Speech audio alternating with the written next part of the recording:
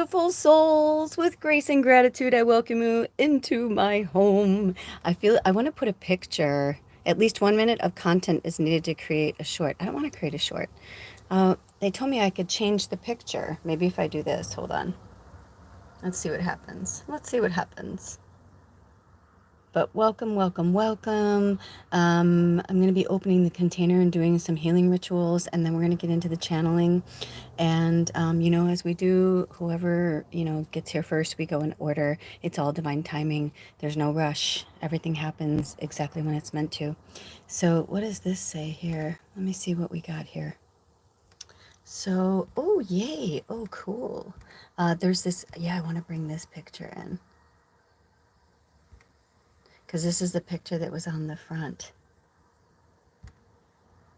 And it's interesting because when I was at this place and I was taking the picture, I didn't even see that person.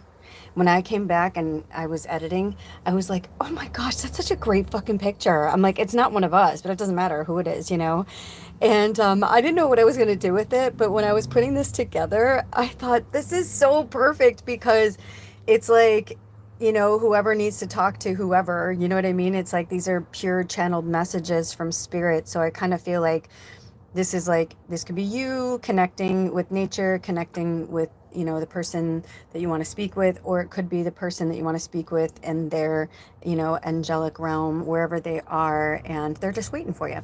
So I don't do this all the time, but I thought I would do ritual with you guys. So let's do it. Let's get to it. So first and foremost, a lot of you know it's legal where I live and I partake in cannabis. It is a wonderful plant and it works really well for me. I do, some people like tinctures, some people, like edibles, some people like to smoke it. I like to smoke it in like traditional. So it's like the peace pipe. In fact, one of my shamans, teachers, however you want to label them, she would have never called herself a shaman, but she was. I mean, she was like a really powerful shaman. But anyway,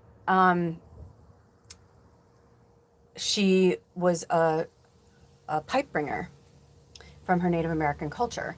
So that is her medicine. That's what she does, which is really, really rad and really, really cool. And so she never drank or smoked anything in her life, nothing ever.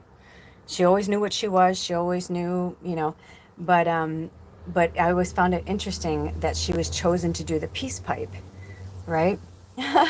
For someone who's never like smoked weed or drank or smoked cigarettes or like partied or anything. And welcome all those who are here today. If you have a question for spirit, and you don't have to rush, it's all in divine timing. If there's someone that you would like to connect with, you were meant to come here for a reason. But I always go in order, okay? So welcome, welcome, welcome. We're about to hit the peace pipe. Then I'm gonna do some burning and I'm gonna open the portal and the container. Spirit is having me get all witchy with it. It's the last Sunday in the Lionsgate portal. And I don't know about you guys, but the last 3 weeks like shook me to my core. I'm still going through a lot of stuff, still processing a lot of things, a lot of emotions. Feel free to, comment and talk about what you're going through, but it has definitely been a humdinger. So if you are needing, some closure with a passed on loved one, or, maybe somebody recently passed and you had closure, but you just want to talk to them, or maybe, I've had people, I'm not even exaggerating, I've had people who have sought out my services because they couldn't find their dad's will. you know so they're like, we've looked everywhere, we're like, and it's funny because their family made fun of them, for doing it, but they're like, no, and I remember I even told them, they're like, but we looked there. I'm like, look again. And then like sometime after that I saw this really fun like Hallmark movie, and it was something like that, where like the father had left her like all these cute clues or whatever, and it was like this fun treasure hunt, and in the end it was like right in front of their face, the picture, the painting that everybody was looking at, it was just behind it. It wasn't even that hard. But also the ants came in earlier, and now one is literally crawling on my phone. So ant spirit medicine is a powerful medicine that has been coming through for a while, and the fact that it's on my phone, even the location, like this is my altar and everything, and they just don't really come up here. So work with ant spirit medicine. Some of you, it's really powerful, and if you've been in this tribe, you know we've been talking about the ant for some time now, so there's a reason for it. Okay, so with that being said, I'm going to smoke the peace pipe, then I'm going to do some cleansing, and we're going to call in the spirits, and we are going to call in the protection energy and all that good stuff. All the things that I do, that I mean, I don't do a regalia for you, you know what I mean? But these are all the things that I do when before I start. And I don't always get into it, but it's so fun when I do. So let's begin.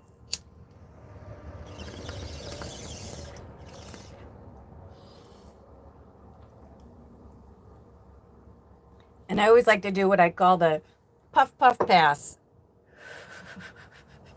Those of you who partake understand, but it's like you take two tokes and then you pass it on. Hello! I just saw somebody said hello. Hello, monkey. I love monkeys. Oh my gosh. Oh, my familiar Baba who crossed over 6 months ago. She went by Baba the Great, but I couldn't help but call her Monkey. I was like, she would get so mad when I would say it. But I love monkeys. I love monkeys. I love monkey energy. I just love the whole, like that whole species is just incredible.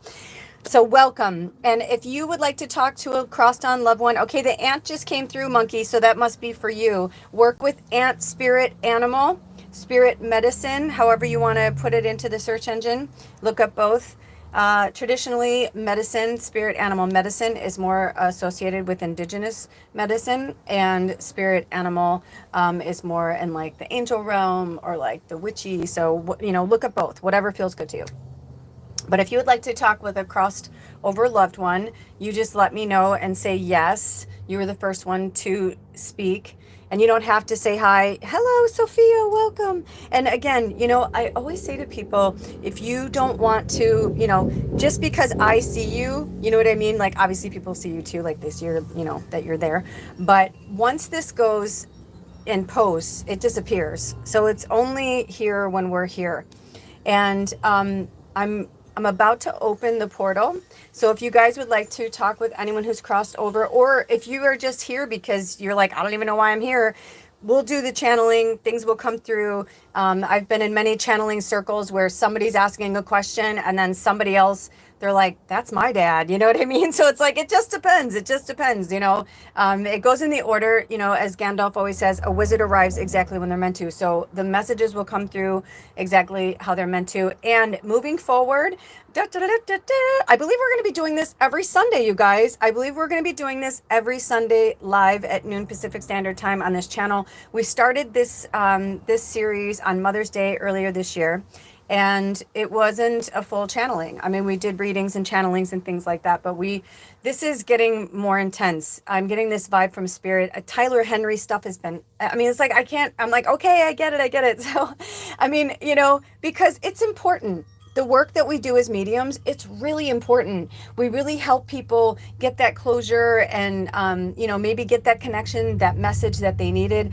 Our minds and our hearts are very powerful things, and we can take over and self-sabotage, from one teeny little thing that happened, especially if someone dies. And, I see so many of these episodes where someone wants to talk with Tyler because someone died, and oh gosh, what's her name? She's from The Orange is the New Black, Taryn Manning.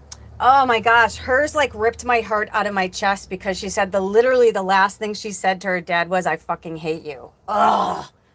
It's like, I get it. My dad came to me the night before he died.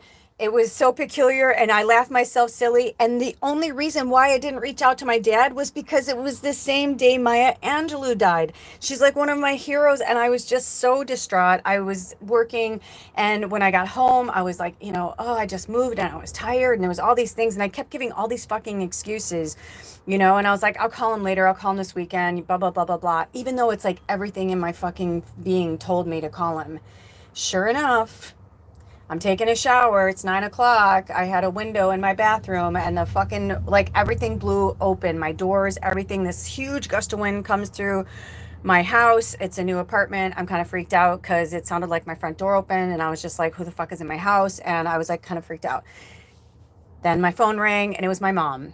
And I knew something wasn't good because it was 11 o'clock where my mom lived, and she was like tucked away in bed by like 9. So if my mom's up at 11 calling me, something's not good. And, you know, the funny thing was, it didn't cross my mind that it was my dad, even though the day before, or, you know, that the night before I had that dream, and all day I was like, I need to call him. It just didn't really, I guess maybe I didn't want to see it. So, I mean, I could tell you so many stories of people. I'm 53, so I have lost many people at this point in my lifetime. And when you lose someone, there's nothing that feels more empty and more like completely solidifying of like your self hatred and beliefs. And you know what I mean? It can take you down a really dark road. But, you know, as I always say, you know, at least in my experience with spirit, there's never anything that happens that is bad or good. It's just an experience. It's being human. We go up, we go down. And when we're on the high highs, we just love them to death. We lick that ice cream cone and we sit in the sun and we're like, look at this beautiful water. How blessed am I? Right. And then we have that thing that happens and it's like not so good. And you're like, shit. Right. It's called karma. It's called balance. It's about being human. So with that being said, let's light the candle to light the way. A lot of things have been coming through. One of the first people who I ever worked with, medium, Story came to me today. So I hope she's okay. So I'm going to light this candle for all of us and also for them, because I remember when I was like, you can read for me over the phone. She's like, yeah. I'm like, you can, like, I'm like, what? And I'm hearing these wind chimes in the background. And she's like, oh, I live in Hawaii. And I was living in Portland, Oregon at the time. And I was like, that's fucking crazy. And she knew shit that I was just like, what? And even though I'd been to mediums and whatever, this one was just very different. Hello, welcome. You know, so all I can say is that with all that is going on in the world right now, I feel like we all need to show up for ourselves and the world. But key there is showing up for ourselves first.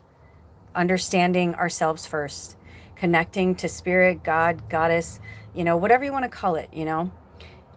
It's like everything, Shiva, it's like everything is connected, everything is one. They're just different labels, timelines, you know, but they're all prophets and teachers, and you're a prophet and you're a teacher. If you're here right now, we're all here to be here together. So we light this candle to light the way for all the spirits to come today. We love you so much. Thank you for being here. Thank you, thank you, thank you. I'm going to ring a bell, so if you got your earbuds on, just letting you know. Woo! We are setting up this sacred space. I'm so excited. Ooh, ooh, ooh. Also, you guys, I've been thinking about opening an Etsy store again. A lot of things have been coming through because so many of you guys want to donate or you want to support me, and I love you so much for that. Thank you. And you know, and it does. It keeps the lights on, right? So, and it's funny because I'm off grid mostly, but it's so funny. That's what came through. But I every time I've searched other avenues right now, I just keep getting this like, hold on, hold on, hold on, hold on. So I just feel like things are going to change and blow up. And so let's just keep it where it is. But if you know, I do have Venmo and I do have an Amazon wish list, and there's things that are on there for as low as $10. You know what I mean? So whatever feels good. And I mean, anything. I mean, $1. You know, it's like, because everything you put out into the world comes back to you, you know, tenfold, 100-fold, 1,000-fold, depending on the intention, what's going on behind it. And so once we realize that we're constantly reacting and acting and playing with the universal energy, everything just flows. But it's hard for that stuff to flow when we're feeling like shit, when we're feeling suicidal, when we're feeling like we don't belong. It's really difficult. A lot of the light workers right now are either in the beginning, the middle, excuse me, spirit, drink some water, they said, middle or end of the dark night of the soul. The dark night of the soul, if you don't know what it is, you need to look it up because it's really powerful. That feels good. Let me see this monkey. Why does these, you know, I don't know what these things mean. Oh, top fans. What does it mean if it's top fans? Does that mean like you're the first and the second? Okay. Because Sophia was in between there. But either way. Also, I must apologize.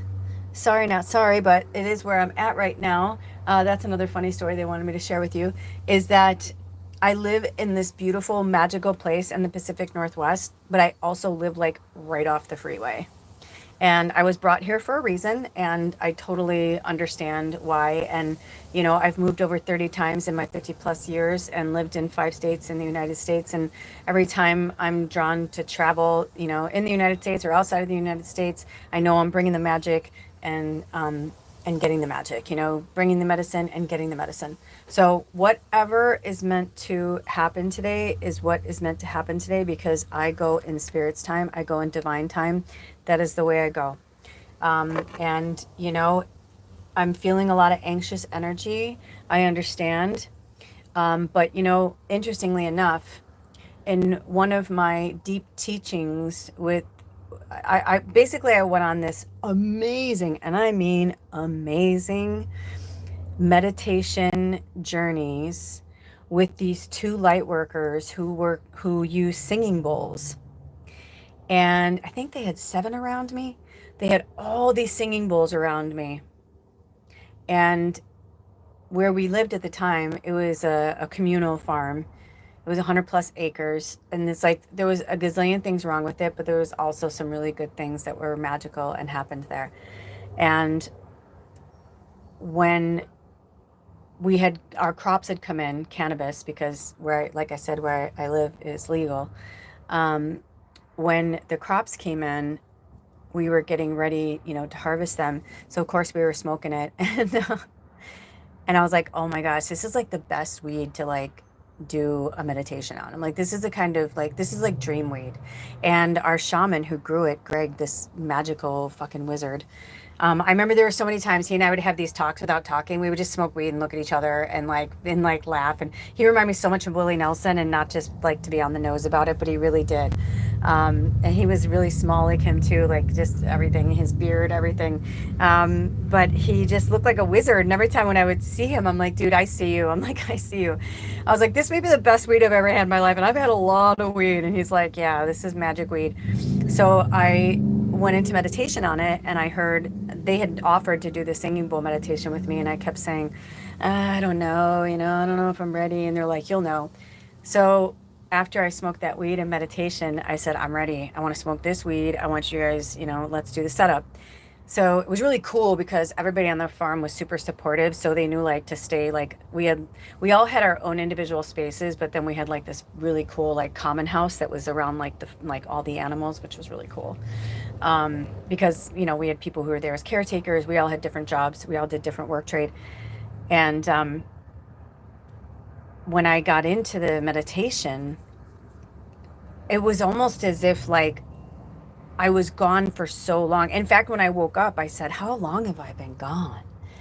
Um, and I think it was an hour and 40 minutes. And I was like, holy shit. So they didn't go the whole time. When they were done, like they let spirit tell them, and then they stopped, and I just laid there, and nobody came in the house. Everybody like did their own things, went in each other's, you know, RVs or whatever, went for walks and just like let me be. But I'll tell you something, I've done a lot of meditation journeying like that, but that one will always stay with me because I met all my spirit guides. I met all of these ancestors and different versions of myself. It was one of the coolest experiences of my life. Then, to make it even more awesome, at the end, it was like everything was spiritual. It was around this like fire in the woods, which I ended up moving to that location. I ended up getting married there. We laid Baba to rest there.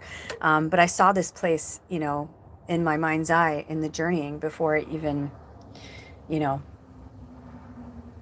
came here or came to that spot. But the thing that was jarring was that during that whole time, I mean, someday I feel like I need to write a book about it or maybe tell the story about it, like really in detail, because it was one of the coolest things I've ever experienced in all of my experiences. Like, and you know, and for those of you who don't know, I'm a telepathic medium and I'm a channel, but I don't really know what I am. I mean, I guess you'd say I'm an earth angel. That's probably the closest we can say, but even other, you know, people that I work with and stuff, and then the angel realm, I don't, wherever I come from, I feel like it's like Jesus Archangel Michael. So I'm definitely somewhere in there, but I don't know whatever. But my gifts are all encompassing, and they kind of change, and they come and they go. And, it's very interesting. Basically, as a pure channel, I can hear, smell, sometimes even taste, where I'm just like, oh my God, I gotta get out of here, or like I'm gonna throw up, or, as an empath, it's really challenging. And it was interesting because during this whole journey, it was peaceful and beautiful and amazing. And then all of a sudden, this Buddhist monk comes up to me and he's like, now it's time to go. And I was like, okay. I'm like, where are we going? And we were meditating and he's like, close your eyes. And next thing I know, we were like in New York City at like 5 o'clock on a Friday in the subway station. And we were sitting on a bench and people were just going fast all around me. It was crazy. There were so many people all around me. And then all of a sudden, he looks at me and he says, do not panic. Do not, and he just was very calm. And he said, the true sign of a warrior, shaman, medium, whatever, I don't remember the languaging, but basically he was saying is, he said, you need to be able to channel like this. And I said, I don't understand. And he's like, the noise, the chaos, everything that's happening. He's like, don't look at it. He's like, look at me, focus.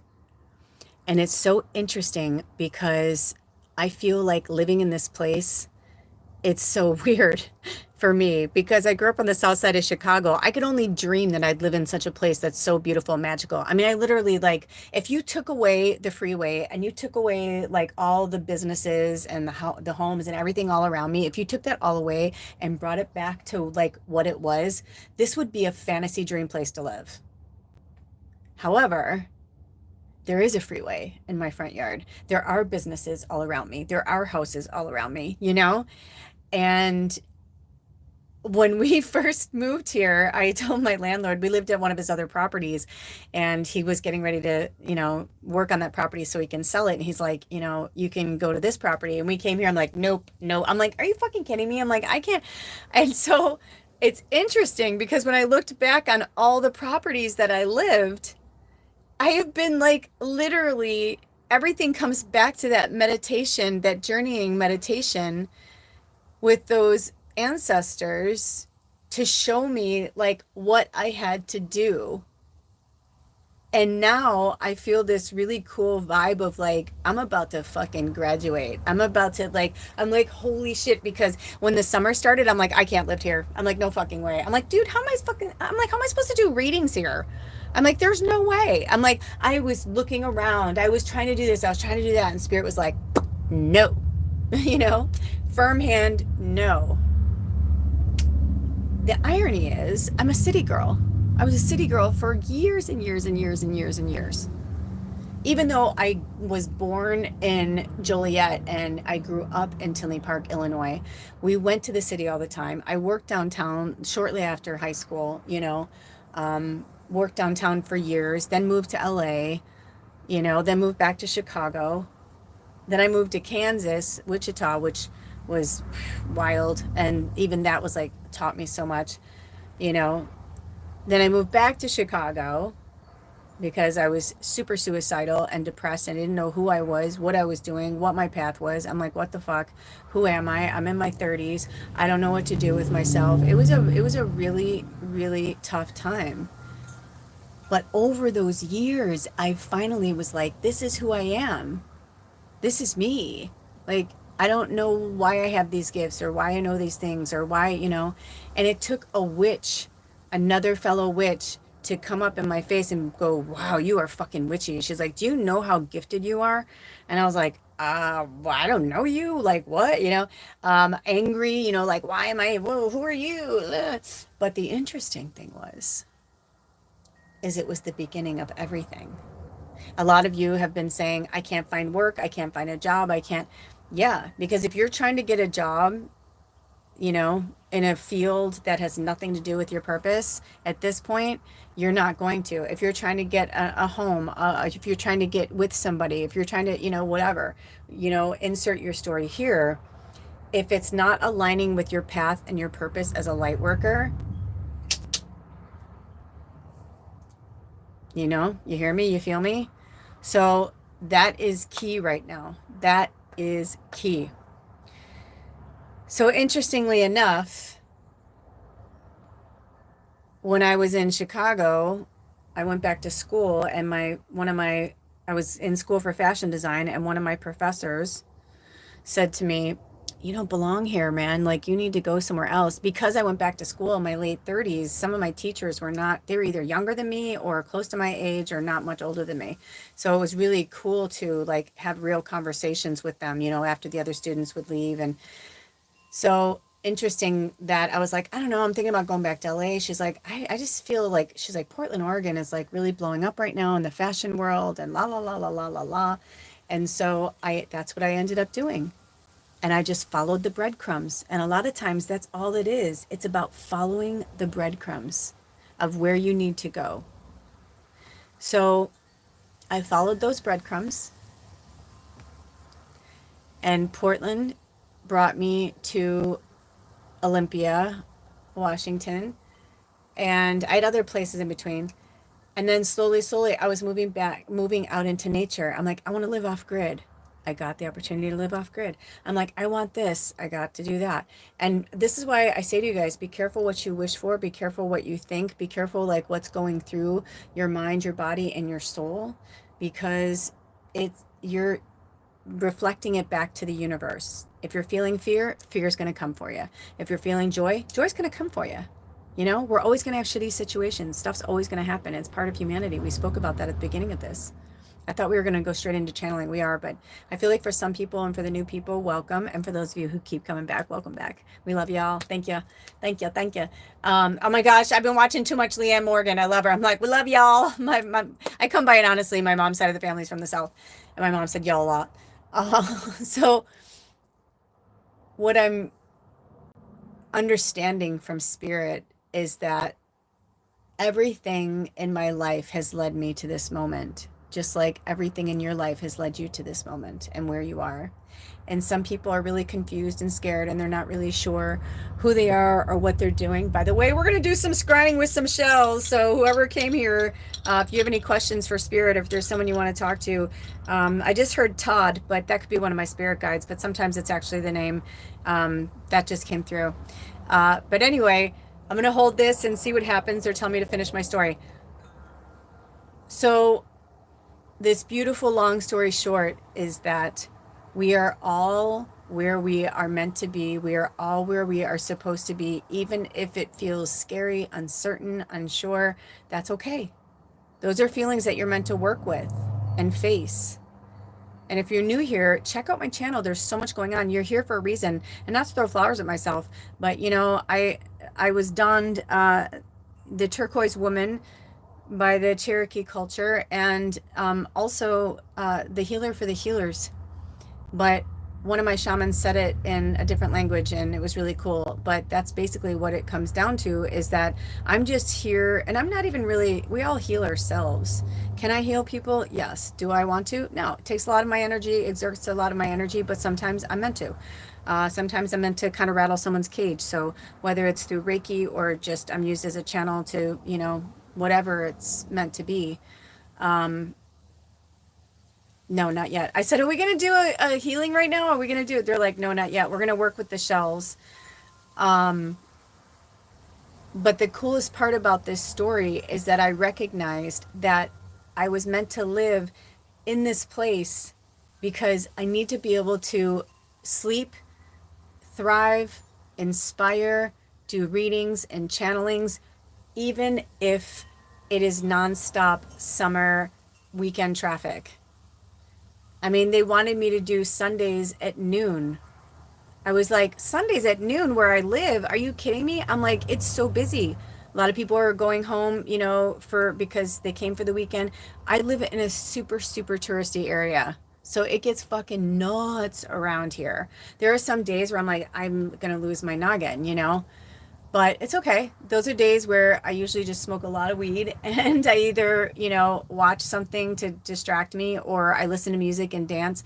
But, you know, Spirit's just trying to show us to give ourselves different alternatives. And I'm hearing for some of you, I'm getting a channeling right now for some of you, and it feels like a father figure. And he's saying, don't end up like me, meaning like, you know, I got the vibe that they drank themselves to death. Oh, and I got the vibe that like it seemed like they were normal, like that they can just keep going. They were like the Energizer Bunny they're showing me, and they could party all night long. I feel like 62 is when they passed, and because they looked good and they took care of themselves. Welcome, by the way, I'm doing a channeling right now from a father figure since it was, you know, I always say like if you came in right at that moment, this message may be for you. If not, it's going to be for somebody else who's going to watch it later. But this father figure, I'm getting that they played hard and they worked hard. So like they worked out. Like I saw this thing for Lenny Kravitz this morning. So maybe it was, I don't know if they were in that good a shape, but like I just saw that they were like, look at Lenny Kravitz at 60. And I'm getting this vibe that this person was in really good shape. Um, and they just never thought they would die, but they drank a lot. So like when they it was like this weird thing. It was like they took really good care of themselves, but they also like loved to drink and party. And they just never thought they would die like that. They kind of thought they lived forever. So um, they're taking my eyes to this image on the altar right now that says, I show up for myself in the world. So this could feel recent, like maybe the last 2 years you lost this person. I should say it feels like, or it could feel like 2 years. It feels, you know, and you're like, gosh, it feels, and maybe it was like longer. But I'm just seeing the number 2 years. So whatever that means to you, they're not like really going forward.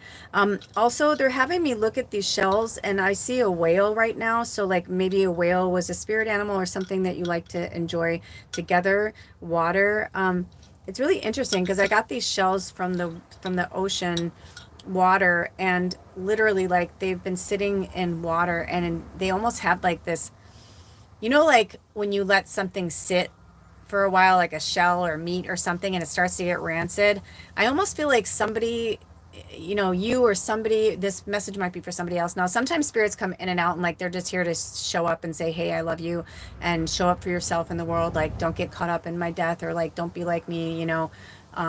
Alcohol's not good for you. And this isn't for everybody, you know, some people can handle things differently, but I feel like forever, whoever this person is, alcohol's not your friend. Okay. But no, I feel like for some of you, they're showing me this is a really disturbing scene, but if you've ever seen the movie Girl Interrupted, and it could be, somebody who has an eating disorder, either you do or somebody that crossed over has an eating disorder or had a eating disorder. And they're trying to show me that, like, I just heard rancid, but there's this scene in Girl Interrupted where, in the movie, all of these, you know, people, these women are in this, and I think it's in the 60s. I think it's like held in the 60s, or it's like sometime in the 60s, late 60s, maybe. It's been a long time since I watched it. It's really good if you haven't seen it. It's with Angelina Jolie, Winona Ryder, and Brittany. Uh, why can I not think of her last name? Anyway, but they're showing me this scene where they find all of like, she acts perfect. She acts like everything's fine, but they find like this like old rancid food like under her bed. And they're like, dude, what the fuck is wrong with you? Like, what's that smell? What is that smell? And she's like, I don't smell anything. And they're like, there's like, it smells like something died in here. And then they find like all these like, you know, chicken carcasses and stuff like under her bed. Like, right. Cause that was the whole point is all of these women were in a quote unquote mental health facility, but all for different reasons, you know? And I keep hearing that song, you know, why does the world keep on turning or whatever. I don't know the words. And it's like, don't they know it's the end of the world? That song. So there's something, I don't know who that's for, but I feel like there's something connected to that. It could even just be to the movie, but because they went to her character, and her character was the one with the eating disorder. I feel like there's something there. And it could be for some of you that someone died really young from an eating disorder, and it's like really stuck with you. And I almost feel like you never had an eating disorder, but I feel like somebody that you knew, or somebody that did, after they died, somehow you kind of like had some transference where like you started to have like really weird like food habits. I don't know who this message is for, but it's really coming through strongly. Okay, drink some water.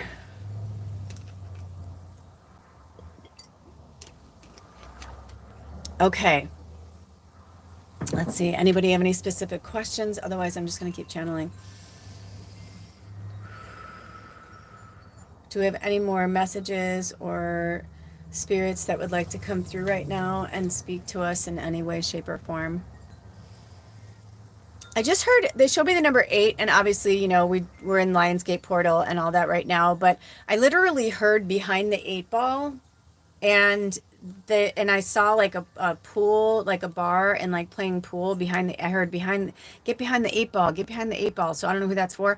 But then also I saw a magic 8 ball and somebody was shaking it. And I feel like you played with it so much that it only gave you like 3 answers in the end because of like the way that, you know, whatever, but it was like perfect. I feel like you had like yes, no, and maybe, or something like that. And when you, it's like if you're here, you're obviously a light worker of some kind. You're a healer, because you wouldn't be here if you weren't. Even if you just, you know, I've been seeing people coming on and coming off and coming on and coming off, and it doesn't matter. It's like, it's, if you're here, you're here. If you came by, you came by. Even if it's just to, you know, hold space for 1 second, or give a like, or, you know, whatever. There's all these reasons why people come and people go. All right. So the next, I'm hearing to pull the next shell. I see this creature that almost looks like, I don't know what it is. It's like, I know it's going to sound crazy. It's almost like if an aardvark and an alligator and an ant had a baby. I know that sounds crazy. But it feels like something from an outer realm. And I just want to say thank you for being here, all of you, in all ways, shapes, forms, and sizes in humanity form on planet Earth right now. Because when I'm looking at this is the closest thing that they can show me to, like, for some of you, this is your first time here. Like, you're a powerful warrior, like out in the outer realms and out in the universe. But I feel like this feels like home to you, whatever this creature is. Like, I feel like that is more your home, like Earth and like earthlings and humans, and like it's beyond like that you're like, I don't belong here, you know, right? Like the light worker thing. Also, the ant is coming back in, so work with ant spirit medicine. If they call me too, I'll put something in the description box when this is done. Oh, and there's one crawling on my foot. Okay, this is like kind of crazy. This is kind of crazy. They hadn't crawled on me. Hey. Hi, little baby ant. Okay, you know what's funny is I'm being really nice about it right now, but usually when I see them, I'm like, I blow on them and I'm like, okay, get out of here. I'm like, bye. But I'm not being, it's like I'm being nicer. Maybe this is a message for some of you. Oh, they're like, spirit sees all. Maybe you're going through something where you are like showing one face to the world. Like, you know, you're like, oh, I'm like spiritual and whatever, but like out, you know, when you're home, you're like, ah, and you'll like kill a spider, but yet like on your channel, you're like, oh, don't kill things. I'm hearing walk the walk and talk the talk. You can't do both. Okay, so there's something else going on in this shell. Let me see. I'm seeing an elephant. You may want to work with an elephant spirit animal. I'm also seeing a teapot. And I'm hearing, if you're feeling lonely, have somebody over for some tea. And I'm also hearing, if you like tea, I know in the Northern Hemisphere, we've been dealing with a really brutal summer, but I'm hearing if you really love tea, to start creating your own, you know, or maybe you're just meant to get like loose leaf and like brew your own.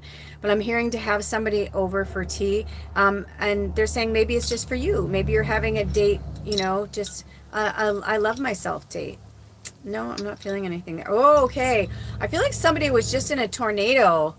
Or you know somebody, what happened? Or maybe you feel like you're in a tornado. It's so powerful. It's like, it's so interesting. I've been looking at these shells for a while. In fact, this one I've been playing with and I did not see this before. So this means something for somebody. You're either feeling like you're in a tornado or you literally like experienced a tornado. And it could be something that scared the fuck out of you. Maybe it killed some people that you loved. And, you know, it can have a great effect on you. I'm seeing a dog. I'm seeing, yeah, I feel like I'm seeing smoke. I feel like this tornado was like, it wasn't just a tornado. It feels like it was like a huge fucking catastrophe, like a tornado that like ripped out power lines, but when it ripped out the power lines, it like started like a fire and it like a whole town was. I feel like you're like, I'm that person that like, I know some years ago there was a town, I want to say it was in Oklahoma just because it's Tornado Alley, but it was somewhere in that area that the whole entire fucking, it took the whole town, like the whole town. Nothing survived, no buildings. And the people that survived, it was not many. It was a very scary, you know, thing. And I feel like maybe you were part of something like that, maybe some type of like major catastrophe. And if it wasn't in this lifetime, if it's resonating with you, it could be something that happened to you know, maybe in another lifetime.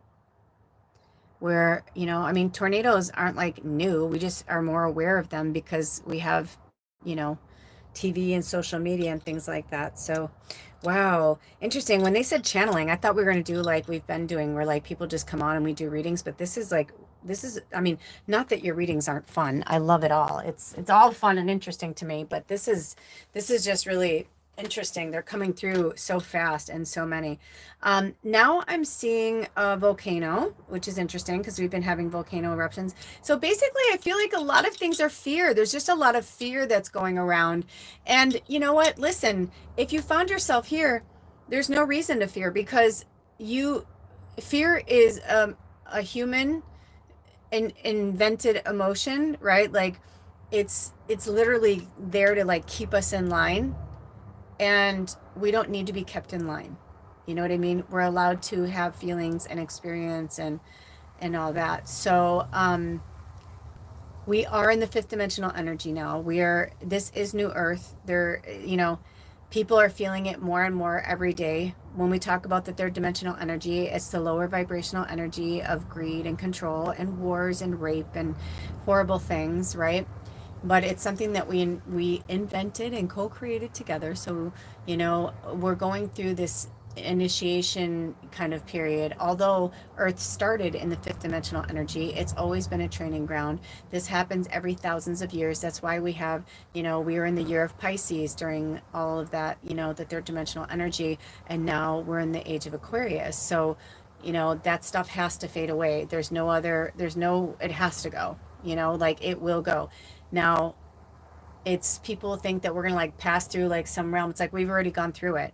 And the more you work on yourself and your connection to spirit and the outer realms every day, the more that you will be aligned with your unique and, you know, beautiful high vibration that you were brought here to do and that you were meant here to do. Also, they had me because I was like, can I just dump these then? Because like the shells are starting to get really smelly, and all I did was put shungite water in there. But you know, they're soaking, right? Because they were in the sea for a long time, and these shells had mollusks in them. You know what I mean? These are pure. My beloved told me, and I'm trying to remember. Mussels. These are mussel shells. That's correct. These are mussel shells. So, you know, the birds will go and eat the mussels and then the shells get left behind. So all of that, you know, the death and decay from the living being that was inside of it is coming out. And so I just feel like, yeah, and it could even be a metaphor. I just heard for some of you, it could be a metaphor for like the death and decay of like your old life or like the old world. Like, have you been like, I feel like you're like walking around going, something smells or something's different or something's changed. You're like, yeah, it has. Things have changed. Things are different and they will be different, right? So it's time for us to really look at the magic all around us and look at the magic of earth and our many blessings. We are so blessed to live on this planet. It is one of the most beautiful planets. It's the most beautiful planet in this solar system, but definitely, and even out into the universe and other solar systems and, different realms, there are other planets that they're just not this magical. So it is a gift and a rare experience to be human. There are a lot of people in the universe that are lining up that want to live here, and some who have come here and like the greeting control, right? They're like, oh, I like that. I want to do that. But Spirit's like, you're not even from that source. Like when they die, they'll be like, oh my gosh, that's so crazy. Like, I've been saying this for a while, but I really want you to look at it like this. Like these world leaders that are acting like children, the man-child energy. I don't think it's an accident that Sabrina Carpenter put out a song called Man-Child, because the divine masculine is not crushing it the way that they have for thousands of years. The divine masculine is being crushed, but not in a negative way. It's the divine feminine coming back in, the love energy, the fifth dimensional energy of what it was when the planet started. And we're like, that's good for you, bully for you, that you and your ancestors of several generations had slaves and killed people. You know what I mean? It's like, but you don't get to do that anymore. Thank you for playing your part. But deep down, I'm looking at this show right now, and it's so glossy, and it's so beautiful. It's so beautiful. And it has all of these rainbows, and it's like, how can this one little tiny piece of shell be this magical? And then you look out on the beaches, and there's like, there's there's more there's more things that we can count, right? There's so many. There's so many. Oh, hello, welcome. Is it Rachel or Raquel? Or I can call you Tint for Tinter, however you want to be, or you can just say hi and don't have to say anything at all. But if you would like to speak with Spirit, if you would like to connect with a passed on loved one, you're more than welcome to. We've been channeling a lot of messages. It's been really fun. Ooh, this one's coming to me now. This one's really interesting because it kind of looks like the tower in, it's so cool. It actually kind of looks like the tower in the tarot card. And this will be the fourth or fifth now. The tower card has been coming up in a lot of readings that I've been privileged to look at. Spirit, this has been super fun for me because I don't get to look at readings a lot, Spirit, that's not, they don't want my mind to go there. They don't want my muggle to get twisted and wrapped up. If you watch too many readings, you have to ask yourself why. And never, ever watch a reading when you're in a, like, oh my gosh, or is he going to break up with me? Oh my God. No, that's when you go inward, you go for a walk, you breathe, you work through it, and hopefully you'll find your answer on your own. And then when you're calm, say, Spirit, is there a reading or, is there some light worker out there that can maybe give me a little direction? We're just spiritual guidance counselors. We're just like therapists, and all we do is help put you back on your path. I look at them too. Right. So it's important. It's, okay. So let's see. Is it Rachel? Give me a thumbs up if it's Rachel, and yeah, just give me a thumbs up if it's Rachel. Oh my gosh, are you our Rachel? And I'm not saying like that you're not our Rachel, because you're our Rachel now. Welcome to the tribe. But we do have a Rachel in our tribe that lives near me on the Olympic Peninsula. I just realized, I'm like, I don't know her last name, even though I've like seen your messages or seen her messages. Um, okay, so Rachel, yes. Okay, is it Rachel, or thumbs up or a yes? Are you the Rachel that I know personally? Okay. I was going to say, I only said that because I messaged her recently and I was thinking of her this morning, and I was like, and I checked my email and she hadn't messaged me. So I just want to make sure. Okay. So hello, Rachel. So, I don't know if you're familiar with the tarot or not, but the tower moment, you must be having a moment where everything's falling apart. But remember that when things are falling apart, they're actually falling together. Also, I'm getting some native spirit medicine. So I don't know if you are have indigenous blood or if you are just really deeply connected, because I have this other shell that wants to come in right now. And it is, oh, what are you responding no to the second time? I'm sorry, my love. Sometimes when I'm not really looking and I don't know what you responded to. No, you're not familiar with tarot? Spirit just said. Ooh, haha. That's interesting. That's interesting. Interesting. So your mission, should you choose to accept it, is to work with tarot. You know, it could be that that's your calling. Maybe that's why you're struggling. You know, a lot of people are losing their jobs and they're having these really rough times right now. And they're like, I don't know what's happening. It's because I spoke about it earlier.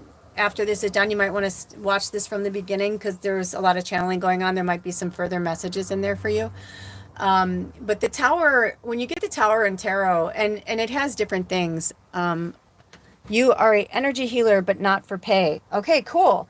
Oh, are you indigenous? Do you have indigenous blood of some kind? I don't know why, but this shell, whenever I look at it, it feels like indigenous medicine. So the fact that you're an energy healer, but not for pay, what we always say in when I worked with a lot of different, shamans, teachers, whatever you want to call them, and all different, from the gypsy witches to the Native American shamans. Whenever I get a call to native spirit medicine, it's either that you're meant to work with it and it's calling for you, or you are that, and it could still be calling for you, but sometimes it's because that is. And we call it walking the old way, right? You can even say I'm an energy healer, but not for pay because I walk the old way, right? Like you walk the old way. I don't label because we have many lives. Yes, yes, exactly. We were talking about that earlier as well. One of my quote unquote shaman's teachers, it's like we don't like labels and labels whatever, but when we are still right now in a place where a lot of people are not understanding 100% what's going on, I try to use certain words or languaging that will help them to connect with that. But I appreciate that. I feel the same way. And it's interesting because I have Cherokee running through my blood, and my partner has Skallam tribe going through his blood. So it's very interesting that a lot of times I find between the two of us, he's the one that kind of brings me back to the like, you know, no labels, no, blah, blah, blah. And it's a practice. It's a practice. And we have to keep doing that. So you may want to work with the tower, research the tower card, and whether it's an upright or reverse, look at both of it, because I feel like both upright and reverse always give us medicine, always give us, and thanks for the likes, you guys, and all the subscriptions and the donations and all that. It really does help. And I'm so grateful for you guys all being here today. But remember that prayer is free. And since Rachel brought that up, you know, the one thing I used to say to people is it's really hard for those of us who walk in as energy healers, light workers, earth angels, whatever label you want to put on yourself, whatever terminology feels sacred to you. But we are what we are, and we all bring the medicine, and we get the medicine, and then we bring it out again, and then we get it again. And it's just this, like, that's how it works, right?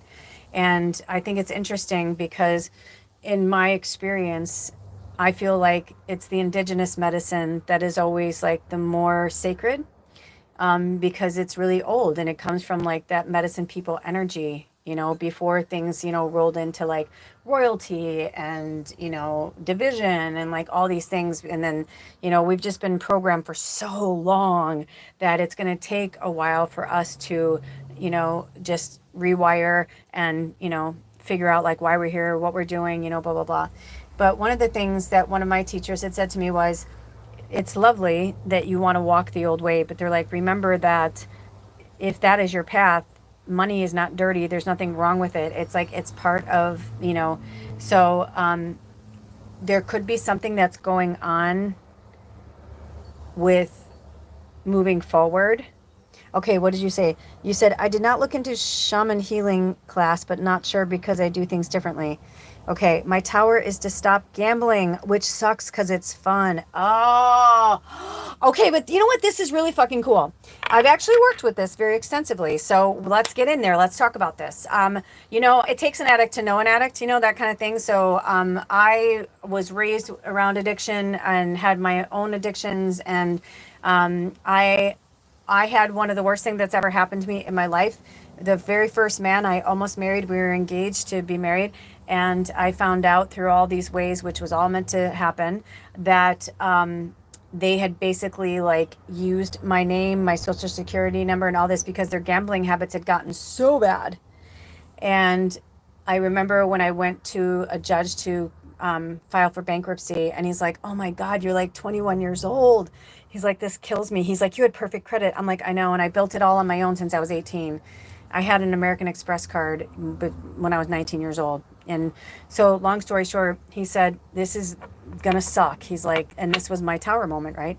He's like, you know, you got to be careful who you're letting into your life, and you also have to like really like pay attention to people and their habits. And like, he had lost his job, but he was still getting dressed and going to work, and like everything was normal. But something told me something was wrong, and I this is before I woke up to, you know, what I am. Like, I've always been this, but you know, living in the third dimensional world, I'm in my 50s, you know, this was like, you know, 30 plus years ago. But long story short, over the years, I it took me a long time to forgive him, because I he had racked up like $20,000 or something, and thank God he did it. He screwed himself first, and then he finally went to me. You know what I mean? Like, he used all of his own money, his own resources, until like he just was, you know, and he couldn't help himself. He was into sports. I just thought he was a sports fanatic. I had no idea that he had so much on the line. And you know, over the years and like working with spirit and all that, I started to realize that gambling, all addictions have their own root, right? Like, if you have an addiction to something, there's a root there. And it's most of the time from childhood. And it's something that you didn't get or got too much of, or, you know, sometimes it, you know, maybe, you know, daddy took you to the track, you know what I mean? You started young and you got the bug, and, you know what I mean? It's different for everybody. But what we really need to get to the bottom of, Rachel, is to find out why. You know what I mean? Like, why you do it, what's going on. And I know you're like, yeah, no shit, Sherlock. Like, I could go to a fucking therapist. They could tell me that. But what I'm saying is, you know, you said gambling actually helped me to get over lack, and that money flows. It's the energies I absorb around me that is bad, because my energy works on transmuting others' energy. Exactly. Okay. So come to find out that my partner now, when we first got together, he loved going to gamble. And he even, you know, I tried to go to Vegas, or no, I've gone to Vegas many times. My first marriage, I got married in Vegas. But I always looked at gambling like my addiction was food, and and I can go into all the reasons why it was, and blah blah blah, and I've gotten to the core of that, but I still deal with it, by the way. Like, I can't wait to like eat like some of the awesome food I bought yesterday, because I've been like fasting for this channeling today, you know what I mean? But I've learned to channel things differently, and learn to lean into like the things that I love, and lean out of the things that are not good for me. So the reason why gambling is, it's kind of like when I was younger and I'd get fucked up and I'd be like hanging around with my friends, and they'd put on like, or the TV would be on in the lottery. I would just be like sitting on this couch. This literally happened at least 3 times. That's why I use it as an example, because my friends were like, dude, that's so fucking weird. They're like, let's go play the lottery. I go, nope, I've tried. I'm like, I won't win. They're like, what do you mean? I'm like, because even if I do like a quick pick or whatever, like I don't even pick the numbers myself. It's like, that's not the way I was supposed to make money. You know what I mean? Like, I'm a fucking like medium, you know, like I'm here to help people find their way to back to themselves, you know, kind of energy. So, you know, it's like if I took the quote unquote easy way out, you know. So long story short, all these times that I've gone, it was finally the last time that it was like the bells, the whistles, the sounds, the energy, the people, you know, even in the ones that there's no smoking anymore, it's like you can still smell the smoke in there, you know, because they have smoking lounges, and like, and not only that, but like all these casinos, like, I mean, we know they're literally pumping shit into the fucking room to get people, you know, like, why do you think they ply you with drinks? It's like, yeah, because the more drunk you get, the more you're like, I'm gonna win. And what happens? People's fucking energy and vibration goes lower. And sometimes you do win, right? Because, you know, it is fun. I'm there with you. I'm a slot girl. Like, I love the fucking slot machines. That was my fun. I loved it. I was like, oh yay. And actually, one of the last things I ever did was, have you ever done the Willy Wonka? Oh my gosh. Raise of hands or do an emoji, heart, or thumbs up if you've ever done the Willy Wonka one because it's fucking awesome. It's like a ride and it's so fun. And I get it. It's like, I totally understand. But it's just a way to take your money from you. You worked hard for that. You know what I mean? It's like, let's put it this way, Rachel. So you'll go and give people your energy for free, right? Like you'll work on people as an energy healer, as a filter, as a medium. You're a medium just like me, by the way. You have very similar gifts to mine. If you just found yourself here, please take some time to navigate through this channel because you were meant to come here for a reason. Welcome to the tribe. But you know, it's like you're I've been saying this for years. Some of us, it takes years for our spiritual awakening, and we never stop, you know, until we die. We keep every day we learn new things, have new experiences. But some people, they just always know that there was something about them, and then all of a sudden, one day they just wake up and they're like, "Holy shit, look at me! I'm, you know." I mean, the fact that you're even saying that you're transmuting others' energy, you know that you're doing that. So remember, it's karma too. So whatever you put out into the world comes back to you, right? So sometimes energy healers, they're not even meaning to do this, but they are literally like, they're feeding. It's almost like, it's like people think of demons as like, oh, they feed off our fear and whatever. But light workers can do the same. Light workers can feed off of, you know, they get a high from people's high. And sometimes it's good and sometimes it's not. You said, oh, I only smoke cigarettes, a little buzzed up in the energies in 2020. Interesting. Yeah, I mean, cigarettes, like they're so, I used to smoke and drink, by the way. You know, I always tell people I didn't come out of a box like this. You know, you know, that's why I was saying, like, look at my stuff because you'll see. I mean, I just posted a shorts today and you can see on my arms, you know, like I have tattoos and, you know, I've moved over 30 plus times and lived in 5 states and traveled extensively outside of the US. And, you know, when you start to see things and you start to see the world, you know, you understand how easy it is to manipulate almost anybody. But that's one of our gifts, but it's also can be very, very destructive, like super fucking destructive. And just so you know, while we were talking, I was pulled to the rose quartz. So your mission, should you choose to accept it, is to get a rose quartz. If you have one now, go and get it. We'll wait. You know what I mean? If you don't, then you need to get some rose quartz. And it's about loving yourself. I'm hearing Aunt Ida. It just came out of nowhere. So I don't know who that is or who that is. Sometimes it's a spirit guide. Sometimes it's actually somebody who crossed over. She's really funny. She kind of reminds me of this one actress. I'm almost seeing like, it kind of feels like a grandmother. It could even be a great grandmother because it kind of feels like a bouffant on her head. Maybe she still wears it like that. You know, some people never like kind of grow out of like, you know, my dad had sideburns from the time they came out, and, or I should say they've always been out. That's silly, but you know, my dad was born in 1950, right? So like he was, you know, a kid of the 60s and all that. And he never changed his look. And then I remember I go, wow, Dad, I'm like, your hair and sideburns are like really in. When the rockabilly thing came in, I'm like, wow. He goes, I always told you guys it was going to come back. He goes, everything comes back around. It was so funny. But that's what I feel like from her. Like I kind of feel, and she has really dark hair, like black hair, but I feel like there's silver in it, almost like the Bride of Frankenstein. But like she's beautiful, but like she wouldn't think of herself as beautiful. In fact, I kind of feel like I feel like she didn't think of herself as beautiful when she was alive. In fact, I kind of get the vibe that when she was alive, she felt very homely. And she's calling me. Wow, I was wondering if we were going to pull any cards today. But you have some old ancestral gifts. You're meant to do more than just energy healing, girl. Like you are, I don't know what you go by, but person. What does this say? We are filled with the life spark that is the energies. I have a rose quartz. Cool.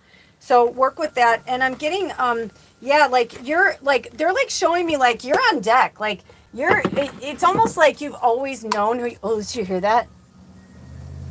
The wind picked up. Also really cool, when I look down, there's 4 people here and 4 likes. So I feel like 4 or 44, or like those numbers mean something to you. I thought we were doing straight channeling today, but I love when they pull the cards. We've been working with this deck for the last few days. Oh, wow, you just got the star in reverse, which is really interesting because it's also the number 17, and the number 17 is a huge number for our tribe. And when you put it together, it's the number 8, and we're in the Lionsgate portal. So I feel like for some of you, this portal really shook you up, woke you up. Like you're not going to be the same. Also, in the next few months, you guys, basically from now and for the rest of the year of the snake and until we go into the year of the horse, we're in the rebirth energy. The year of the horse is freedom, but we have to go through the dark and the muck, and we have to get in there. We have to really get in there. We have to look at shit, whether we want to look at it or not. We have to look at it. It's just like spirit is like, there's no ifs, ands, or, oh my gosh, my mom's so cute. There's just no ifs, ands, or buts about it. My mom just channeled Steel Magnolias. I love her. Oh my gosh, you guys, it's almost a week from tomorrow will be a year since my mama crossed over. Oh, I can't. It's just so crazy. But as sad as this is, I was very excited for it because my mom and I just couldn't have a relationship in this lifetime because she was a devout right-wing Republican, Christian Southern Baptist. And I'm like liberal, everybody love each other, be who the fuck you want to be. You know what I mean? Medium witch, so it was like, and we really did try, but the last few years of her life, I just couldn't. So this might be a message for some of you that, it sucks to say goodbye to our friends and our family, but you'll see them again. They're just playing a part in this beautiful opera, musical movie, we call life. There's beings in other stratospheres, dimensions, you name it, universe. They're watching Earth like it's a fucking movie, man. Like it's a movie. And I mean, we're here to like, we're in the movie, like we're the Transformers in the movie, that like come to Earth and, so also I feel like Rachel, I don't know if that stuck with you, but I also heard immigrant. So I don't know if she was an immigrant. I don't know, that just came through, and that could be for somebody else too, because some other people had chimed in sometimes when I'm channeling, but we are pretty much talking to you. I don't know if that person, thank you. She is always there with me. She said she is. Okay, so because I know I just said I like to read both meanings, but when it's reversed, I go backwards. So let's start there. So here's your message from spirit, and from this grandmother energy. I feel like the woman that I keep seeing, this actress, I feel like maybe she was Ida in this movie. I don't know, but Ida keeps coming up. And I just heard Mary as well. So I don't know. Do you have any great grandmother or grandmother? It feels like paternal, like your father's side. And I'm getting this weird itch all of a sudden, like out of nowhere. I'm just getting this weird itch on my knee, my right knee on the inside. Maybe she had a scar, or you have a scar there, or maybe you feel like somebody touches like your right knee. I kind of feel like there's this, whoever she is, she feels very witchy. She feels very magical, and that this is not an accident that we connected today. I even said to spirit, I always like call in like the energies and that kind of thing. And I didn't even officially open the portal, but I feel like we did and we didn't. So I'm just going to go a little bit deeper. Spirit, now that we've been going, let's open up the portal even wider to all those who are meant to be here in any way, shape, or form. We call upon, as above, so below, and all of the earth, air, fire, water, north, south, east, and west energies. Thank you all for being here today. Thank you for the protection, the guidance, the comfort, the healing, the grounding. We love you, the connection to the stars. Thank you for being here today. We open this portal even more wide right now as we align with Sirius and Orion's belt out into the universe. If there are any other channeled messages or beings that would like to be here today, we are grounded in light and love. The shadow is always welcome here. We love you. You are just as important, but we also do not accept any attacks of any demonic culture. You can show us examples, but nothing through my body or the possession of any others in this group.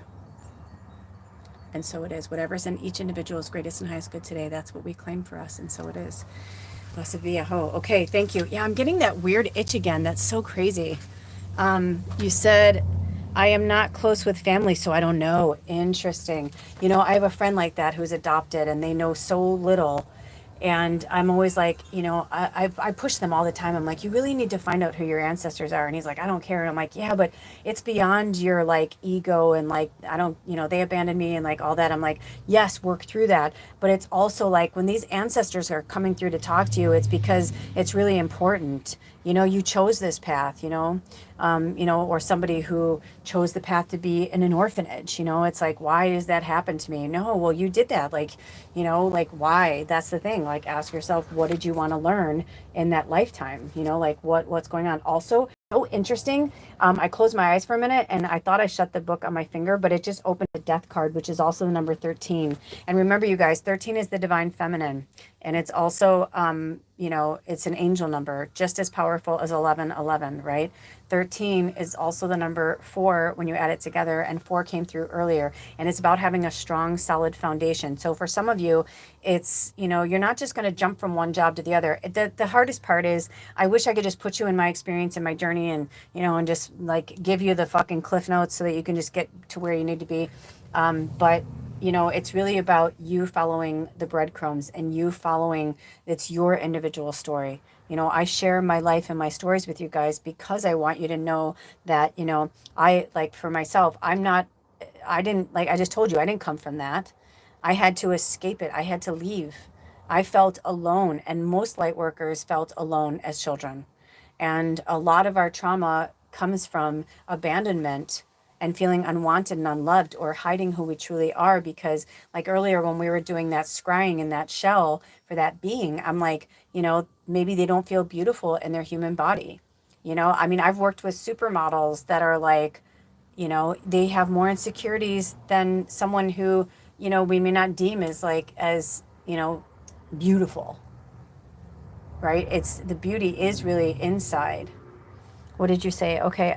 Oh, she might be the black-haired, blue-eyed ancestor that came from Sweden. Oh, knock, knock.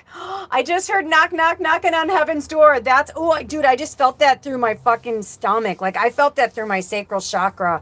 There you go. I feel like you are meant to. Are you from Sweden or are you American? Oh, you've been on your soul journey since age 44. That's why they wanted to bring that to you. And look, it's the number 8. And so basically what I said was, when I, started to do this, I was doing my own thing, but then they were like, no, we kind of just want you to go with the flow with everybody at the beginning, blah, blah, blah.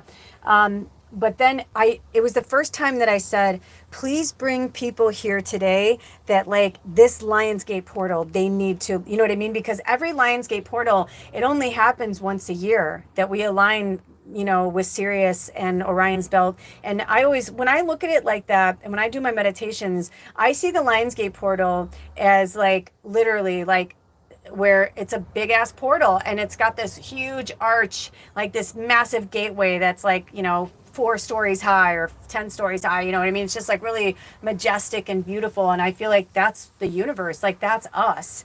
And when we connect, we can feel that energy. When the portal closes, we can feel that energy. And this is going to be a really tough one, you guys. This is for everybody before we jump back into this reading.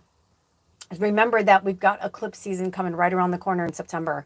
So we're going to be coming off this high, but also having all these retrogrades during this.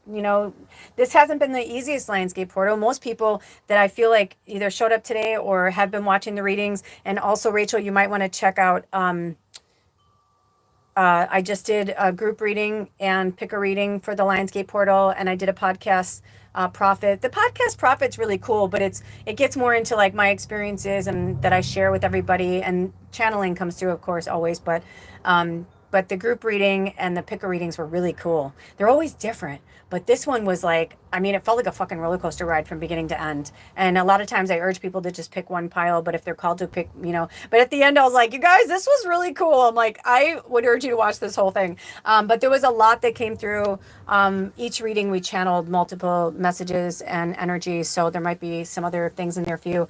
But definitely this ancestor, and Ida, I mean, you can call her whatever you want, but that's what I feel. That's what's coming through, and sometimes it's the exact name, and sometimes, someone will be like, oh, her name was Frida, you know what I mean? But like, all I saw was like the Ida, and so everything happens for a reason. But the death card came in, and we are in the year of the snake and rebirth, Oh, and I just heard the shadow side, the tower. Interesting. Oh, because they want me to, oh my gosh. So I'm in the book right now. This is The Witch's Tarot by Ellen Dugan. She has this amazing book. And it's interesting that they had me open it up here because it's going in order. Number 13, death. Number 14, Temperance, which is also Sagittarius, which is fire and energy. We have a lot of Sages in this tribe. I'm a triple Sag. My moon's in Scorpio, and my third deacon is Leo. So, that's really interesting. And then the next one after that is number 15, the shadow side. And then after that is number 16, the tower, which we were talking about that. And it's interesting because in the picture in the book, the tower looks like there's like the windows are burning, but it almost looks like a dragon's head that's like popping off, but like the old school, like Chinese, like the red dragons that you'd like see in like, the Chinese New Year, like when they do like the like kind of kites like going through like that kind of thing. It's really interesting. So I feel like that's for somebody. But then the windows look like 11s. So powerful. Oh, you guys. So Rachel said she's American and she's an Aquarius. Of course. Happy birthday. Well, kind of half birthday. When's your actual birthday? Because obviously Aquarius energy is the end of January to February. Are you February 12th? I just saw the number 12. So that is powerful. You know what's so interesting is those of us who've been with us a long time know, like I do readings. I used to do readings for the 8 moon cycles, and I have a playlist that's just for moon readings. But then they like kind of broke it down when I took a break and I came back, and they just had me do first full and last quarter readings. And I realized, oh, your birthday is the 12th. Holy shit. I thought so. I saw February 12th. Oh my gosh, that's awesome. 1976. Yeah. Because listen to this. 76, every time I see like 76, 67, 85, 58, 49, 94, like they're different forms of 13. And I was born on December 13th. So like I'm really drawn to that. But that's really fucking cool. Year of the Dragon. Of course. You just came off your year. So now you're in this rebirth energy, and like next year you're going to be going into freedom. This is really powerful. Thank you for sharing your life with us. And like you're literally like today is the 10th. So you're almost at your exact half birthday. Get this. So your half birthday is Tuesday, and when the Lionsgate portal closes, do something fucking magical. You guys, everybody hear me now, okay? This is really powerful. I want you to do something magical. And I never encourage you to call off work or whatever, but like, I don't give a shit. This Tuesday, August 12th, 2025, I want you to do something really magical, either by yourself or with somebody who like makes you feel like your best version of yourself. Not somebody that you want to be the best version of themselves. Not, you know what I mean? This is a day because it's a love energy. Like astrologically, there are so many things that are coming together on Tuesday. It's like Venus, Jupiter, like, I don't know. I'm not an astrologer, but I do try to know certain things. But anyway, it's going to be really magical. Something with Cancer. Anyway, really beautiful love, love, love energy. And I love that it's happening, like there are no coincidences, there are no accidents, there are no, you know what I mean? The fact that this is all happening, like the Lionsgate portal is closing on that day, is I feel like that's their way of saying, I know this was a tough one, but you guys did really good. And like all these retrogrades that were happening, we've just been, I used to call it the Dragon's Gate portal because the dragon energy, which makes sense, the year of the dragon, and why they were telling me that about that. I only like gambling and the spirits want me to quit. Yeah, you have to quit. Like, it's also, let me just put this way. I love your energy. I can feel you, obviously, right? We're so connected. This beautiful bond that we're sharing right now.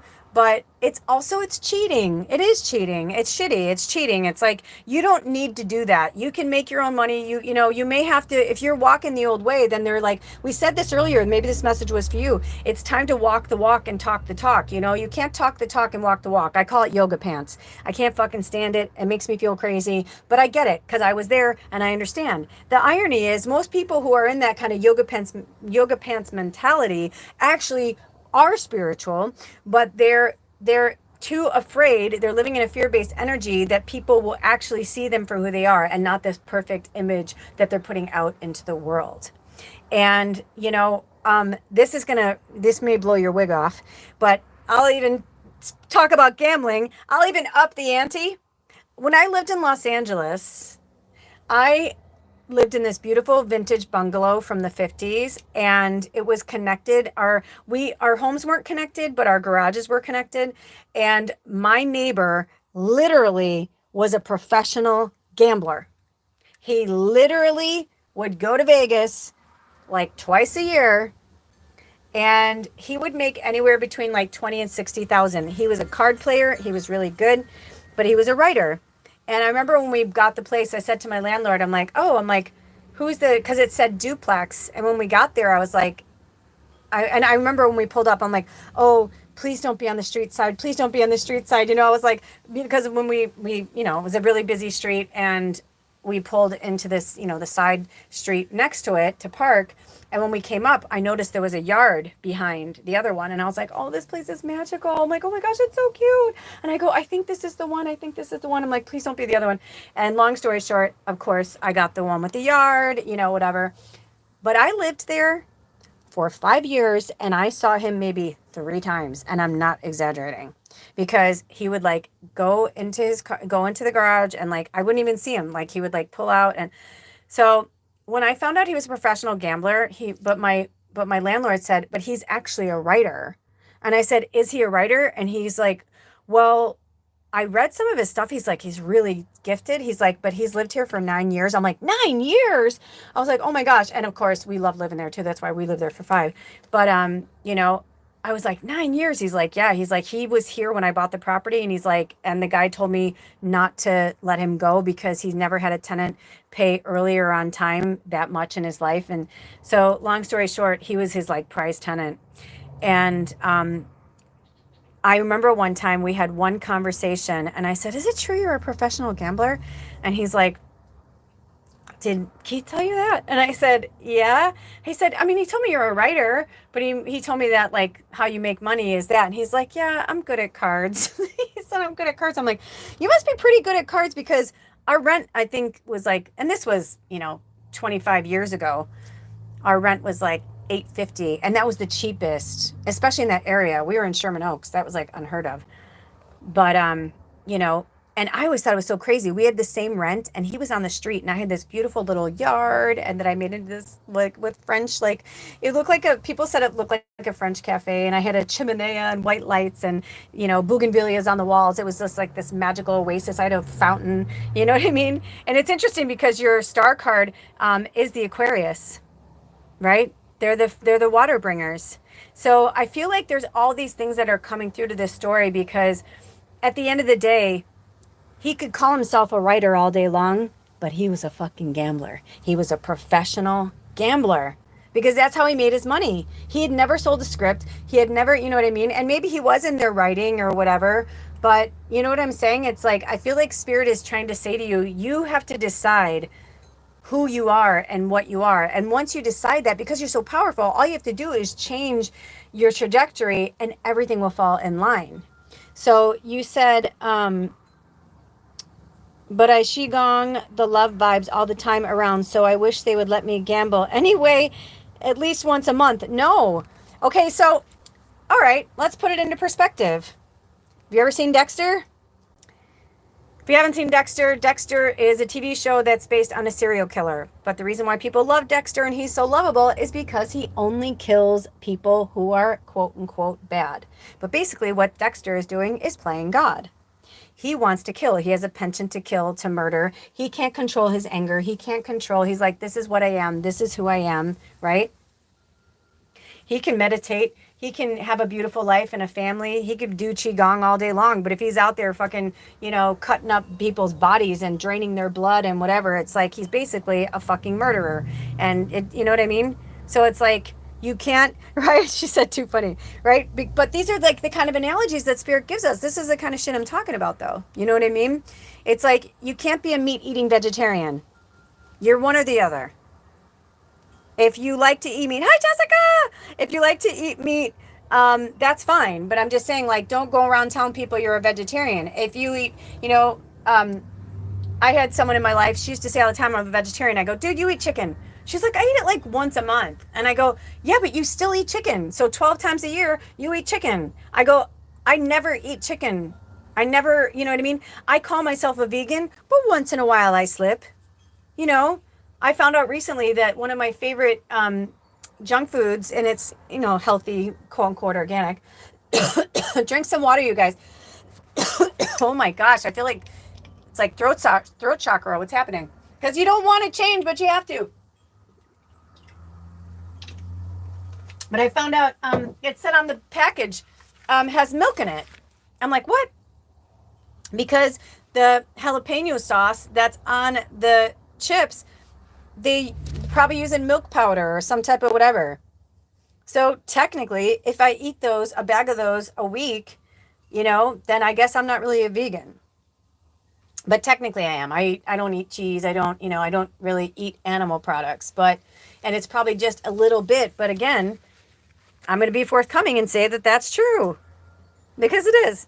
So I love that number 16 was the tower, though, and we had to say that for you. And the 1111 was coming out, Rachel, because you're a fucking earth angel, man. You're a light worker. You guys, listen, this is just some hard truth that some people do not want to hear this right now. But you have to change all of it, not just some of it. Now, listen, it's going to take us all a while to get into that space. It's going to take us a minute. Don't be hard on yourselves, but you have to make choices. You have to do things to move forward.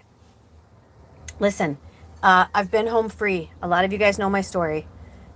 And it's not like I live high on the hog now. I'm living in a 40-year-old RV that I've been gutting and remodeling for 3 years. Technically two, but 1.5 straight. And yesterday I was getting really frustrated because I'm like, I deserve better than this. I deserve better than this. I don't want to live in this. I don't want to, but then I realized, I'm like, it's because we still have one more big phase of the remodel before we do a full gut next year. And I realized, I'm like, this is what I brought into my orbit. This is where I'm supposed to be right now. Whether I like it or not, this is where I'm supposed to be right now. And it was in my soul contract. I chose it. And interestingly enough, that tower card, they're bringing me back to that shell. And I'm feeling that like rancid smell again too. I feel like, you guys, there's somebody somewhere in this tribe that somebody is hiding food. And maybe it's not you. It could be somebody else.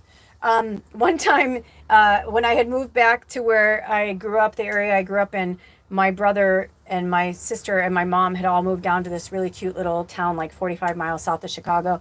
And I guess I can say it. Nobody lives there anymore. But Peatone, it's really cool. They actually made a movie there with Tom Hanks. I forget the movie now. But anyway, it was a cool little old town. My mom had a house from like the 1800s. It was really neat. So when I moved back, I was looking for work and I couldn't find a job and nothing was happening. And finally one day, my brother was like, hey, I just thought of something. I'm like, what? He goes, I have somebody come and clean my house.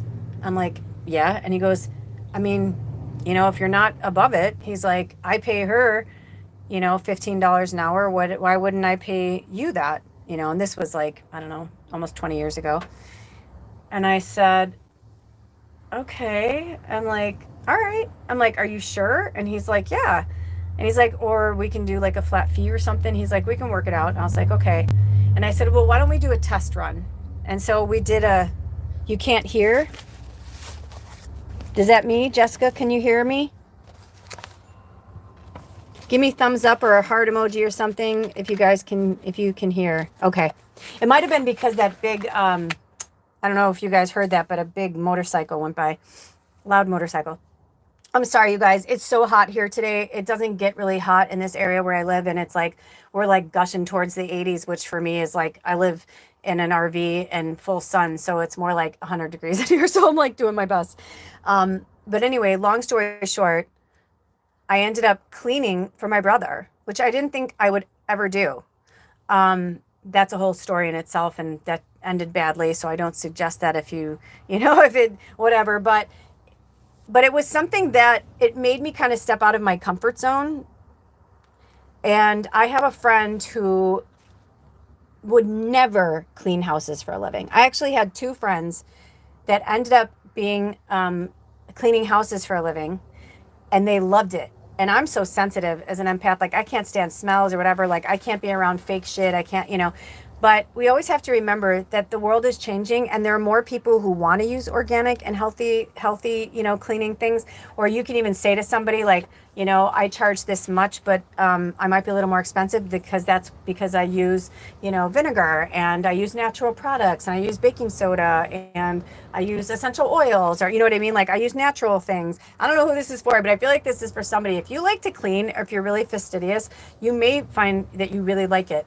And so anyway, long story short, my friend cleaned one person's house, and then when it started out, it wasn't all sunshine and roses, but both of them told me that within a short period of time, because they were so good, they ended up like all of the houses that they worked in were for really wealthy people that they basically got paid to just once a week to come in and like dust, and they did the routine and they kind of liked it. They'd put on their headphones, and a lot of times the people weren't home, so they just got to go and clean. And I, because I was like, oh man, I couldn't do that. Like you were saying, Rachel, energy, right? Like I'm an energy worker. Like I don't want to feel people's energy. I don't want to clean someone's toilet. I don't want to. But the interesting thing is, I do really like to clean. Not other people's stuff, but I like to clean mine. So maybe that's a message for somebody. If you really like to clean and it doesn't phase you or it doesn't bother you, or certain smells or certain, there's all different types of empaths. Fortunately, unfortunately for me, that if I smell something, I can't. Or if I, whatever, I'm like, oh, like I start to feel sick. I'm like, I can't do it. But I feel like that's for somebody. Cleanliness is next to godliness kind of energy.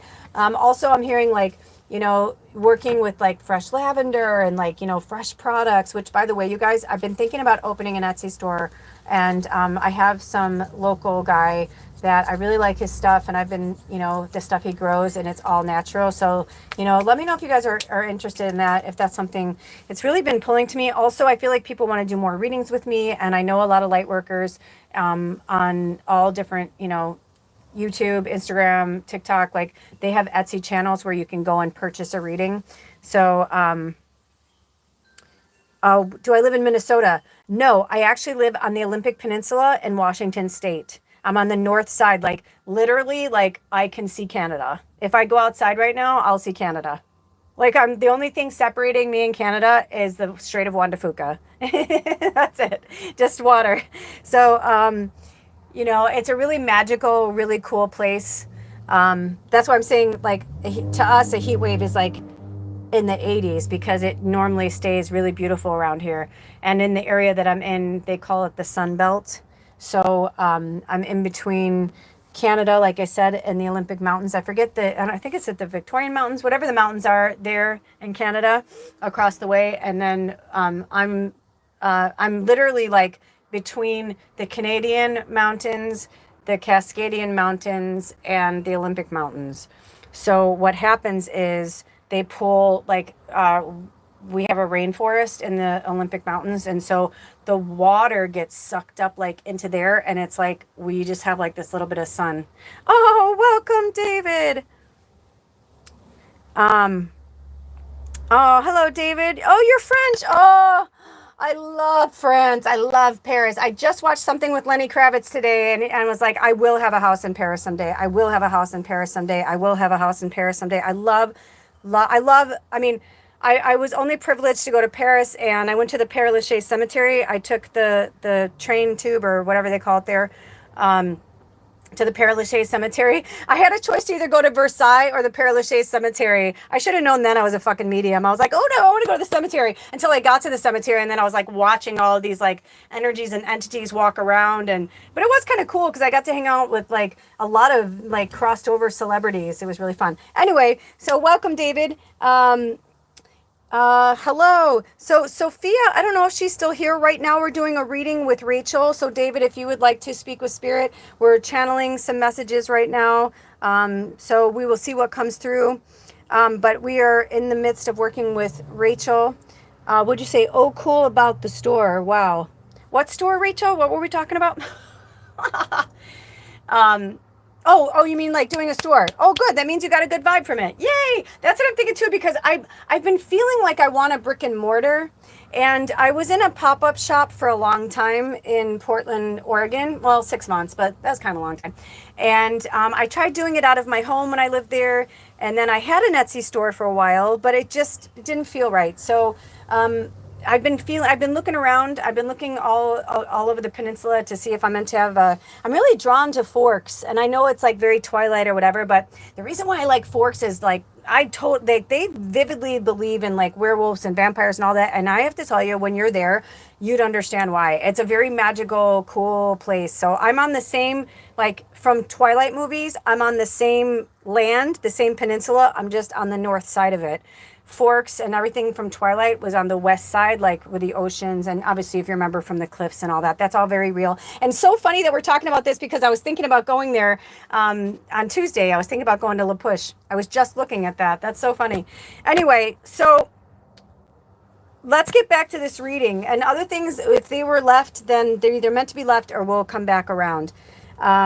So I just think it's really interesting that we started with the death card and then. So let's recap. So we started with the death card, right? And they went in order, which was so cool. Then Temperance. Do you have Sagittarius in your chart, Rachel? I'm curious.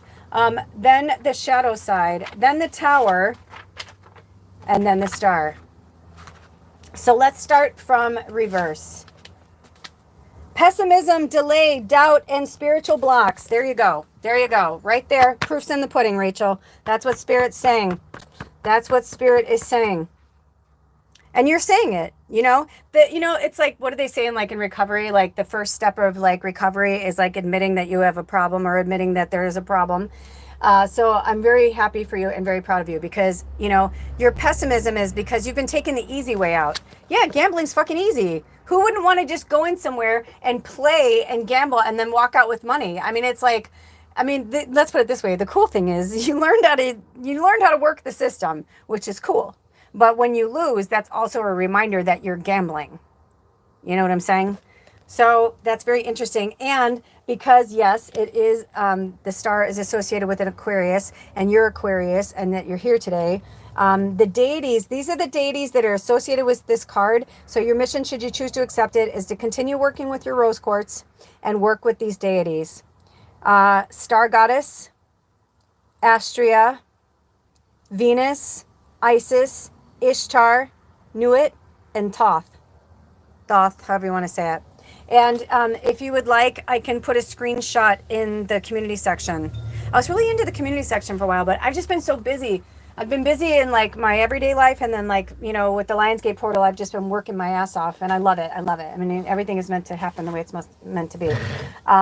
But this is really powerful. So work with those deities, and maybe even it's just one. Like Isis came to me in the form of a necklace, and then I ended up using it as a pendulum, and she's got all this Egyptian stuff all around her and labradorite, and it made so much sense. I was like, yeah, because labradorite's a really great protection stone, so you may want to work with labradorite as well.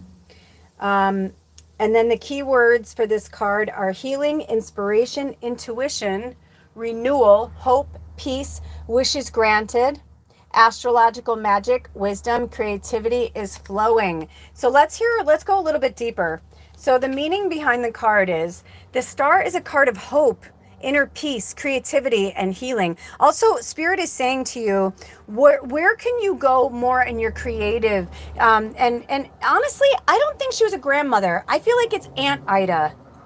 I feel like maybe she was a grandmother, but like I keep getting Aunt Ida. So call her Ida, whatever you want to call her, but she's definitely throat chakra. She's definitely a spirit guide. She wants you to speak with her, work on your throat chakra. And the connection with the throat chakra and your sacral chakra right now is like what we were saying earlier, about walking the walk and talking the talk. You have to be it. We all have to embody the 5D energy. It's not like we're like, oh, cool, I'm just going to smoke cigarettes and drink and go hang out at the fucking, casinos. Not to mention, speaking of vampires, you're such a bright light, right? Like you're a light worker. So you're going to these casinos and, it's like, it's kind of vampiric for all of you in a way, because you probably walk in with this like, and people are like, wow, and they don't even know it. Like you're probably walking by and slot machines are going off. You know what I mean? Because you're so fucking powerful. Yet, like at the same time, it's like if you're next to somebody who's been plugging this thing for, an hour with quarters and they're just like about to give up, you know what I mean? It's like that energy. So okay, I'm not going to tell you who you are, But Aunt Ida is telling me, you're not addicted to gambling. You're addicted to the highs and the lows. You're fucking bored. And you're bored because you're this amazing medium, light worker, energy healer. You know what I mean? Like, right? Like, I was the same. Why do you think I drank so much and I partied so much? Oh my gosh. If I saw a hot guy in a bar, I was like, let's go fuck. Like, I was like, and that was what it was. I wasn't making love. I wasn't whatever. I would get drunk and I would just play like whatever role I wanted to play. You know, people would be like, it's like you don't have a type. I'm like, I don't. I'm like, if I'm attracted to them, if I'm, you know what I mean? I'm like that. Or I'd see a guy that was so not in my, you know, like I'm all tattooed and like wearing like woo woo kind of clothes and he's like clean cut or whatever. Those were always like my most fun conquests, right? Because I'd be like those kind of guys, but those guys don't marry girls like me. They just fuck girls like me, right? Like that was kind of the energy I was putting off and I'd get what I wanted. When I look back on everything that I did, I got everything I ever wanted, you know. But what's that Billie Eilish song where she's like, I got everything I wanted, right? Like, you know, she's like, oh, I had a dream. I got everything I wanted. Right. And so it's like, but be careful what we wish for, what we put out into the universe. And so they're saying, instead of like bringing that energy there, they're like, parlay that energy into start a fucking YouTube channel, start a, you know, blah, blah, blah. People love a story. You know, even if you like went out there and said, I was a gambler, you don't even know how many gamblers that you could inspire. We all have something. We all have someone. I was, when I was shopping yesterday, I was really, really, really surprised at like the kind of food that was coming my way. But I was like, I get it. You know, like Spirit's trying to show me certain things. So, you know, I talk about my quote unquote food addictions or like my, you know, I've been everything from a 00 to a size 22. And when you've been every size in between and lived and experienced those sizes, you know, you do see the world differently. When I was growing up, you know, I was told I was fat. I look back on pictures, I'm like, I wasn't fat. I was just an athlete. And I might have had a little pouch, you know, because I like to eat, but I wasn't fat. And yet I like took on this fat girl role and I became the fat girl. I wanted to be her. I had to be her to the point that I went to a size 22 and I'd yo-yo up and down and up and down. But then I started to realize, why don't I want people to look at me? Well, because when I'm in really good shape and I have my makeup done and my hair done, I look like a fucking supermodel and I would attract everything. And so I stopped. I stopped coloring my hair. And those of you who've been with me a long time, you know, I went through a phase where I kept coloring my hair and I was trying to find myself. And I've had bleach and this beautiful color that I've wanted to do for several months. It's just sitting there and it stares at me every time every time I go to the bathroom, it's just looking right at me. And yesterday, this beautiful magical creature came up to me in the line at the grocery store and I was like, ugh. I'm like, you're another reminder. But I said it in like a really cute way. I said, you know, that's the color. I said, I go, you are so beautiful.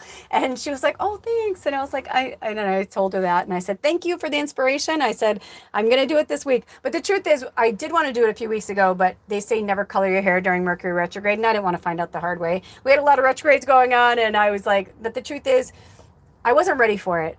And now I realize I am. Because, you know, whether it's me, my story, Rachel and her story, we're just hiding. We're hiding in our gifts. We're hiding in our existence instead of understanding that like what we are, that like our freak flag is our money maker. You know, I said to Alder, I said, I don't know why Spirit doesn't want me to get any. I know a lot of readers that have like 3 or 4 different links to send them money or whatever. I said, I only have Venmo. Only Americans can use that. And so many people are like, I want to, you know, and money, you know, I mean, people do use it and do send me things, you know, from my wish list. But I'm saying like, we're getting more people outside of America. And they're like, we can't use Venmo, Lula. Like it doesn't, you know, whatever. And I could tell my partner's been like, you know, just do it. And I was like, well, it's because we do what we're supposed to do when we're supposed to do it. And I have always said that yes, of course, you know, it's the exchange of energy. I'm grateful for anything people send. But like you were saying, walk in the old way, you know, prayer is free. And prayer is the most vital manifestation and wish magic that we can do for ourselves and each other. You know, when we pray, I mean, I don't know if you guys saw on this channel and my other channel, Lula's Labyrinth, but on the Lionsgate portal, I put things out about wishes and whatever. And a lot of people just, said amen or thank you or I'm making my wish now. But there was one person, I think her handle was Lynn's or something. And she said, I pray for, and I'm paraphrasing, but she said something like, I wish for peace and universal peace and love or something like that. But it was so genuine. It was so real. And I felt like Willy Wonka at the end of the movie when Charlie gives him back the everlasting gobstopper. Like I felt like that moment and I was like, holy shit. Because I felt like, I had been doing that all day on the Lionsgate portal. It's a long story, but I went through so much. That's why if you watch the podcast Prophet, the one from the Lionsgate portal, it's really cool. It's really powerful. But you guys get to witness what happened with me. It was really powerful. Lots of tears though for my empaths. I go through a lot of stuff. I had a lot of awakenings during that podcast. But I swear to you, on all that is holy, I felt like that person was like, and so it is. I mean, I don't know how to explain it, but there's something that transpired during this Lionsgate portal that everything is going to be different after this. And we are all going to see as light workers the blossoming abundance coming into our lives. But just as on the star card, Rachel, she's standing in the water, but she's pouring water back into the water.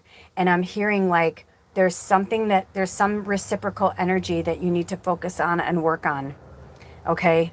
You're like, yes, I am bored. Oh, love energy should be currency. Yes. And she said, I think soon. I agree. So that's what I'm saying. I'm like, for now, like we had, speaking that you brought that up last week on Sacred Sunday, episode 13, we worked with this beautiful energy entity named Khan, and they were from Dubai. And we had this, I was like, oh, I'm so glad we're connecting with Dubai right now. It was so cool. And we spoke about that because they're like really big in their field for cryptocurrency. And I was like, remember though, that like everything has a dark side. And they're like, I'm like, so it was really powerful. And I don't think people realize that it doesn't matter whether it's, I had this book for years. I gifted it to somebody, but I had this book for years and it was called Becoming the Wooden Nickel or something like that. It was a really cool, and it's literally a lineage book on how money came to be, and why George Washington was the first, even though he wasn't the first American president. A lot of people don't know that. I just found that out recently too. Thank you, Prince. But that energy is really profound. So before it was, here, I have some skins. Oh, thank you. I have vegetables. Let's trade. Now it's like, well, how much is those skins worth? Well, my vegetables are worth way more than that. You know what I mean? Or, my skins are worth more than those vegetables. Right. And it wasn't about that. It was about it's like, what do you need? Well, I have this and I have this. It was a fair exchange of energy, however that was. We don't go, oh, let me give you a hug. Okay, that hug's going to be $5. You know what I mean?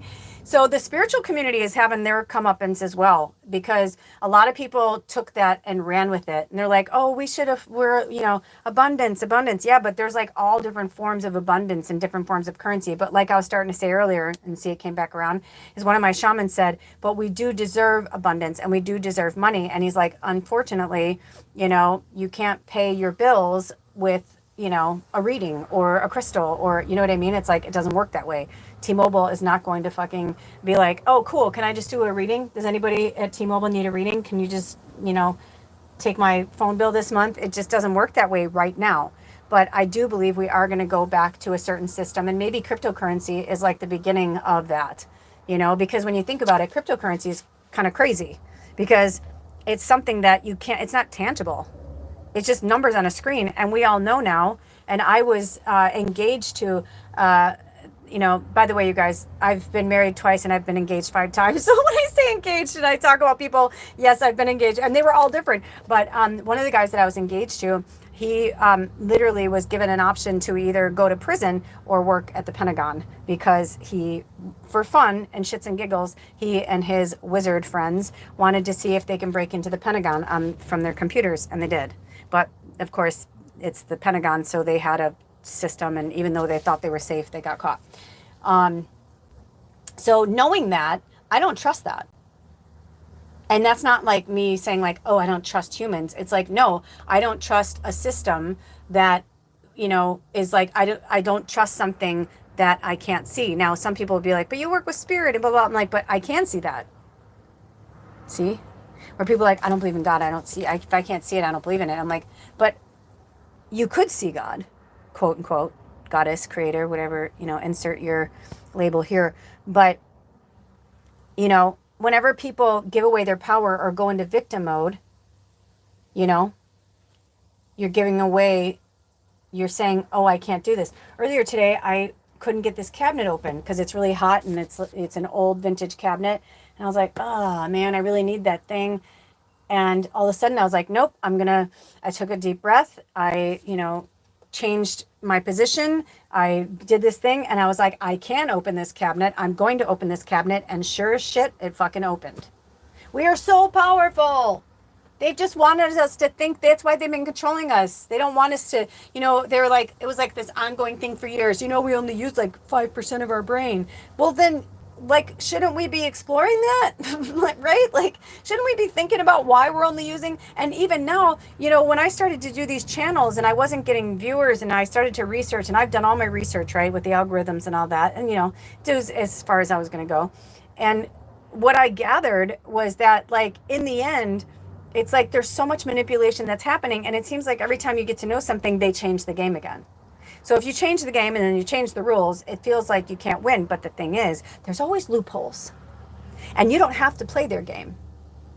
And when you're saying, oh, I need to do this for a living, or oh, blah, blah, blah, it's like, well, which wolf are you feeding? And are you feeding your ego and your, the easy way out self? Or are you, feeding that? And you said, oh, it is changing.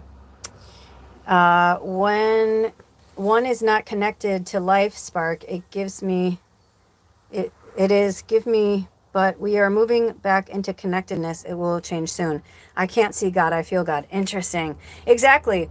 Like, even if I say like, I see God, like maybe I see Zeus in my head and like, that's like what I think God looks like, or the divine masculine.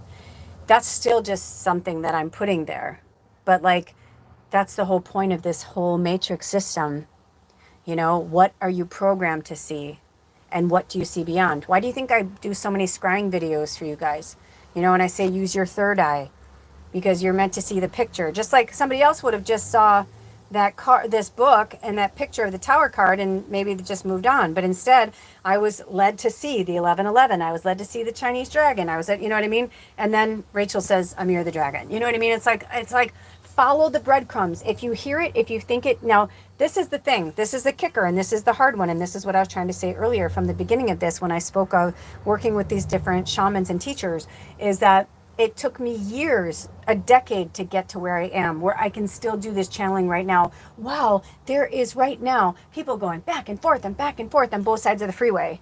And I can feel their energy. Or like when they're going to turn left or whatever, and like the traffic backs up. Or like yesterday, there was like a whole gang of bikers, and it was like, it felt like they was never going to stop hearing that noise, Those are there, is it a distraction, or is it spirit trying to strengthen your focus? So right now, it's about all of us individually strengthening our focus on our goals and our path and our purpose. And we're going to keep going over this, which is why we're doing soulful. Oh, I almost said, look at that. We've been doing Sacred Sunday, but if you guys are interested, there is a playlist. Go look in the playlist and the tabs on my channel. Soulful Sunday. Maybe some of you are meant to go back there. The messages are timeless. It may not fit with the calendar or the astrological planetal, planetal, did I just make up a word? Movings, but the message is usually the same. So there could be some little bit, if you're drawn to it, go check it out.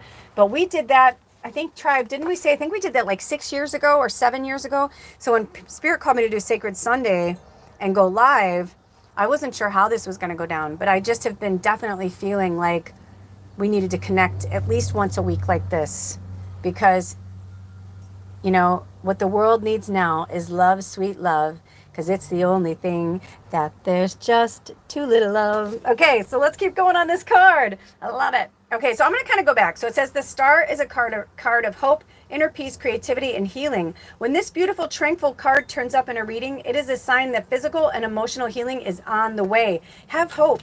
Follow your dreams and your wishes will be granted. This card speaks of inspirations. Your creativity will flow better than ever before. Let it fill you up and see where it leads you. The star illustrates a softer, gentler magic and indicates that you will be working successfully with your intuitive gifts. Also, astrological timing is imperative to any magic performed at this time. So, talking about love, self-love, relationships, I'm telling you, this Tuesday, August 12th, it's the last day. The Lionsgate portal will be closing. It's a magical day of self-love and sharing our love with others. So make sure that you do something that you love and you spend time with someone that you love that makes you feel good. If it's not, then spend time alone, because your love is the only thing that matters. Any type of outsourcing, if people are like, when am I going to find my soulmate? When am I going to, I mean, I got to the point where like, I don't even respond anymore, like to certain things where I'm just like, dude, I've been there. I'm there now. A lot of you know I've been going through these retrogrades and stuff. One of my ex-fiancés came back into my orbit, and his father passed, and his father would not leave me alone until I reached out to him to let him know. And then I found out that his um, you know it's a long story, but it was just like meant to be. But it also was difficult because next thing I know, he and I, my partner and I have been separated, and we just started again to try and make things work.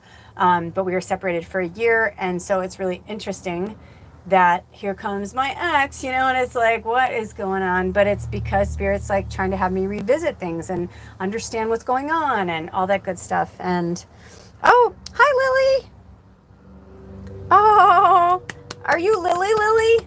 Or is this a new Lily? Are you Lily because we have a Lily in our tribe that lives in Washington State, like I do. And then, of course, could be somebody else. I'm hearing drink some water, you guys. Stay hydrated, especially with the Northern Hemisphere, all this heat, but all of us. This Lionsgate portal is really draining us. We did a lot of work. A lot of us, we've been doing this work to get ready for the next, phase, because right around the corner, maybe you're Lily. Do you live in Washington State? I mean, it's okay. You can be here. You're welcome. I'm just saying I want to be like, hi, Lily. But I feel like no, I think that's Lily Gazoo. That might not be you. But we have other Lilies. Like, I have other Lilies that I've read for. So sometimes people will pop in. At this point, I've read for thousands of people. I have no idea. And, I used to work at a brick and mortar and do readings. So I've been doing this for a long time. Lily from the Netherlands, looking for better lands. I love it. Hi, Lily. Welcome. Love it. Well, welcome. That's so interesting that you're from the Netherlands. We were doing a reading right now for Rachel, who has a Swedish background. So that's interesting. Okay.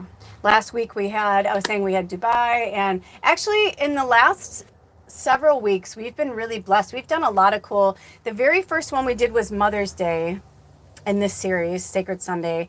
And in that one, we had a guy from India, a woman from Norway, I think, and somebody from the South in the United States. It was so cool.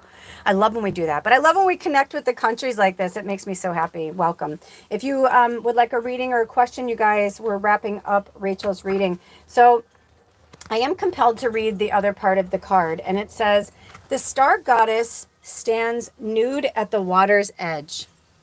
One of her feet is on land, while the other is in the water. Her arms are held out over both the water and the land. She holds simple pottery jugs in each hand. One stream of water flows down to the earth, representing physical healing, while the water from the other jug flows back into the pool of water, symbolizing spiritual healing. A large star shines in the nighttime sky, surrounded by 7 smaller stars. Each star has 8 rays shimmering out from it. The 8-rayed star is a symbol of healing. And you were saying you started your thing when you were 44, which is 8. Oh, girl. Okay, that's so amazing. The 8-rayed star is a symbol of healing, and it is an emblem of the goddess Venus. And look, we were just talking about that with Venus. So maybe you're more drawn to, like, whichever one of those deities, like, called out to you, definitely, like, work with it. But I would say, because Venus is the one that they read, if you were drawn to, whichever one, but I definitely feel like Venus is calling for you. Kind of like I said, like with me, like Isis, like even though I loved all of them, um, it was like I was working with so many deities at the time, but it was Isis that just kept coming for me. And it made sense. And these are love based energies, which makes sense because this is all about you loving yourself first. And yes, you are more than welcome to get a reading as long as we're, Lily was next. Unless there was somebody before Lily, I always tell people to, if you want a reading, Lily, you might have just shown up here. But yes. And you are, oh boy, I don't want to try and pronounce your name and ruin it. Can I just call you Matt? Can I have a reading, please? From Poland. Oh my gosh, you guys. Wazalowski, Polish in the house. So I'm mostly German, but that's so interesting. I am Polish. So that's the first one, I think. Or if there's something else you want me to call you, tell me that. I just don't want to mispronounce it, wrong. I don't want to be disrespectful. There's nothing worse than sometimes when I'm watching a reading and like people will say the wrong thing over and over, I'm like, it's like my ego, my humans like keeps correcting them. But I do it too. Sometimes I do these readings and I'm like, I have no idea how to pronounce this. And then like later, oh, was it Shekinah? And I kept calling her Shakana or whatever it was. It was like the reverse of it. And every time I see that reading, I crack up. So we'll call you Matt. But let's finish with Rachel and then we'll move on. If Lily, if you want a reading, just say yes. Okay, so interesting though, Rachel. So let's get back to this Venus. This is really powerful. The 8-reed star is a symbol of healing and it is an emblem of the goddess Venus, whom the evening star was named after. The glowing stars depicted in this card remind you to follow your dreams, to work with the quiet tides and energies of the stars, and that wishes will be fulfilled at this time. Around the star goddess and on the banks grow blue forget-me-nots. The forget-me-not flowers, also sacred to the goddess Venus, represent hope and love. Not unlike the temperance card. Oh, we were just talking about the temperance, Rachel. Come on. This is so powerful. This is so powerful.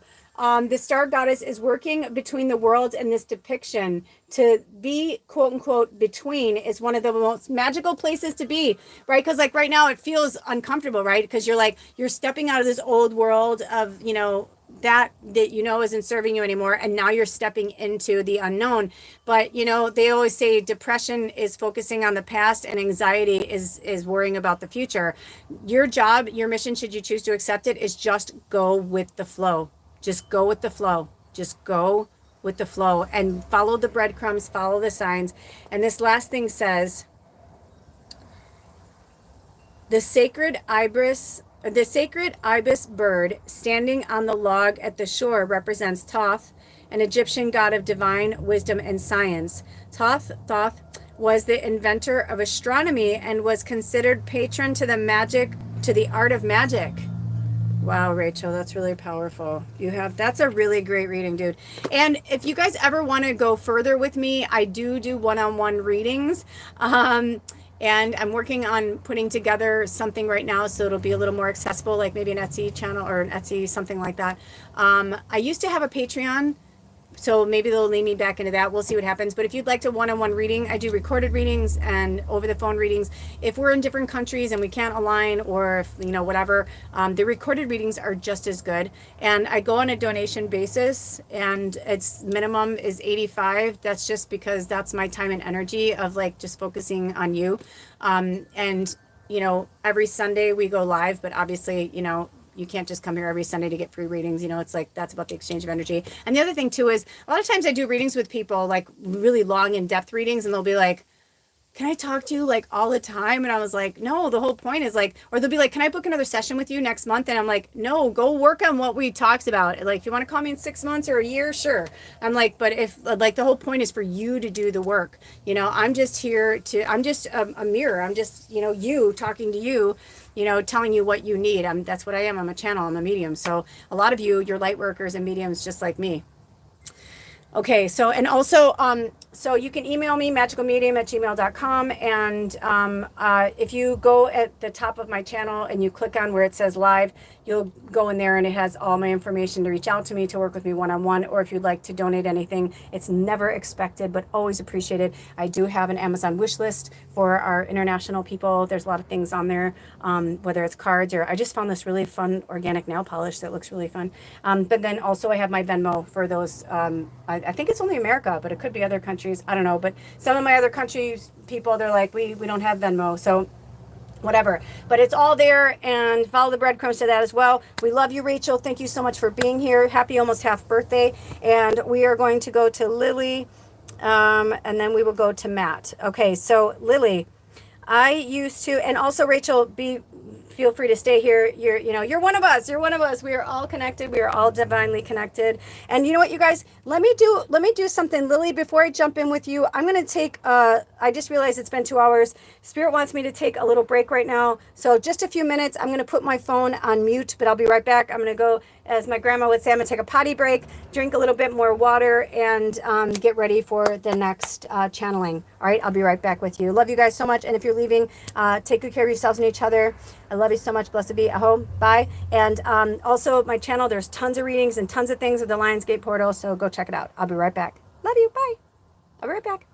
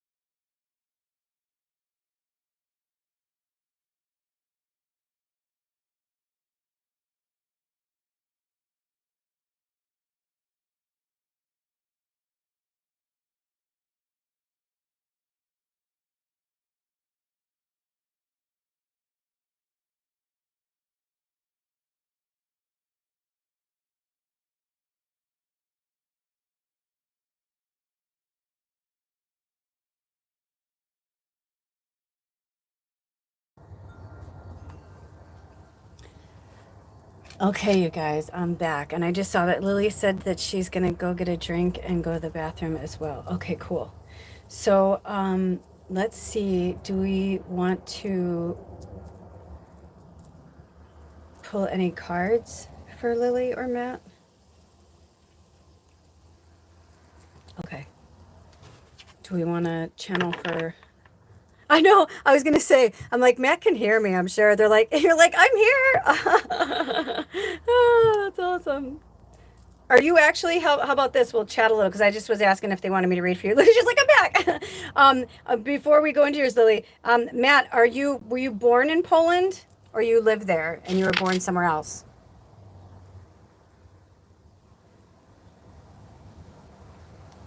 I'm kind of curious. And Lily, I just saw your comment where you said you used to lay cards before. Have bought myself three. I'm assuming you meant decks, but it's always interesting when others do it. So, so you're born in Portland. Okay, cool, Matt. I was like, I wanted to talk to you about that, but we'll talk about it on your reading. Okay, so, so really interesting, Lily. When I read that, the first thing I thought of, it's funny because I read that and you're like, I'm going on a break. I'm like, oh, like, that's okay. I'm like, we'll just chat for a second. It's perfect. Perfect. Everything, you know, as Gandalf always says, the wizard arrives exactly as when they're meant to. How often do you read for yourself? Oh, that's so crazy, Matt, that you're May 2nd, 1987. One of my dearest people that I love in the world's birthday is May 2nd. Blessed Taurus. I love Taurus. I love me some Taurus energy. Although they were born in 77, not 87, which is kind of interesting. There and are you male identified, Matt?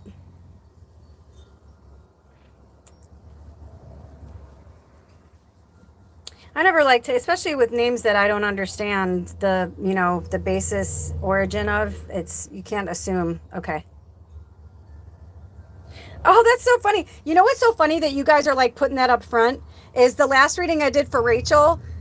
We were talking about her being an Aquarius, and I was like, "Is your birthday February 12th?" She's like, "It is." I'm like, "How funny!" 1976. So that was kind of interesting that you guys just like put it all up there. But it doesn't matter. I mean, I'm channeling. I don't need to prove anything to anybody, but it's just fun when it does happen because I'm a channel, right? So, I mean, I'm an intuitive channel, but still.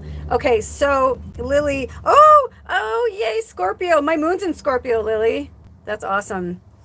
1970. Wow, it's 7:07 a.m. Do you know what your life path number is? Because I'm a life path 7. That's interesting, Lily. So, Lily, this is an important question. How many times do you pull cards for yourself a week? Average.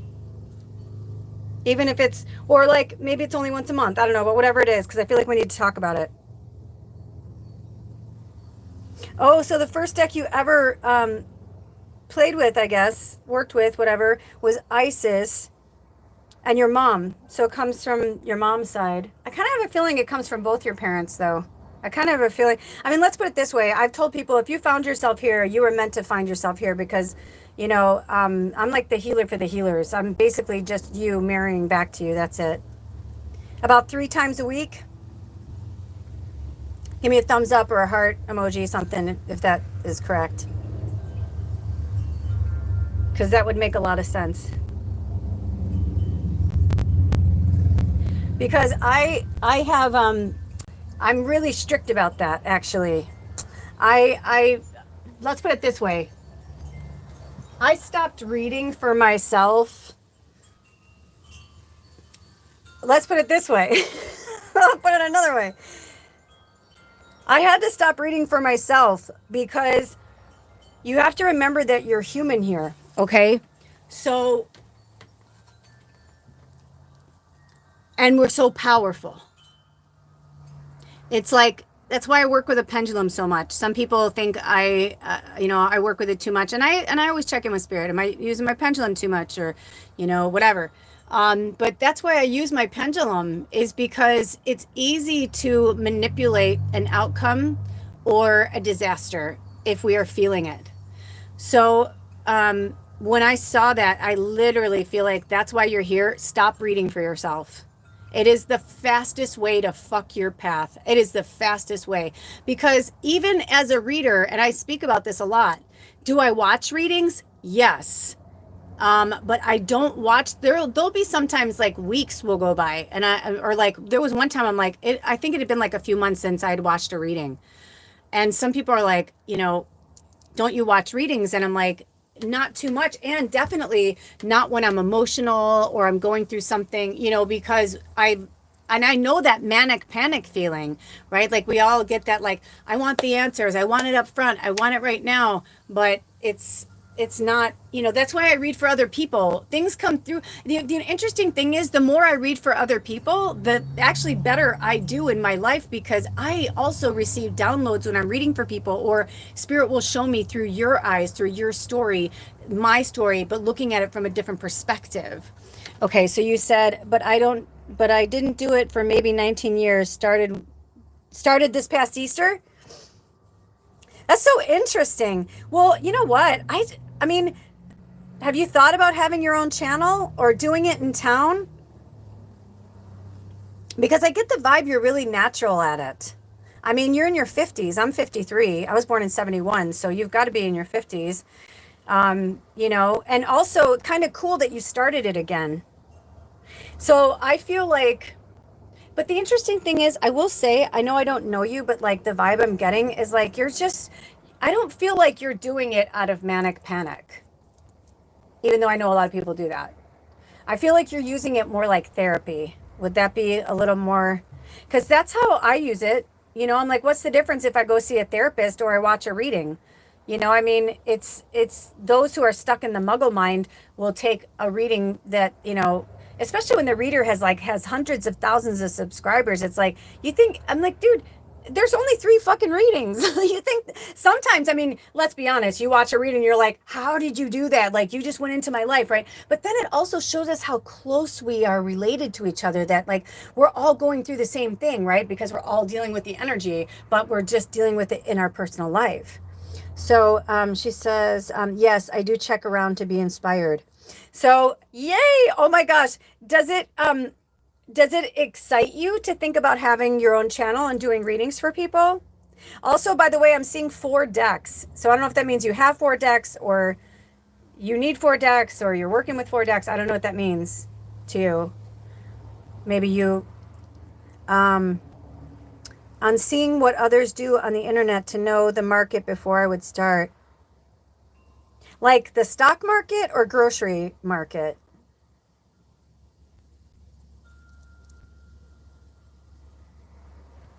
Oh, you're making the 4th yourself.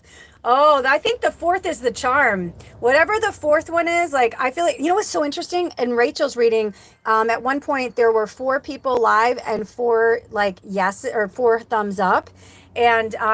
And we found out that she started her spiritual, because I said 44 means something to you. I said, or it means something to the tribe. And she said, I started my spiritual path when I was 44. So I was like, oh, that's so interesting. So now that you say your 4th deck, this is going to be big for you. Like, but the only way to like promote it, like, is to like do readings with it. You want people to want your deck. I mean, think about it. I have 30 plus decks. I mean, a lot of them were bought for me by you guys. Thank you so much, you guys, and I do have, if you're interested, I do have an Amazon. I have a link to my Amazon and a link, my wish list, and a link to my Venmo. It's never expected, but always appreciated. And if it's not in your wheelhouse, prayer is free. Remember that.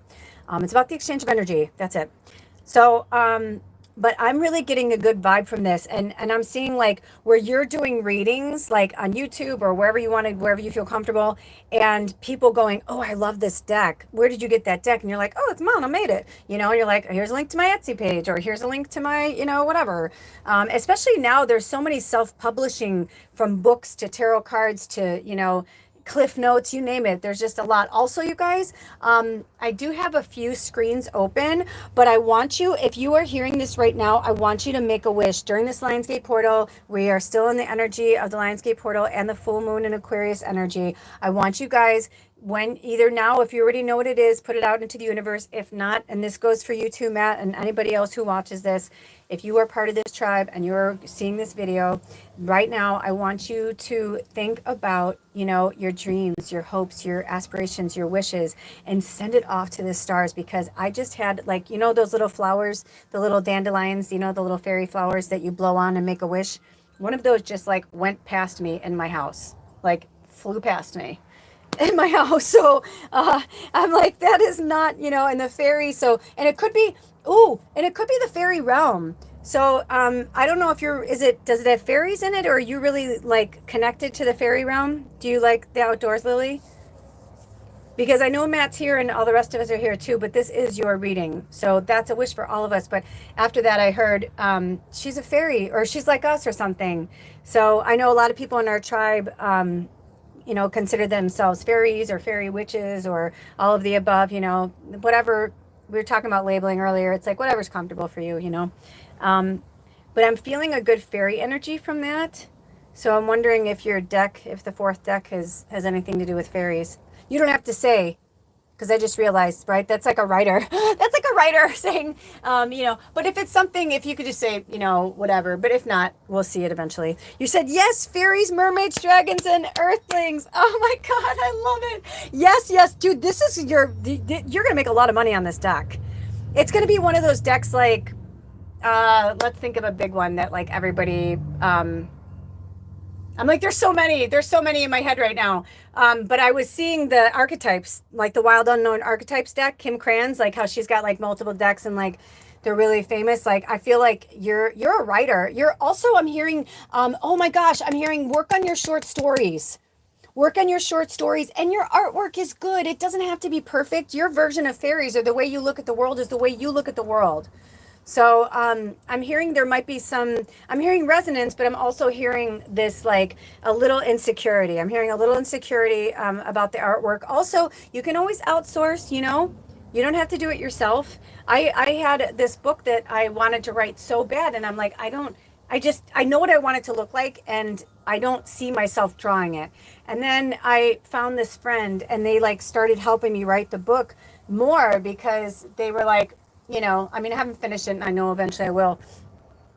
But it was interesting because even though I was telling them what I wanted, they were giving me them, which I love because they're an artist. And then finally I said, dude, you're not the right artist for me. I said, I love what you're doing, but that's not the way I see it. I see it way more like whimsical, and because their art was more like, they had a lot of Japanese influence in their life and in their artwork and in their, past life and stuff. And so, I was like, this isn't working. And it's like, they couldn't help themselves. They love the story, but they were making it into, you know what I'm saying? So it's like, whatever it is, but I'm hearing, but the short stories, and definitely fairy energy. Like you have the fae on your side. You said, I have paintings, but I also do writing. Already did 2 books this year. Want to create a book with painting. When read online, the drawings come alive from the paintings. Oh, cool. Yeah, that's what I'm saying. You know what I mean? It's like, I started writing, like I have 4 books that I have been writing for years. And sometimes I ask spirit, like, when is this going to come to fruition? Like, when am I going to, and I always have to remember it's divine timing. So keep up with that. Keep up with that. I feel like this is like, that's why it's almost like something. Do you have a connection to the snake energy? Oh, when I looked down, it was 222, which is a really big number for me. So that's a message from my Baba the Great, my familiar that crossed over the Rainbow Bridge this year after 13 years. But anyway, I'm just getting this like really cool energy of, did you have an animal that passed? Did somebody have an animal that passed? Because I'm hearing that somebody is like having a creative block, and they're saying, write what you know. And even though it's hard and it's devastating, to like write about something that broke your heart, I'm hearing like the more you write about it, the more like alchemic it'll be, like magical, and like it's like alchemy, right? Like and you'll be healing it at the same time. So whether that's for you or somebody else, I feel like that really came through strong. This is really powerful. Yeah, this is definitely your path, Lily. This is definitely your path. And it's interesting because I really thought we were going to do more like crossover loved ones, and we have, and we probably will. But I feel like you were meant to come here today because somehow in this year of the snake energy, there's something that is connected to you. That's why you had the awakening. It's almost like a reawakening, especially you said your mom has decks. So clearly this is something that's never been like, it was okay for you to do and to be. Lost my draft horse. Oh, Oh, you know what? And next year's the year of the horse. Okay, so oh my gosh, oh my gosh, oh my gosh. So literally, your mission, should you choose to accept it, is write something about this horse. Whether it's a short story, whether it's a maybe it'll be made into a bunch of books. Maybe they taught you a lot. Maybe you know. And because I've worked with so many horses, I know. I mean, all animals, right? We're all of us are light beings having a human or animal experience or whatever, but we all know that there are just some beings that are more sentient than others. They just are. And, you know, when you work with a sentient being or you have a sentient being in your life like that, especially a draft horse, I mean, they're so massive. It's like they are so big in their presence, but, you know, and they're in their majesty. And I think the biggest horse I ever worked with was a 17 hand. So I don't even know. You made a painting 3D even in her hair. Okay, so there's something going on with this. There is something going on with this. You guys have to remember too that even though the year of the horse is the horse, because that's in the Chinese astrology, you have to remember that the horse is also a representation of the unicorn. They just don't have their horn here, you know. And those of you who work with horses, you know, I've worked with so many unicorns on this planet. If they've got a colic where their horn would be, they were a unicorn, and or that's their like in their energy, but then they're a horse on this planet. Super powerful. Oh my gosh, 1,800 pounds. Oh my God. Holy shit. She was 1.74. What is that? I don't know what that, because I know that you are going the metric system. It's different in the United States. So when we say 17 hand, I don't know if that translates, if you guys say that in your country. So for those of you who don't know, when they say a 17 hand horse, that means one hand on top of each other of like how tall the horse is. Okay. And I think it's from to their back, because Sequoia, the one that I worked with, I mean, I'm 5'2", and she was like her, you know what I mean? Like I couldn't crawl on her if I tried. You know what I mean? I could, but I'm saying like, you know what I'm saying? Like I was like, my eyes were like the her back. You know what I mean? So like where my eye level was like the top of her back. So that's so powerful. So meter, 17 hands. Yeah, deck not opened yet is the one. I don't know what that means. Okay, so she said meter, 17 hands. Uh, oh, with the unicorn, the deck, and not opened yet is the one. Okay, so the unicorn. Interesting. Okay, so she and I know we're saying no biggie, cool. This is awesome. But I'm really feeling that.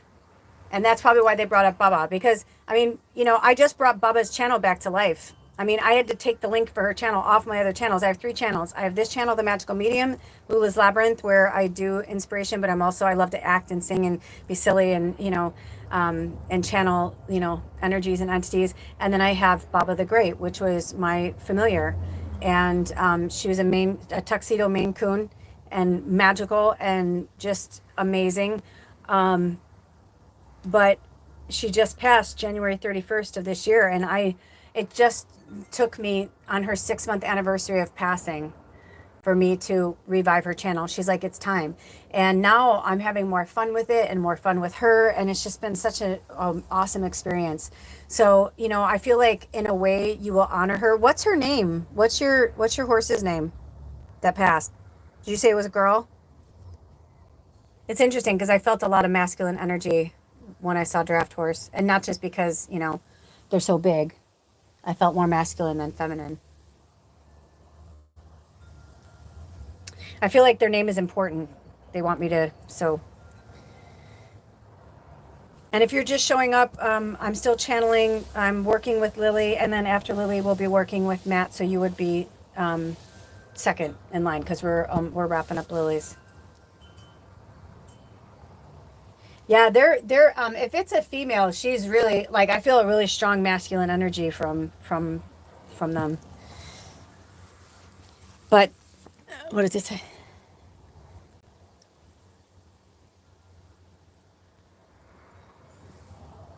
Oh gosh, I don't know how to pronounce that. Oh, and you have a Scottish. Oh, crossbred English Stafford Pitbull is ending. Oh, you have an 11-year-old Pitbull that's not doing well. It's kind of interesting because if that's the case, then this is like seriously your wheelhouse, because I feel like you're a medium, right? But you're just doing it in a different way. So I'm feeling like imagery and like short stories from your horse of like power and strength and whatever. But then when you brought up the pit bull, right away I saw like children's books. Oh, with a pirate eye, like the little rascals. Oh. So, you are meant to do as many fun adventures with this pit bull until they cross over, and take pictures and video, because I feel like you're meant to do a children's book series with the pit bull. I feel a really sweet energy. Now that one feels like a girl, which is interesting if it's a boy. But sometimes, it's just whatever energy they're channeling, right? The divine feminine or the divine masculine. Poetry slam, theater, and my dog and science instructor. I don't know what that means. Poetry slam, theater,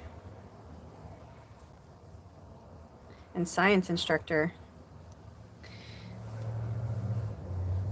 There's got to be a way. If not, they'll probably invent it where we can do this, where I can like see you guys and like kind of talk to you, so you don't have to take so much time to.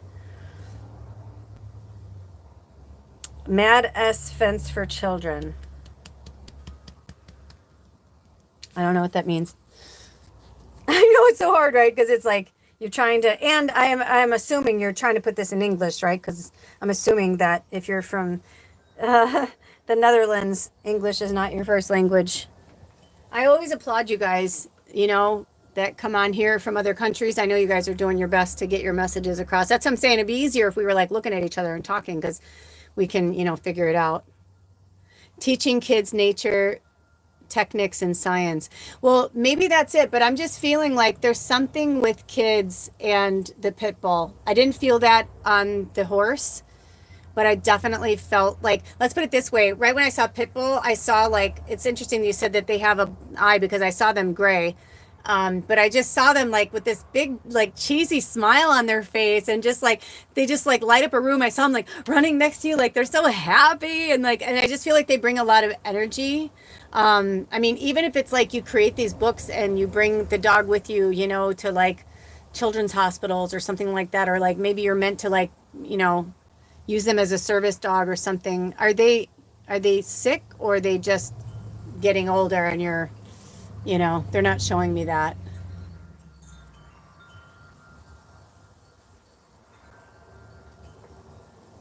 I do feel a grandfather energy coming through. Feels paternal on your father's side, but I feel like you lost both of your grandparents, both of your grandfathers. But I feel like, well, whichever one is coming through, they just I see like white hair and glasses and kind of a button-up white shirt, and he just seems like very gentle and kind, and I feel like they're with you all the time, like all the time. So if it's not a grandfather, then maybe it's a great grandfather or something, but it's definitely like a grandfather energy that is, they're really encouraging the books, but something with the teaching. So, I mean, this is so cool. So you're an artist, right? And you're also a medium. So you're here to channel. And I feel like this, like this is like part of your purpose. Like you are meant to be here to do a lot of things all at once. Like I feel, but I'm hearing breathe. Make sure you take time to breathe. Make sure that you take breaks. And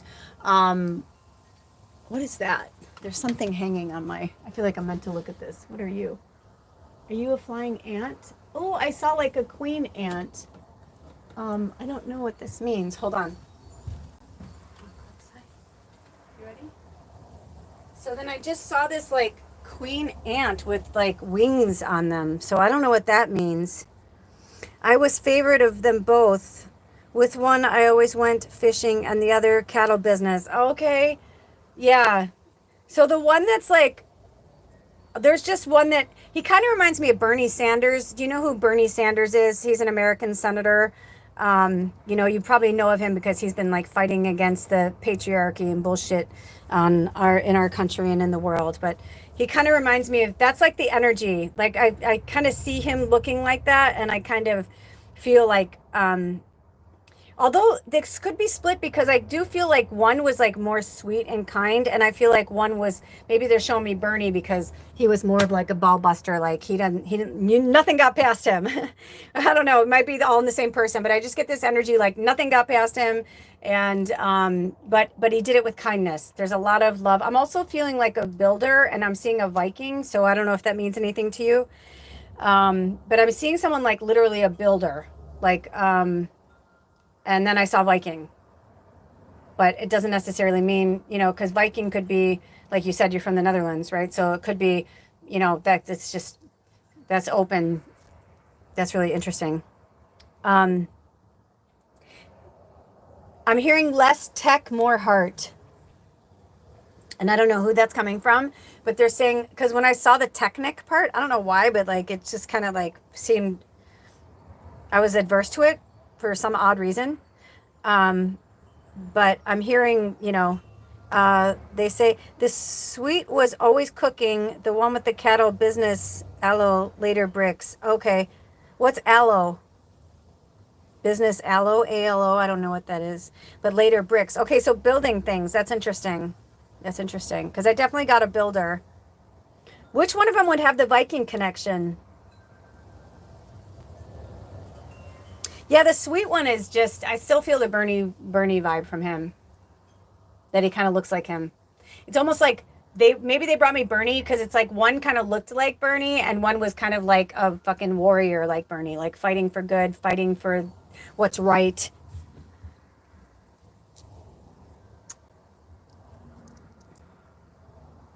The one with the red hair.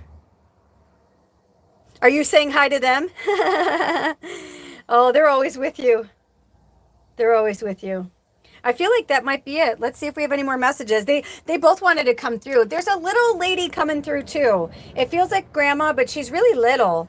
She's really little. If she's a grandmother figure, she's very little. She's so sweet. It's almost like she wanted to oh, the one with the red hair had the cattle business. Interesting. Yeah, this one did the other one have white hair? Because that was the one that I was kind of picturing was being really sweet. That's interesting. I'm seeing baking pies. Maybe that was the grandmother with the one that was cooked. So if she, it's interesting because I don't feel like she's gone. So either she's just stepping back and like she doesn't have anything to say right now, or he's just like acknowledging that she's still alive. You said yes, but I wasn't looking. I don't know. I'm channeling, so I don't know what you were saying yes to. That's what I'm saying. I'm like this. Sometimes it can be a little bit of a struggle when we go live like this, because it's easier for me to channel with my eyes closed. You hanging in there, Matt? You're on deck. And then it's gonna get real fucking hot up in this bitch soon. The way that my RV is, and I'm in full sun, so I'll take it as long as I can. But it's really hot today, and it can get up to like 100 and plus degrees in here. It's horrible. Oh, baking pie was grandfather. Oh, okay, cool, cool, Matt, cool. Um, Baking pie was grandfather. Okay, the small is probably you. Did you say it was probably you as a kid? Well, let's put it this way. I mean, I can see that, but this definitely felt like someone older than you, and it didn't feel like you. And it felt like somebody who was tied to one of your grandpas, grandfathers. From Sierra Leone. Is that France? That's France, right? Yeah. Oh, grandmother. Okay. Has she passed? Because this sometimes it comes through easily, like, and then sometimes I get like, so I'm not sure. So you can just, put thumbs up or yes, or I'm looking now. Has your grandmother passed? I do feel like the tiny grandmother is connected to the baking grandpa. She's small. She shrunk from 1.68 to 1.52. I don't know what that is in because that's a metric system. You know what's interesting though? I've been challenging myself to learn. I need to learn the metric system. I do work with a lot of people all over the world. I need to learn the metric system. Maybe that's why they showed me her shrinking, because that's what it felt like. It felt like it's like I saw him like happy, like in the kitchen and like doing stuff, and like right when you said the baking thing. But I saw her, but she looked so tiny. She looked like he was like working on like an island, like they called like the island in the kitchen, like away from like the countertops, and then it was like I saw it all at once. Sometimes spirit gives it to me all at once, and sometimes it's like I follow the breadcrumbs. But I just saw her, and she looked so tiny, like so. That's why I was like, are they trying to show me that she's there? Oh, she's passed too. Was she always like that? Because like I kind of feel like I was gonna say if she's passed, then she just wanted you to like have this connection with him. So maybe like you had a good relationship, but you were closer to him, and she's just saying like, I'm here, honey. Like, I love you too. I'm here with grandpa. Like they're there, but they're in their kitchen and they're like having a good old time. And they're so quiet. I get this vibe that they're just really quiet and loving, and they're like the grandparents you dream of. She was 95, still out the bushes on a ladder. I love it. Oh, you were closer to him. That's probably why. So that's what I'm saying. They give me when the spirits are connecting, I have my spirit guides and your spirit guides. Like we have so many energies and entities that are here. But when specific people want to come through, spirits, whatever, when they want to come through, a lot of times they're trying to give you things that you will understand and that you will recognize, because it's not about me. It's about you and it's about your connection. So I feel like in that instance, that's what she was doing. Because I feel like she was like that in life. Like she was selfless. I just get this vibe. Also, I get the vibe that like she was doted on too. Like I get this vibe. She was just like, oh, honey. Like I feel like they were both very loved is all I'm saying. Like I feel like, because sometimes I'll do readings and it's not super fun, because I'll be like, oh, your grandpa's so cute, but like I can feel that like the grandma wasn't very nice or whatever. And I usually try to not say anything unless the spirit says something, or like the person getting the reading is like, my grandma was awful, or she was mean to my grandfather. You know what I mean? But I don't feel that. This feels like a very loving connection, or at least in their afterlife, like they're good. Drink some water, you guys. Your grandpa's harping on the books and the writing though, and children's books, and this goes for all of us. Utilize your creativity with what you know and what you've experienced. That's why they were put in your life, so that it's a lot easier. I mean, let's put it this way. Most people want to read something and know that it happened, or at least fantasize that it did. I just saw this movie recently where in the books, like it's like fantastical and whatever, but then in waking life, the writer is actually not like that at all. Actually, it was as good as it gets. If you guys haven't seen it, you have to watch it. It's so good, with Helen Hunt and Jack Nicholson and Greg Kinnear. It's a beautiful, beautiful film from beginning to end. Has some rough parts for empaths, but it's a good story. But I think people were shocked to find out that like this guy who writes these romance novels is actually like this hermit who's a curmudgeon and mean, and like throws animals down garbage chutes, you know what I mean? Like, so it's like I'm kind of getting like that kind of energy, that kind of vibe. So what did you say? You said 100 paintings ready and they will tell the story which I lived. I love it. I had a friend once who did a painting series on the tarot cards as she was learning them. And then she ended up doing a show. She only had 26, and she said, no, I want to do the show when the whole thing is there. And somebody in her art community urged her and said, no, do it in parts. Like it took her years to just do the 26 paintings. And, the tarot, I believe the Rider Waite is 78 cards, So it's either 72 or 78. I don't know why I get them confused. I guess I can look on the box right now. Let's see, what does it say? Does it say on the box? But you know what I'm saying. 78, thank you. And her show was a success. She sold some of her paintings, and she was like, I don't know if I do that though, like I'll never finish it. And it's like, yeah, but maybe you're not supposed to. Maybe you're not supposed to do the whole thing. You said end September, I gonna talk life to 2,000 people. I don't know what that means, but that sounds amazing.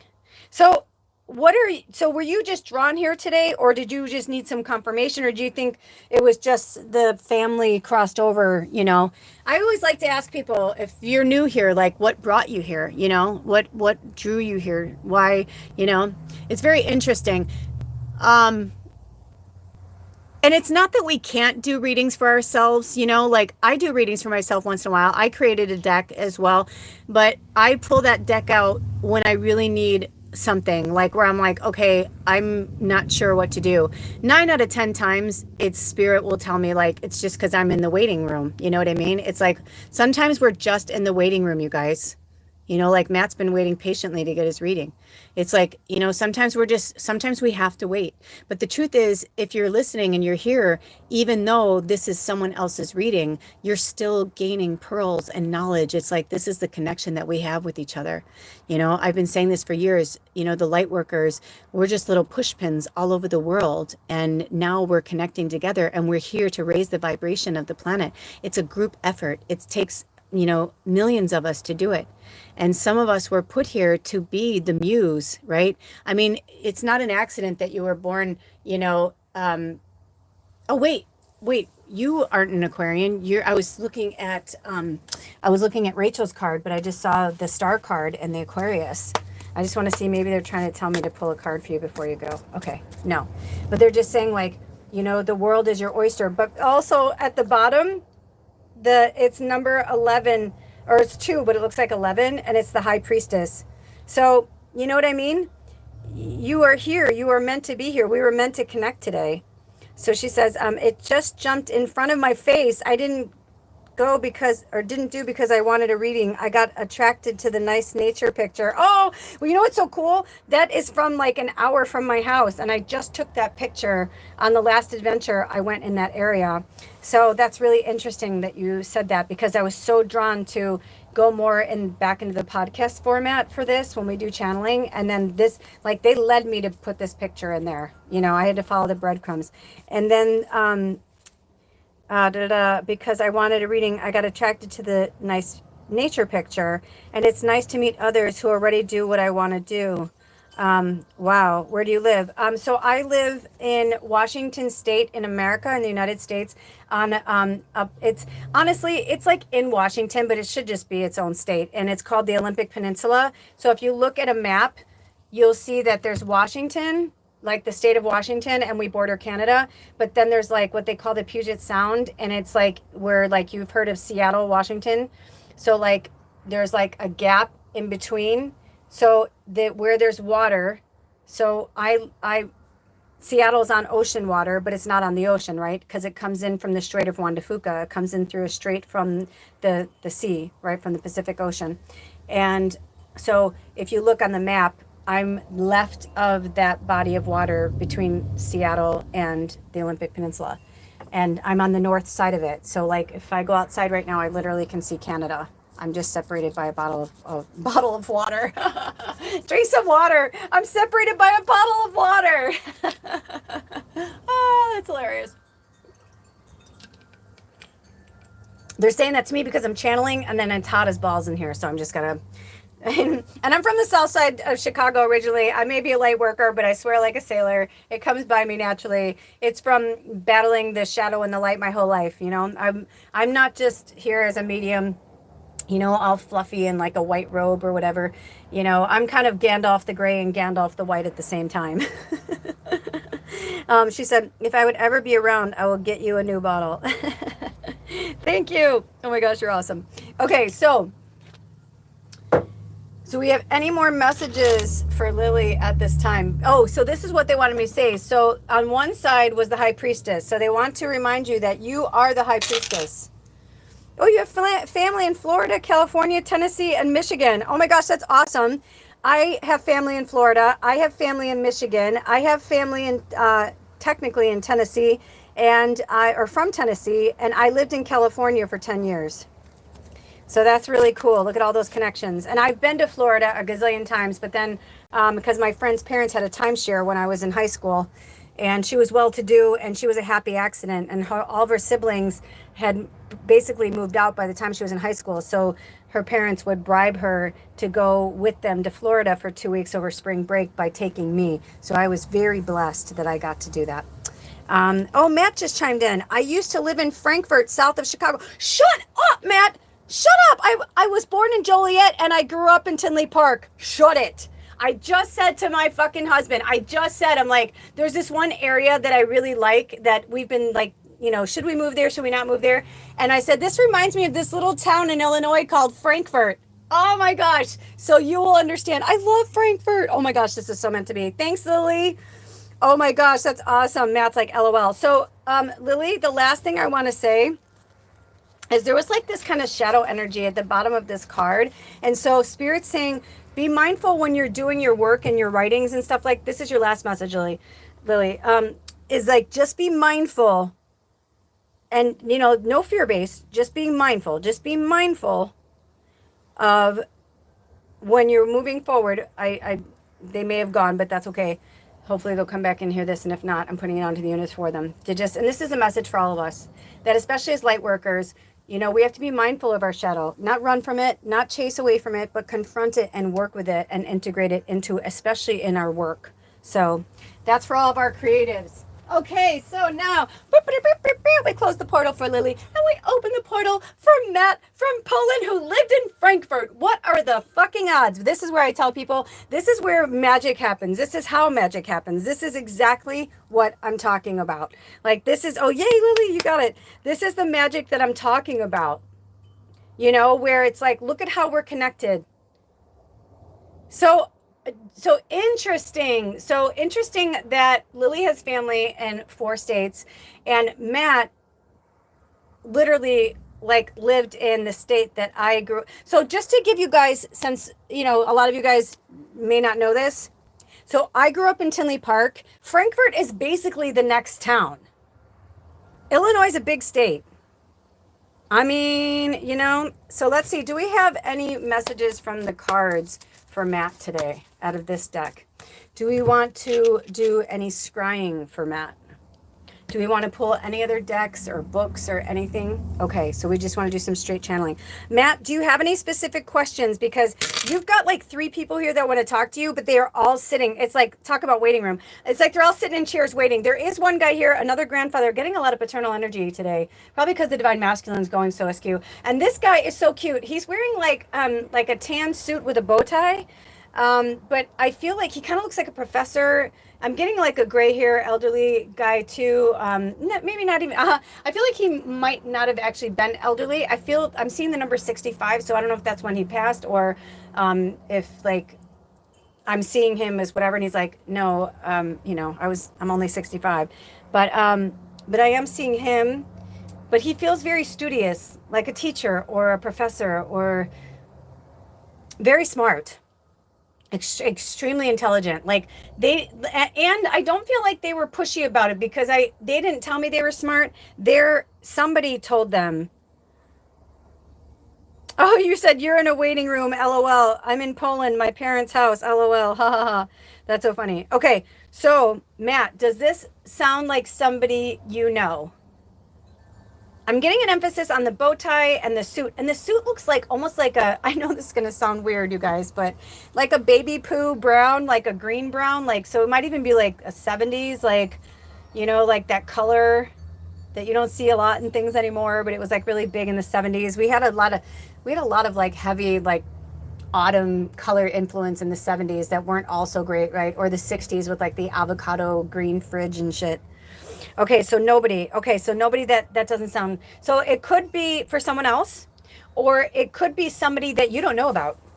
It could be a great grandfather. I'm also hearing Jewish. Did you have, so this person, whoever this is, either they were Jewish themselves, or they really helped like Jewish people in World War II. Like, I'm getting like this person may have actually lost their life to help your family. You're from rural area, and so are your ancestors. Okay, so I don't know. Did you have any that went to war during World War II? This could even be that, like, It could be somebody that one of your ancestors went to war and they met this person, and the person is coming through because maybe they saved their life, and because of them they became this professor. I mean, I always say follow the breadcrumbs. Sometimes when we have this and it doesn't connect with other people, someone else will come in and, sometimes it's months later. I'll see a comment and they'll be like, "Oh my gosh, that was me." And then it's like, oh, because this person's coming through really strong. He has a mustache too. He's showing me a mustache and like losing his hair. Like he's partially bald on top, white hair, mustache, and his glasses look very much like those round spectacles from like the 40s. Yes, my grandpa, he helped Jews to escape USA. Oh my gosh, I just got the chills. That's him. Oh my gosh, my heart. Oh my gosh, I want to cry for him right now. He's so beautiful. I mean, did he die that way? Because I feel like he risked his life. Yes, had humanitarian nature. Yeah, this guy, I just got the chills. He's here. He is so beautiful. He gave, this guy, he either gave his life or he may have lost a limb or something, but I feel like he sacrificed something really big, or somebody in his family died because he lied or something. There was a huge, I'm just feeling sacrifice, or I'm feeling like somebody got really, because when he came forward to me, he had all of his limbs. He looked fine. Like I said, he looked like a professor, blah, blah, blah. But, sometimes the spirit shows me the incarnation they want me to see. I mean, I've worked with, people who they're like, I describe them, they're like, and I'm like, "This is your grandmother," and they're like, "No." And then, they're like, "Oh my gosh, yes, there's a picture of my grandma when she was 17 on my mom's piano." It's like, sometimes people show themselves the age that they see themselves, or the age of when something traumatic or something happened, to kind of help you align with it. So I don't know if that's a clue, but they're here and they're looking out for you, and they're saying, and so I'm getting the vibe you're doing the same. Are you part of Greenpeace or something like that? Because I'm getting this vibe. Also, they're having me burn some. Oh, I didn't even know I had some of this left in here. I'm hearing to smudge and sage. And this is a message from the grandfather for all of us, that we need to protect our energy right now. There's a lot of dark forces that are coming for the light. And, it's taken me years to talk about it so cavalierly and, nonchalant. But, I do understand the sacrifice that are, I understand, all that, and it takes time to get through it, so just pace yourself. Okay, you said we have a case in court about his house and land. Oh, that must be why he's coming through and why you showed up today, because I did ask spirit to bring through people who really, really need. I mean, it's basically, let's put it this way. If people come up and they're like, "Am I going to meet my soulmate?" I'm like, dude, you got bigger fucking fish to fry. If you're here to find your soulmate, it's like loving yourself first or whatever. It's like, then it's like you would know that your soulmate's going to show up when they're meant to, you know what I mean? But these are the kind of channelings that I love to do. I saw this parody recently of somebody on TikTok that was doing live readings, and they're like, "Hey, yeah, baby, I got you, blah, blah." And they're like, "You put that money in there and I'll, and it's like, I'm like, "No, I don't roll that way, dude. I walk the old way." And meaning I am here as a earth angel. I'm a light worker. I'm a vessel. I'm a medium to help the planet, come back into its fifth dimensional energy of love and peace and harmony. So, when you have something big like this, that's big. So we're talking about inheritance. We're talking about something, so let's see what he has to say. So you said, I asked for his guidance on this case and this house. Okay, so he's here to give it. Why don't you, I'm like, I heard rapid fire. What are your questions? And he's here to answer them. So he's saying be very specific. I have a feeling you're not going to have a hard time doing that. But I'm hearing be very specific. And we'll just go through, we could do one question at a time, or you can just give me a bunch of questions and I'll give you the answers. I love when these come through. He's so patient. He's sitting with his legs crossed and his hands crossed over his legs crossed. He's that guy. Do you know what I'm saying, you guys? For those of you some of you, you're light workers like me, you could probably see him. Whenever I go to channeling circles, or when I watch Tyler Henry or any other medium shows, I usually can see what they see too. It's really fun. And it also helps strengthen your abilities as a medium. That confirmation. One of the first times I really understood what I was at a channeling circle, because I knew what she was going to say before she said it. And then afterwards I was like, so I knew everything you were going to say before you said it. She's like, "Yeah, no, you're a witch like me." She just said it nonchalantly, but I was like, I didn't really like that at first, but it helped me kind of tune into who I am. So drink some water, you guys. Also, earlier in the reading, had like a scratch. Like I felt like I was being scratched. So this might be for you, Matt. Did your grandpa have a scar on his knee or something with his knee? Because I kept getting on my right knee on the inside, like it felt like somebody scratched me, or like I had like I was seeing a vision of a scar. So I'm wondering if he had like knee issues, because if it's not, then I feel like he's trying to speak to somebody else about their knees. But it's specifically the right knee is the one that kept coming through. If that helps. Yeah, you never met him. Yeah, but it doesn't matter. We just don't want to lose this house to my cousin who doesn't care. Um, is there a way that you could okay, so okay, I feel like there's something else. He's showing me there's like it's like a puzzle and there's like a few pieces missing. So tell me more.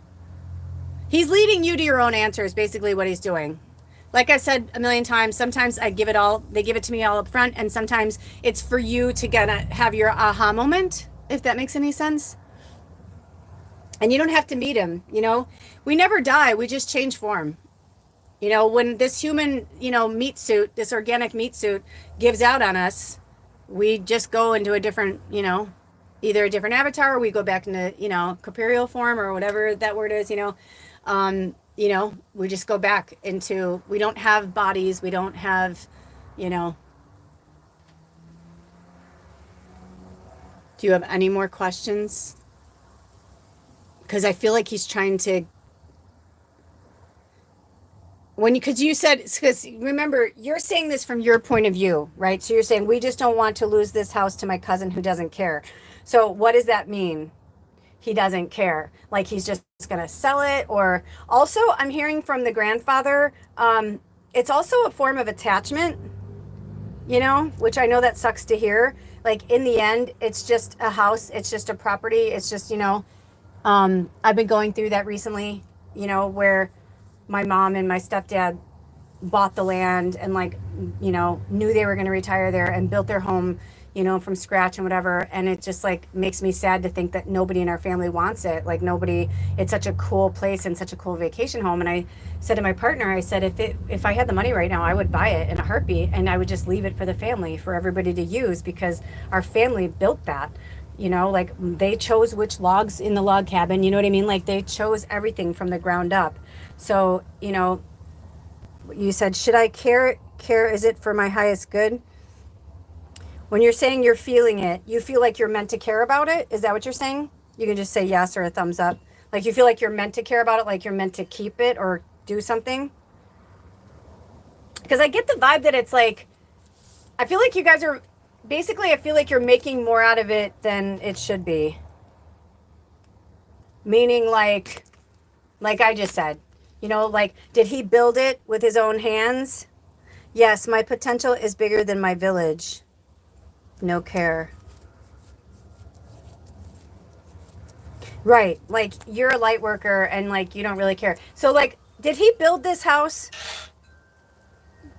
Did he build it or buy it? I feel like this is where I kind of feel like I know where he's going, but I feel like, do you know if he built the house? Just put built or buy, and then I'll know.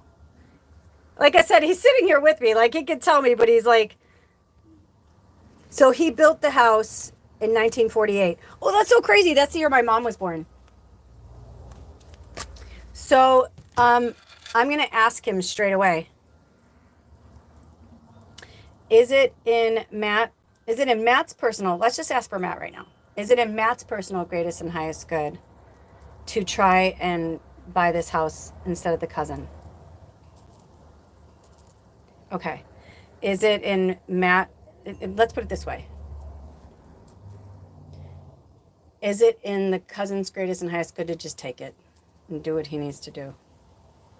Yeah, let it be. Just, think about this too. Because I definitely am feeling like basically the vibe I'm getting from him is it's not worth it. It's not worth it. And if this cousin is kind of gangster and doesn't, whatever, and, let it be what it is. I said to my partner yesterday, I said, maybe someday I'll buy it back. You know what I mean? Like maybe it'll be sold to somebody else and then like I'll go back and I'll buy it and maybe they'll improve it. And, so it could be something like that. Like maybe it will come back to you because I do kind of feel, because here's the vibe. They were showing me that. Now it makes sense because I remember like hearing my parents talk about it and my dad like, what kind of glass, and when they were building the guest house, he said, you'll probably visit, to me, he said, you'll probably visit more than everybody else. Where do you want the window? What kind of window? And I was like, well, I don't want the, sun, blah, blah, blah. And he ended up putting in this stained glass. Like, I don't even know if my siblings know that. Like, I don't even know if other people know, like, why they chose that. But like, I always felt really blessed that like, they shared that with me. And I know that, so I have more of an attachment to it than maybe my other siblings do. So it could be something like that. Like you guys love it. It feels like home. But I'm feeling like the cousin, so either the cousin doesn't have the money, so he's like, let him have it. Let him, like, he needs it more than you guys do. I'm getting that energy, but I'm also getting this energy that like, that he's kind of a, speaking, we were talking about pit bulls earlier, but I kind of do kind of feel like this pit bull gangster, like he's just going to keep fighting it. And he's kind of like, what, like, how much is your energy worth? At the end of the day, it's just a house. Does he love it? Yes. Does he wish that, the right people are going to own it, whatever? Yes. But he wants you to live your life in your dreams. Are you 27? Oh, no, you said you were born in 87. Because I'm seeing the number 27. So I don't know what that means. Also, your dad, it feels like a dad energy. Are there secret rooms and shit like that in there? You said, I had this dream to make sustainable farming, but I know I'm a healer and I want to reach more people than I can meet in my village. Well, if you're called to somewhere, I always say do that. I mean, I'm from Chicago area, but like I've lived in 5 states. I've moved over 30 times. I've traveled, not extensively, but I've, been to many countries in Europe and, Mexico and, but like not just like going to the, Baja. It's like I've been to like Mexico City and like, I mean, so I do think that traveling is really powerful. So if you were born in 87 and I was born in 71 and I'm 53, so you're in your third, are you 37? Oh, you're 38. Okay. So, is Costa Rica somewhere that you've been thinking about? Because that's the vibe I get. I just get the vibe that, like, let him have it, let him do it. And when and if, because, you may feel this way now, but later you may not, because attachment is such a big thing and it's a big part of the third dimensional, fifth dimensional separation.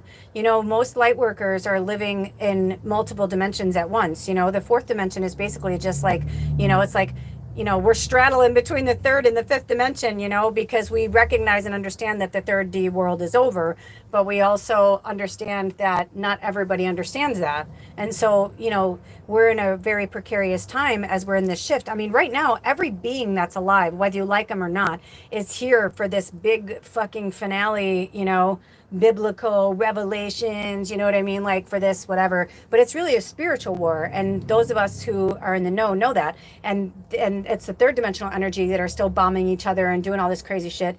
But, karma's working overtime. So is Kali Ma. And we need to just trust that because Jesus is working just as hard. So is Archangel Michael and Raphael. And I can go on and on and on. So there's so much that's happening. 38. Okay. So, and you're saying this resonates. Good. You said, I'm ready to go into the world. I need guidance where and when. So did you say that Costa Rica is somewhere that resonates with you? Because when you were talking about sustainable farming, I know that Costa Rica is really blowing up with people from all over the world. I kind of almost feel like in a weird way, like Costa Rica is kind of becoming like the new America, where people are like leaving and fleeing different, and it could just be maybe you're meant to go there on like some type of soul journey. Maybe you're meant to go on an ayahuasca journey, who knows? I know that, I mean, it's cliche to say that, but it's true. A lot of people do go to Costa Rica to have like a type of spiritual awakening. So, if that's something that resonates with you, then you may want to do that. There's also a lot of places like Florida, if but the US is kind of wonky right now. But I don't want to put that energy out there. I'm just saying, like, Costa Rica is a really magical place, and maybe they're just drawing you to go there to go and check it out, or maybe because if you, how I don't know how long you lived in Illinois, or or what that story is, but obviously Europe and Poland is very different from Costa Rica. I mean, it's literally like you want to have a completely opposite experience.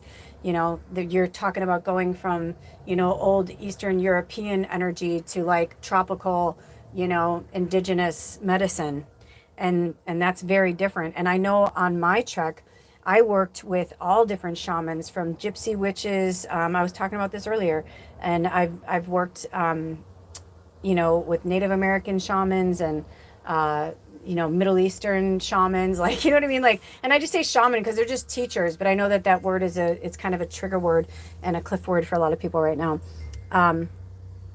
But it's interesting because you were asking for guidance. So I kind of feel like, do your mom and dad need this? Because I don't even feel like your parents are still here, which is kind of interesting. So either they're not involved or they're like not with us anymore, because obviously this elder is coming through because you asked him what to do. So you know what I mean? By the grace of every breadcrumb, you found yourself here today, and you found yourself to this channel. There are no accidents. There are no accidents. Everything comes together when it's supposed to. Even triggers, people are like, I don't want to be triggered anymore. It's like, well, then the whole point of not being triggered is that when you look at that thing that triggers you, it doesn't trigger you anymore. So if you're being triggered, it's because you need to keep looking at it. And if you're like, I've exhausted it from every point, every possibility, they're like, obviously you haven't. Let's see if we have any cards that want to come through. But I'm hearing literally grandpapa. I heard let it go, let it lie. Let it go, let it lie. Also, I'm hearing this is the other thing I'm hearing is your cousin. I feel like your cousin doesn't even have the money to do this. And is that why you guys are concerned? Because he's not going to be able to keep it up, and you're afraid you guys are going to lose it out of the family? Because I kind of get the vibe from this. Oh, dude, you just pulled the Ace of Swords. And aces are all about new beginnings, and swords are about communication, but also cutting through the bullshit. So there must be something inside right now that, like, you're chomping at the bit, but you can't have your feet in all worlds. Like, you've got a foot in Poland, you're trying to hold on to this ancestral home, but yet you're already out the fucking door. You're like George Bailey and oh my gosh, I have it tattooed on my arm. You think I know. Are you familiar with who George Bailey is, by the way? Okay, you said 6 years in Chicago, 4 in St. Louis. They're both alive. My mom's side, it's her grandfather. She has big attachments to it. Oh. She wants to sell it all. Yeah. That's what I feel like too. I feel like she's right. But the only thing is your mom has an emotional attachment to it. You know what? I'm going to ask Spirit if this is okay. So, I don't know if you're aware of this, and I'm just going to say this as beautiful and lovely as I can, but I feel like your mom doesn't have an attachment to it because I think something really horrible happened to your mom there. You're like, I'm ready, baby. Yeah. What was the no for? I'm sorry. I was channeling and then saw it. What was the no for? Either this is really personal, but I hope you're okay with this, and maybe you know about this, or maybe your mom doesn't want to talk about it. Maybe you don't know, or maybe this will make sense.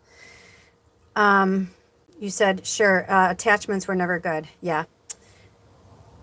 I have this feeling that your mom was sexually assaulted in that house it was definitely by someone she knows. And at first I was like, oh, I didn't know if I wanted to say this in case it was like a grandpa or a dad or a brother or something. But I oddly feel like it might have even been a date. Like, they call it date rape. And, in certain timelines, it was very different. If a woman, even kissed you, or like, I kind of almost feel like, basically, I feel like she's 17. I see her sitting in a parlor, and it looks like, I don't know, but it does kind of feel reoccurring. So I don't know. Does that resonate? Does that resonate at all? Have you guys ever spoke about this? Because, there was something that happened in our family, and we were talking about it. And then like my mom just like very like nonchalantly said something, and I realized in that moment, I'm like, Mom, were you assaulted? I'm like, who assaulted you? I'm like, in this house at Grandma and Grandpa's? And then it just kind of like freaked me out because I was just like, what, because I mean, you see now more and more that like so many people, it's like every family, somebody was sexually assaulted in one way or another.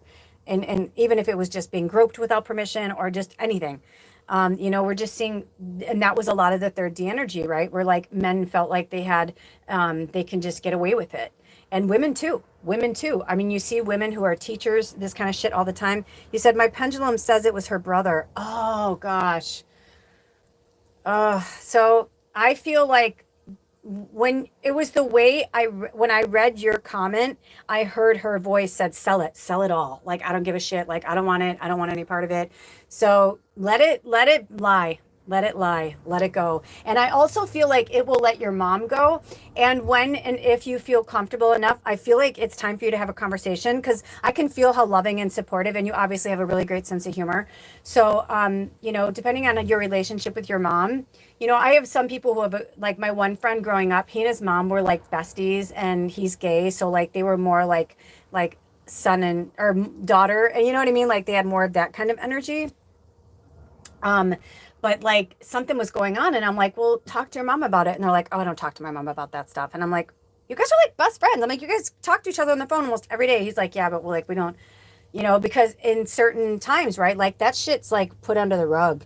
We don't talk about that. We don't go there. We don't have those conversations. But I feel like that conversation needs to be said. And maybe you were brought here today because it's closure for yourself, closure for your mom. And go to Costa Rica, even if it's a vacation. I just feel this pull for you to go there. And, but I'm hearing surfing's not for everybody. Be really mindful. Okay. Everything's going to happen the way it's supposed to. I never want to inject fear because we have to remember, like, if that's how you're going to go, that's how you're going to go. If that's going to be that time, it's going to be that time, right? Like, like look at Malcolm Jamal Warner. I mean, he like shocked the world. Theo Huxtable just fucking drowned. And he was I think he was in Costa Rica actually, which is kind of interesting. And he was there and he was swimming with his daughter and he fucking drowned.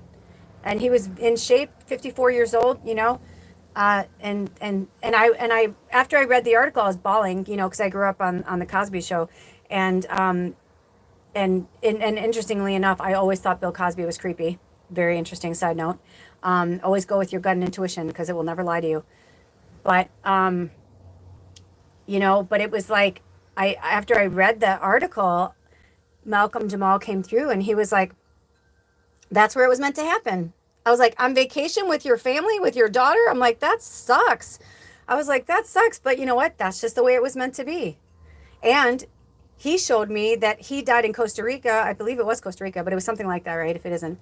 He died there because he didn't want them to have any fucking memories. Like if they decide to go back one day or, you know what I mean? That's fine. But like I had one of my friends killed himself, and he did it by self-inflicted gunshot, and he did it at the police station. He did it in his car at the police station because he didn't want his family and his kids to like have the memory of like cleaning up after him. You know what I'm saying? So there could be so many things that are attached to that. So you said my mom keeps stuff for herself even though we are very close to. Yep, exactly. So when it's time, you'll know when to talk to her about it. And if you never talk to her about it, know that there's definitely a connection there with her, and she's got a really that's a wound. That's a wound. Because that's what I said. It felt reoccurring. Was are her and her brother close in age? Like 16 and 17, or like, because I kind of feel like whoever did this to her, it looked more like they were. That's why I thought it was like maybe a date rape or something like that, or somebody that she was dating but was like doing things to her that she didn't want him to. I kind of feel like it was, close in age. It didn't feel like a father, and I didn't pick up brother, so that's really interesting. And probably because if he was doing that, she probably never thought of him as a brother. You know what I mean? Because brothers don't do shit like that. Good brothers don't fucking rape and molest their sisters. My brother was like, let's have sex so that like, we'll know how to have sex with other people. And I remember being like, what? What logic theory is that, right? But like in his teenage boy mind and his overactive, um, and because I've worked with so many people who've, rapists and those who have been raped, it always stems from something. So most likely, if he was doing that to her, he probably had somebody who did it to him, because it just doesn't happen. Okay, so you said I did ayahuasca. And that's probably why ayahuasca was coming through. I did ayahuasca in Dominica. I was in Caribbean for a while. Yes, they're 1 year apart. That's exactly what I saw. I saw like 16 and 17. Like I saw them like teenagers. So just send prayers her way, light some extra candles for her, and just ask spirit to send her the right situation, people, time, place, and maybe you're meant to walk more in the way of a shaman and a teacher, and maybe that conversation will come up with your mom. And because I do kind of feel like you guys are meant to have it, and whether it's while she's on her deathbed and she's like, you're like, Mama, I want to talk to you. I had this vision or whatever. I had this feeling. I just want you to know you can let go of that, because every lifetime we carry things over. And if it didn't happen in this lifetime, it may have happened to her in another one, and she's holding it and she doesn't even know why. I mean, that's why we are all here. That's why I've been in fucking spiritual boot camp for like a decade so that I can finally like bring this out into the masses for you guys. I remember a few times I was going to give up, and spirit's like, they're just not ready for you yet. Like, you're not ready. They're not ready, right? Like, we have to go through all these experiences. We have to live our lives. And especially as teachers and light workers, like, we are here to help the ascension process. So, maybe this is something that your mom needs to heal in this life, before she moves on. Or it may just be that she never told anybody and she needs to talk about it, you know? So that's really interesting. And maybe that's why Costa Rica was coming up, because you obviously, you said you've been in like Caribbean energy. So how do you feel about that? Like, can you see yourself living more in maybe this is what your great grandpa is trying to ask you too, right? Like, so the house is, we settled that, you're going to do what you're going to do. But I think your mom is right. I think everybody should, and I'm getting the vibe that like, because it's interesting you brought that up, because I saw it like division, like meaning like I saw a pie, like everybody gets a piece of the pie. Because I feel like if it goes to the cousin, I don't know your cousin. I can't speak for them, but I just get this vibe it's going to go to shit, or like somehow they'll lose it or whatever, and then everybody will lose. Kind of like there was a situation in my family where like there were 6 kids and all of them were good and happy in their lives except for one. And the one really loved the house, and she's like, I want to take over the family home. Well, she did, but she had to take out a loan to buy out the other family members. And even then, they could have all got way more money. They all got like less than half of what they could have gone. And then in the end, she took the house, she tried to start her own business, and she lost the house and the business. And she just felt this tremendous guilt, and, she's like, all of you guys, could have, I mean, they each gave up like $20,000 or $30,000, each of them. That's a lot, so that their sibling, I think they each got like 20 grand or something. And that's a lot, that's like over half of what they got so that they can have a new life. And she was the baby. But I mean, at family parties, like she'd get drunk and she'd be like, I'm so sorry, I fucked up. Like, I feel like I lost our family home. And my grandma and grandpa, they're gone now. They're like, we don't give a shit. You know what I mean? They bought that. They didn't like build it brick by brick. They bought that. Yes, did they love the home? Yes, but it wasn't about the home. It was about the family. It was about everybody together. You know what I mean? That's what they cared about. The house was like, and the irony is that everybody ended up like breaking up almost anyway in some ways, because my grandparents were the glue. But anyway, I digress. So I feel like it's kind of like that. So I think your mom's on the right track. She's as naturally intuitive as you are. So if the vibe I get is that you guys need to come together, if you're all part of it, and sell it, and you each get your piece of the pie and move on. And if someday you're drawn to it and you want to buy it back, like, go for it. Because I do kind of feel like that scene from Indiana Jones and the Temple of Doom when they lose the Shiva Lingam, and the shaman is like, bring back to us. So I do feel like somehow it'll end up back in your family. I don't know how. You said it's a small village, so maybe it'll be like grandkids or great grandkids, but somehow I feel like basically they're saying like, what goes around comes around. It will come back around. if it's meant to, which I do think it is. And that's why I was having a confusing reading it, because I kind of got the vibe right away, yes, but then like no, and then like the cousin, and again, I don't want to throw him under the bus, but I just kept getting this kind of shit show vibe from the cousin, and nothing against them. I don't know if that's true or not, but that's the vibe I get. And so you said yes, it maybe be split into every sibling. There were two last wills, and court may dissolve both. Interesting. Yeah, I kind of. Is your mom the oldest, or like is she the one that they take more? Is there four kids?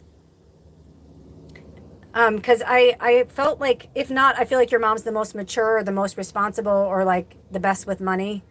So I feel like she's like definitely the one that would be. Oh, what did you say about? I missed this. Yes, they were 1 year apart. They were growing in very abusive house. My grandma was first divorced woman in my village. Oh, wow. How did I miss that?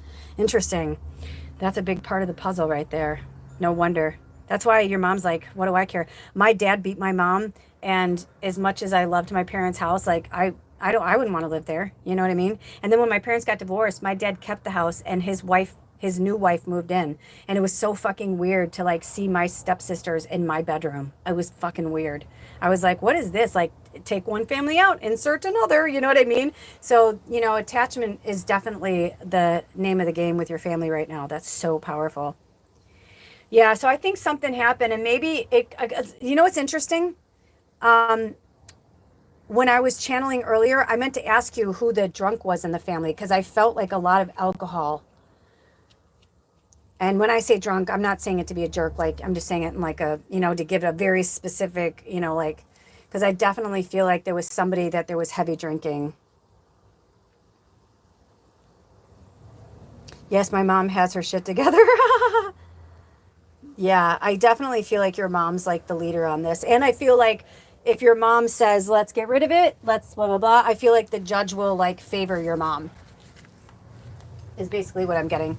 I just kind of get the vibe your cousin's never going to get this house. And you know what's really cool, honey? If this gives you any solace or reprieve, I actually just saw a family living in there that really love it.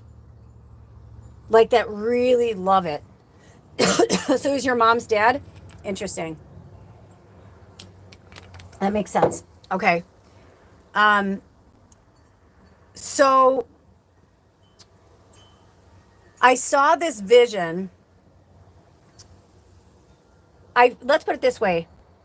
When I keep seeing the house, I'm seeing like like the original version, and then I'm seeing, that's why I keep saying like one of you guys are gonna like do something with it, or so I feel like somebody's gonna buy it and they're gonna add on to it, and it's just gonna improve it. It's just gonna make it more awesome, and I feel like it's gonna be divinely led, because I feel like it's something that your great grandpa always wanted to do. I also hear the word solarium. So I feel like somebody's going to build a solarium, or there's a solarium in there, but like there's something with like wildlife and birds, like bringing the inside, because I know Poland, right? Like it gets fucking brutal in the winter. It gets really cold. So I'm seeing that like somebody's going to build something onto the house, or it's there already.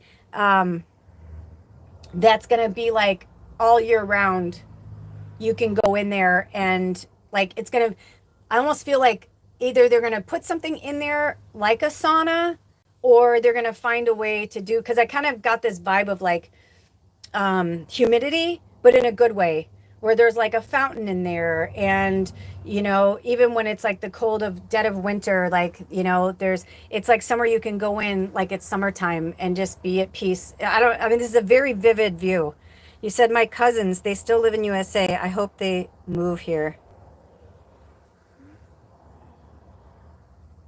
Oh, so you do like your cousin? So is it only one cousin? Like, do you like them? Because I'm like, is there one cousin that, because if it's not your first cousins, it might be your mom's, you know, sibling that's coming across as a cousin. Because I don't want to be a jerk and throw this person under the bus. I just get that there's somebody involved, and when you said cousin, that's the negative energy I got. But then you say that about you want them to live there, so I'm like, I'm confused. You don't have to clarify, but sometimes it's nice to get the clarification. But anyway, long story short, the house is going to be awesome. Somebody's going to take it over, and it's going to be better than it was before. And I see a really happy family living there. And it's like, because a lot of times when you do construction, you can wake the witch, but you can wake the demons in the shadow. It just depends. But that's why a lot of times when you see like these movies like The Conjuring or something like that, and they're like, when did the activity start? And they're like, oh, they're like a few months ago, they're like, did something change in the house? They're like, yeah, we started to do construction. And they're like, yeah, they don't like that. They're not happy with that. Like, that's where they used to sit. You know what I mean? Like, that shit can be very real.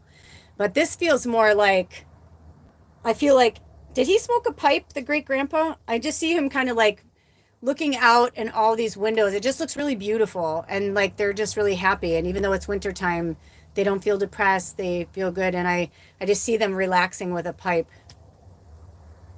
More cousins. Okay, one is New York, bad one, and two good ones in Chicago.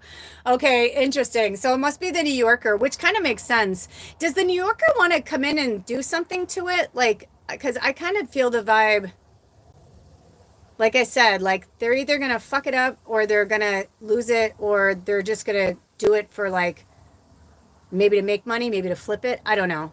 I just don't feel a good intention around it. It's not for everybody. Where I feel like you said, the good cousins, and we are Chicagoans, right? Like Chicago, Midwest, there's just a different energy. We're like more helpful. And I have New Yorker friends that'd be like, oh, fuck you, Lula.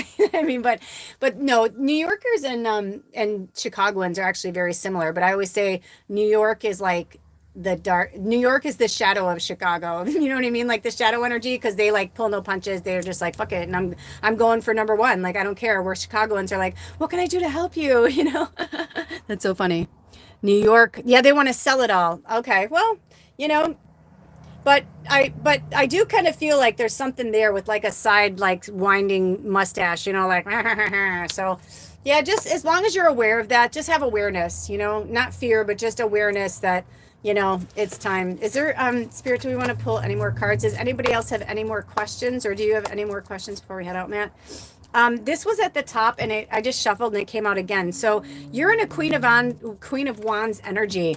So you started with the Ace of Swords, and you're going to end up as the Queen of Wands. And I also feel like it's because the Divine Feminine, we're at war right now with the Divine Masculine. Is the New Yorker a male? Oh, you said she's two-faced. Oh, but that's interesting that you said she's two-faced, because I literally was just going to say, I swear to God, I was just going to say, is it a male? And I was going to say, because if it isn't, it's somebody who's like, it's like a woman who's really driven by her divine masculine. So that would make a lot of sense. And you know what? Say a little prayer for her, because I feel a lot of insecurity coming from that person. Like they have to prove something, which kind of makes sense too. New York's really tough, man. It's either gonna take you in or spit you out. So that's super, super, super interesting that you said that. Because the Queen of Wands Wands are all about taking action. It's also fire energy, fire signs. So I'm curious to know when her birthday is. Because I did feel the Queen of Wands felt more like your mom. And in this depiction, the Queen of Wands has reddish auburn hair. So I don't know if there's somebody in this group who has reddish auburn hair, whether it's real or dyed. But I feel like that is coming up. And it's also like there's sunflowers all around them. Have you thought about growing, right when I said sunflowers, I saw the sustainability. Have you thought about growing flowers?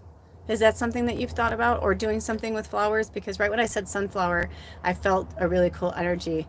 Sunflowers are my favorite flower. They're the only working flower in nature, meaning like, I don't know if you guys know this, but the sunflower literally follows the sun. I mean, I know that like dandelions and certain things like will close at the end of the night, but like the sunflower like will literally like move its head to like follow the sun. It's really, really powerful. So there's that. And then let me ask Spirit if they want me to read anything from Ellen Dugan's book. Do we want to read anything from the book? Also, just a few things. They said just a few things just to give you some insight and clarity. So in the Ace of Swords, I'm going to read this. It says, a single silver sword hovers upright in midair and is the main focus of the card. Just behind the sword, a lone red-tailed hawk, that's what I thought it was, flies through the air. I was going to tell you, I just saw a red-tailed hawk when I was, the picture on the front of this reading, I saw a red-tailed hawk there the last time I was there. So work with the red tail hawk spirit medicine. Oh, she has reddish hair. That's interesting. So I kind of feel like she thinks she's the Queen of Wands, but like it's not gonna go down that way. Um, and you love flowers, so there's something with that.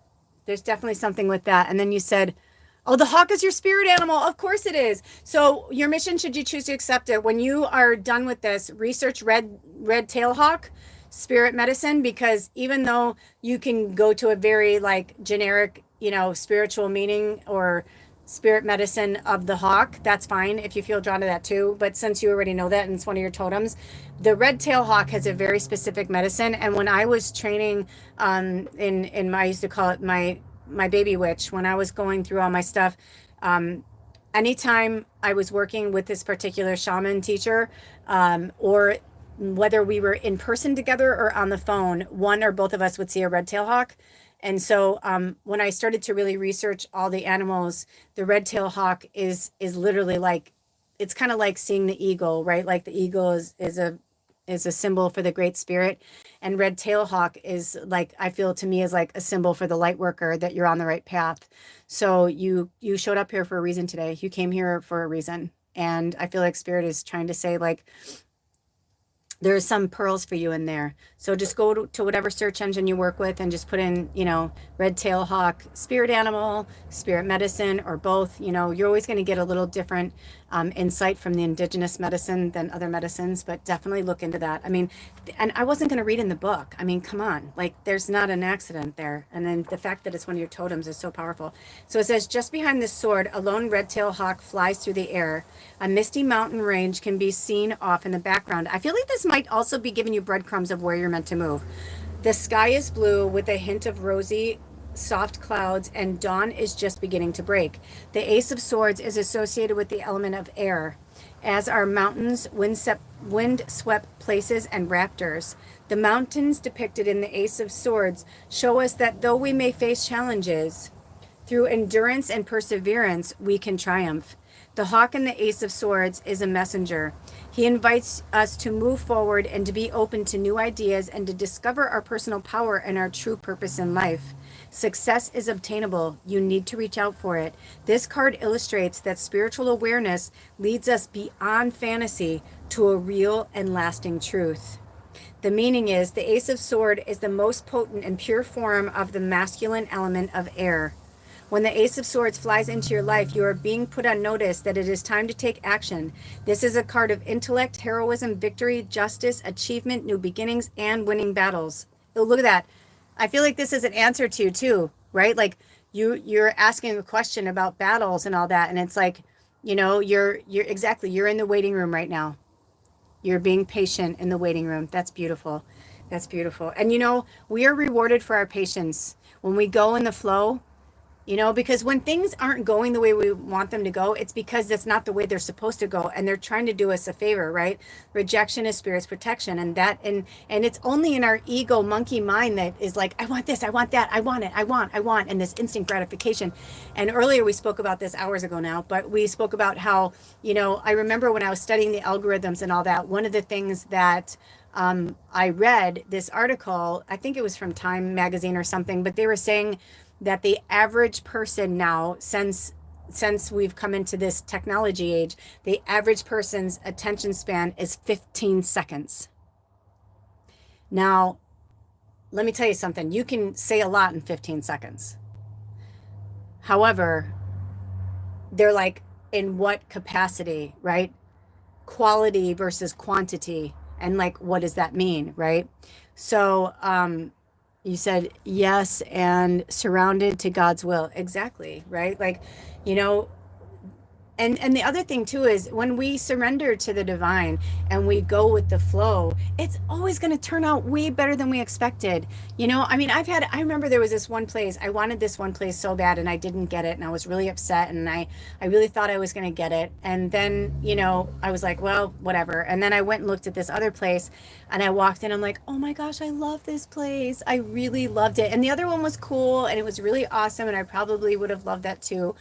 there was something really magical about this other apartment, and I'm so glad because it may not have been what I wanted, but it was what I needed, and I actually loved it and enjoyed it more. And that's the whole journey of humanity, right? You get what you need, right?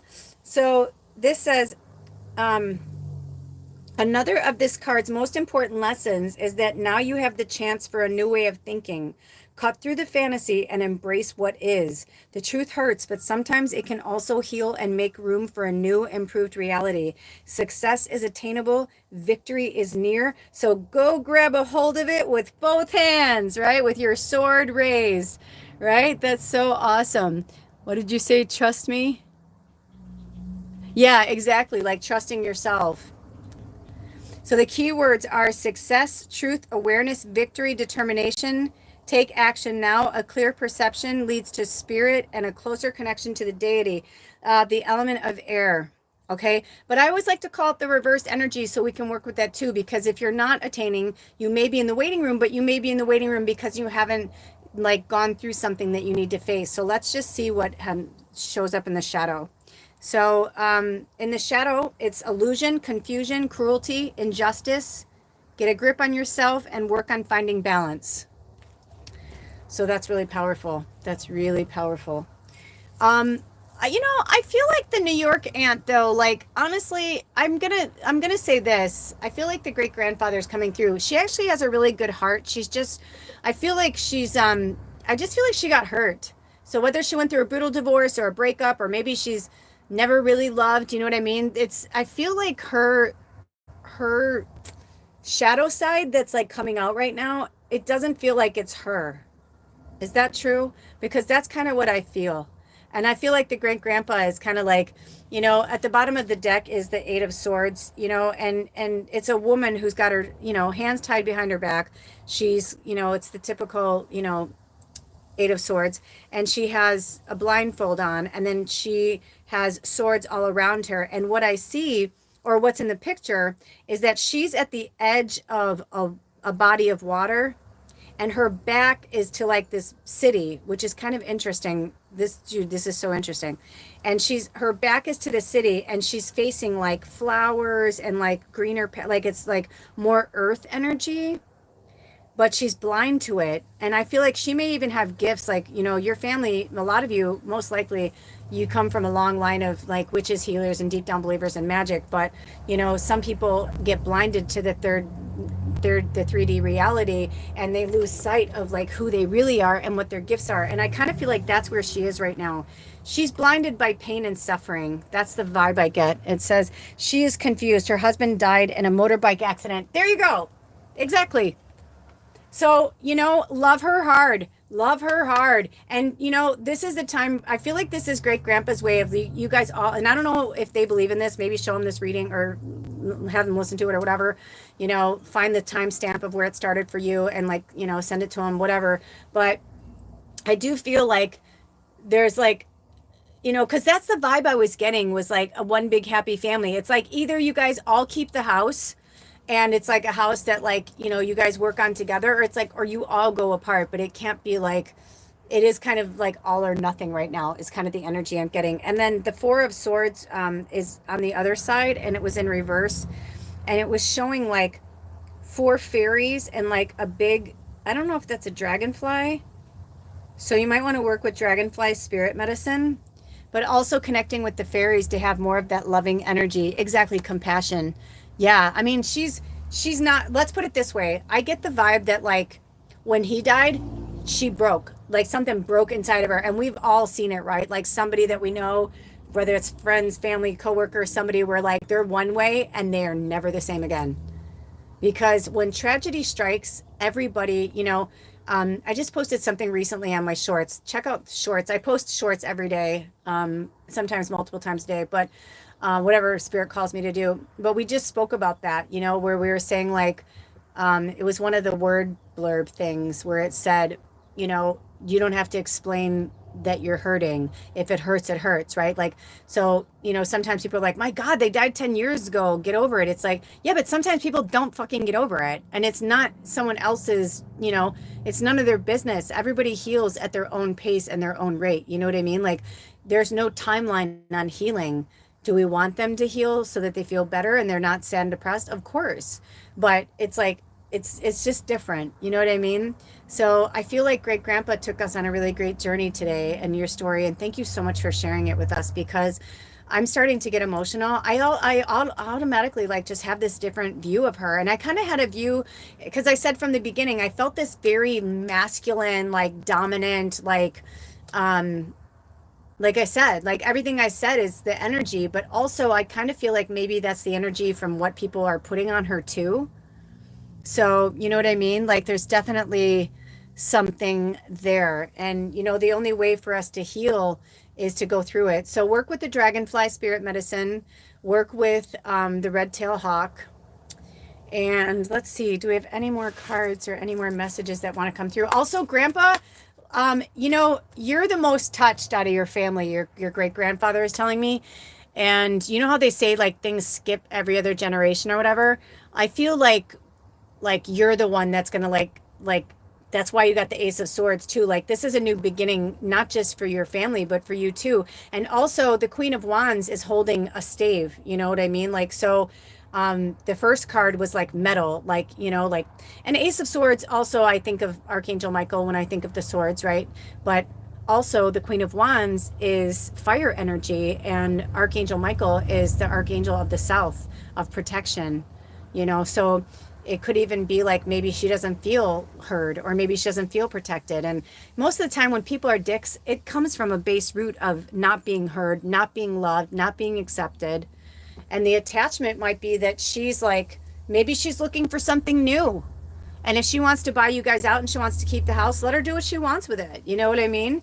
Like, if I kind of just get the vibe, as long as everybody feels good about it, that's like the bottom line. And if you all can release the animosity around her, you said Michael is your god. Mine too. I'm a triple Sag, and so I always say I come by it honestly, and my third deacon's in Leo, so I am all fire, baby. Do you know what your other stuff is, Matt? Oh, this was a beautiful story. I feel so blessed today. We've had so many good stories, and I hope you found some resolution and some closure. I said to Spirit when I started this, I really had the feeling that there was some people out there that needed some guidance, but also needed some closure. And I feel like your great grandpa is so proud of you. And I feel like, I don't know where you are placed in your family or, whatever, but I definitely feel like he's passing the baton to you. And also, Greenpeace came up again too. So is it because you were with Greenpeace, or is that something that you were thinking about? Because this is the second time it's come up, and I'm about to close the reading. So whenever thing comes up again, I always feel that there's a connection to it. You said, I am grateful so much for your reading. Of course, it is my divine pleasure. I'm so grateful to hold space for you and your family today. Especially, it's always a blessing to do readings when the spirits that come through are so lovely. And, I felt the aunt, but you know what it is though? I wasn't really feeling her though, was I? I was feeling her shadow. I was feeling her pain and her suffering. I wasn't feeling anything else. And I feel like so if that's any indication, that'll tell you like what she's coming from, that kind of energy, lack, and like, so, and you never know, she could be associating this house and losing the house or getting rid of the house or however languaging that she would feel, with the loss of him. You know what I mean? Where she's like another thing that because she couldn't control it.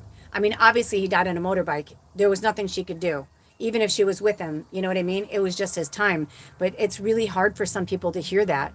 I've had people get in my face when I read for them, and they're like, what kind of God kills a baby, and I'm just like, or what kind of angel lives in that baby for a short time to give them that experience because they signed on for their baby to die. Like I just saw this thing where this guy, speaking of one of our readings earlier with somebody with a gambling addiction, and I just saw something about I don't know who it is, I don't know who they are, but I like to look at people.com. It's like my guilty pleasure. It's like I look at the news indirectly that way. There's so many stories and why I do that. But anyway, long story short, there's somebody that's in the public eye whose child just drowned, or maybe they drowned at some point in the last year or so, and their husband, they were trying to convict the husband, and come to find out that they came clean and said that they were doing online gambling, and they said he said it, I swear to God, he's like, he couldn't have been out there for more than 10 minutes. And they said, yeah, it was probably about 7 minutes. And it's like he looked away for 7 fucking minutes and that toddler drowned, And of course we can go through like what kind of, father, mother, creator, looker, outer, angel, whatever, would do that. But it's everything on earth is a life lesson. It's a training ground for the soul. So, most likely that toddler went right back into another body, or they went back into angel form, or whatever, maybe they came here they made a soul contract with somebody. So it's like, there's so many multiple layers of who we are and what we're doing here. And there's all different types of light workers, and humans, and human light workers, and angels, and earth angels. And I mean, there is a type of tier system and a hierarchy system, but it's not for any other purpose but to learn. And maybe in this life you're human for the first time. So you don't, I always compare it like this. It's your first time being human. So I'm going to put it in an American term that people can understand, but other people will understand too. So now mind you, I live in an RV right now, okay? And I have for the last several years lived in off-grid and like all this kind of thing. But your very first incarnation, you're born and raised in a trailer, in a shitty trailer park, whatever. It's your first time here. You never evolved past that. You never, whatever. You drink, you swear, you steal from people, whatever, because you learned the game of humanity. Well, if they're going to do that to me, I'm going to do that to them. You know what I mean? Like this kind of whatever. But then cut to like maybe level 7, and you're a Buddhist monk, and you've always been that. Like even when you were a child, your parents were like, they just were very connected to the divine. We always felt like they were touched. You know what I mean? It's like, because they lived many lives to become that. You don't just become that. You know what I mean? You're just like, you said, you're close to Mother Gaia and working with her. Yes, I am too. Most light workers are, right? Because we were the co-creators of this earth. The Lemurians, like, I believe that we were the first angels to be human. And I feel that too. I have a very strong connection to that. And then you said, amen to that. We are here to learn. And you're like, I did it all, right? Me too. I know I tell people, I'm like, that's why I joke and say I didn't come out of a box like this. And even that term I got from Roseanne, from that show Roseanne. When one of her friends is like, you're so lucky. Dan is so awesome. The old Roseanne, like from like the 80s, the show. And she's like, what are you talking about? She's like, well, Dan's so awesome and he's so loving. And, she's like, that's 20 years of training. She's like, that's 20 years. She's like, you think he came out of a box like that? She's like, we got together when we were young. She's like, I made him that awesome man, right? But that's ego too. But truthfully, I mean, honestly, it's like, it takes a village, right? Speaking of your small village, like it takes a village, and all of us are here. We're all learning. We're all growing. None of us are better or worse or whatever, it's just that some of us have a little more knowledge than others. Some of us have done this a few more times than others. Like when I was coming through a lot of my awakening, I would see these very vivid, visions of Jesus.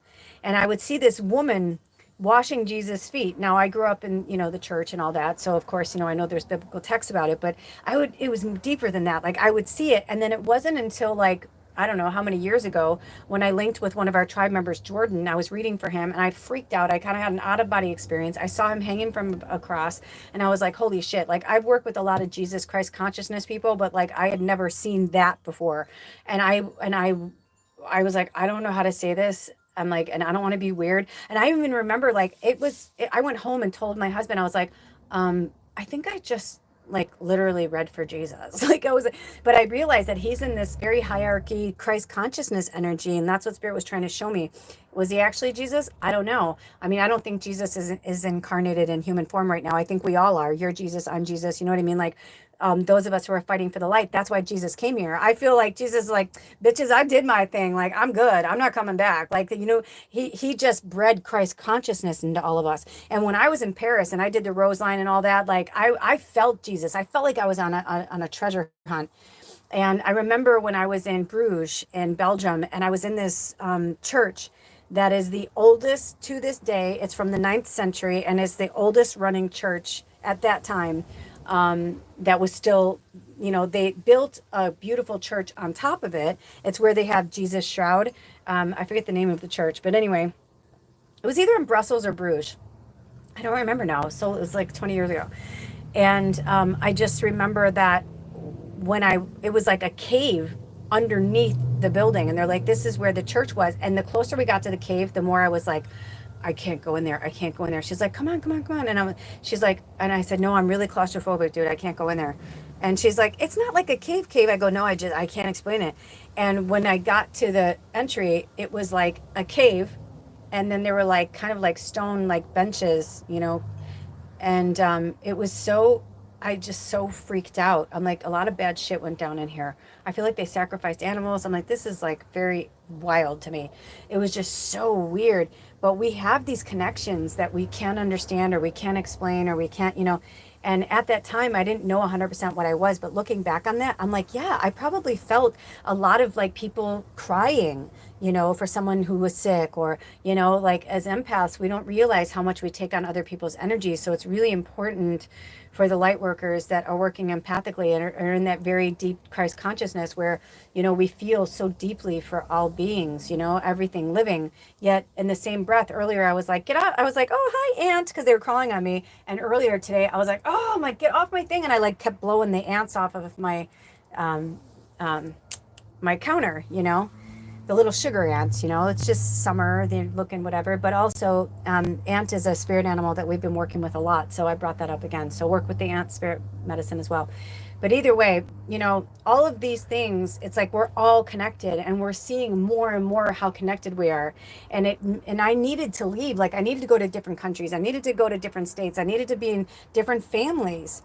My family basically abandoned me when I was 12 and my parents got divorced. And looking back on it now, I'm so grateful. I got to live like, my family, some people in my family loved me and loved my weirdness and my outgoing personality, and some just could not stand me. And they were very vocal about it, or they bullied me, or they were mean to me, or they physically, abused me, and so I liked going to these other families because they thought I was awesome. They thought I was funny.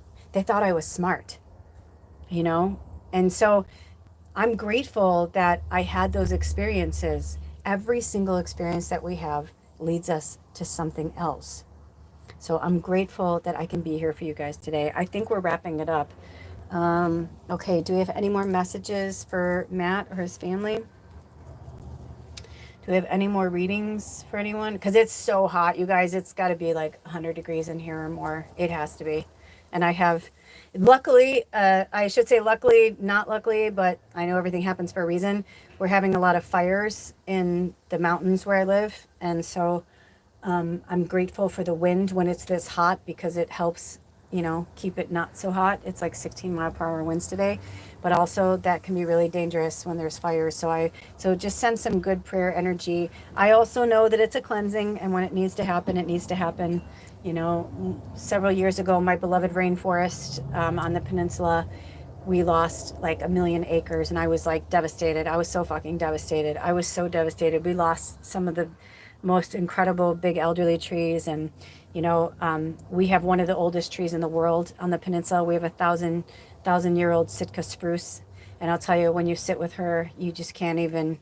You feel like an ant. You feel like an ant. I mean, when I had heard about it, but when I saw it, when I came around the corner, I was like, oh, oh my gosh, because there's something about those trees that you're like, holy shit, like, what have you seen in 1,000 years? Like, you haven't moved. What have you seen?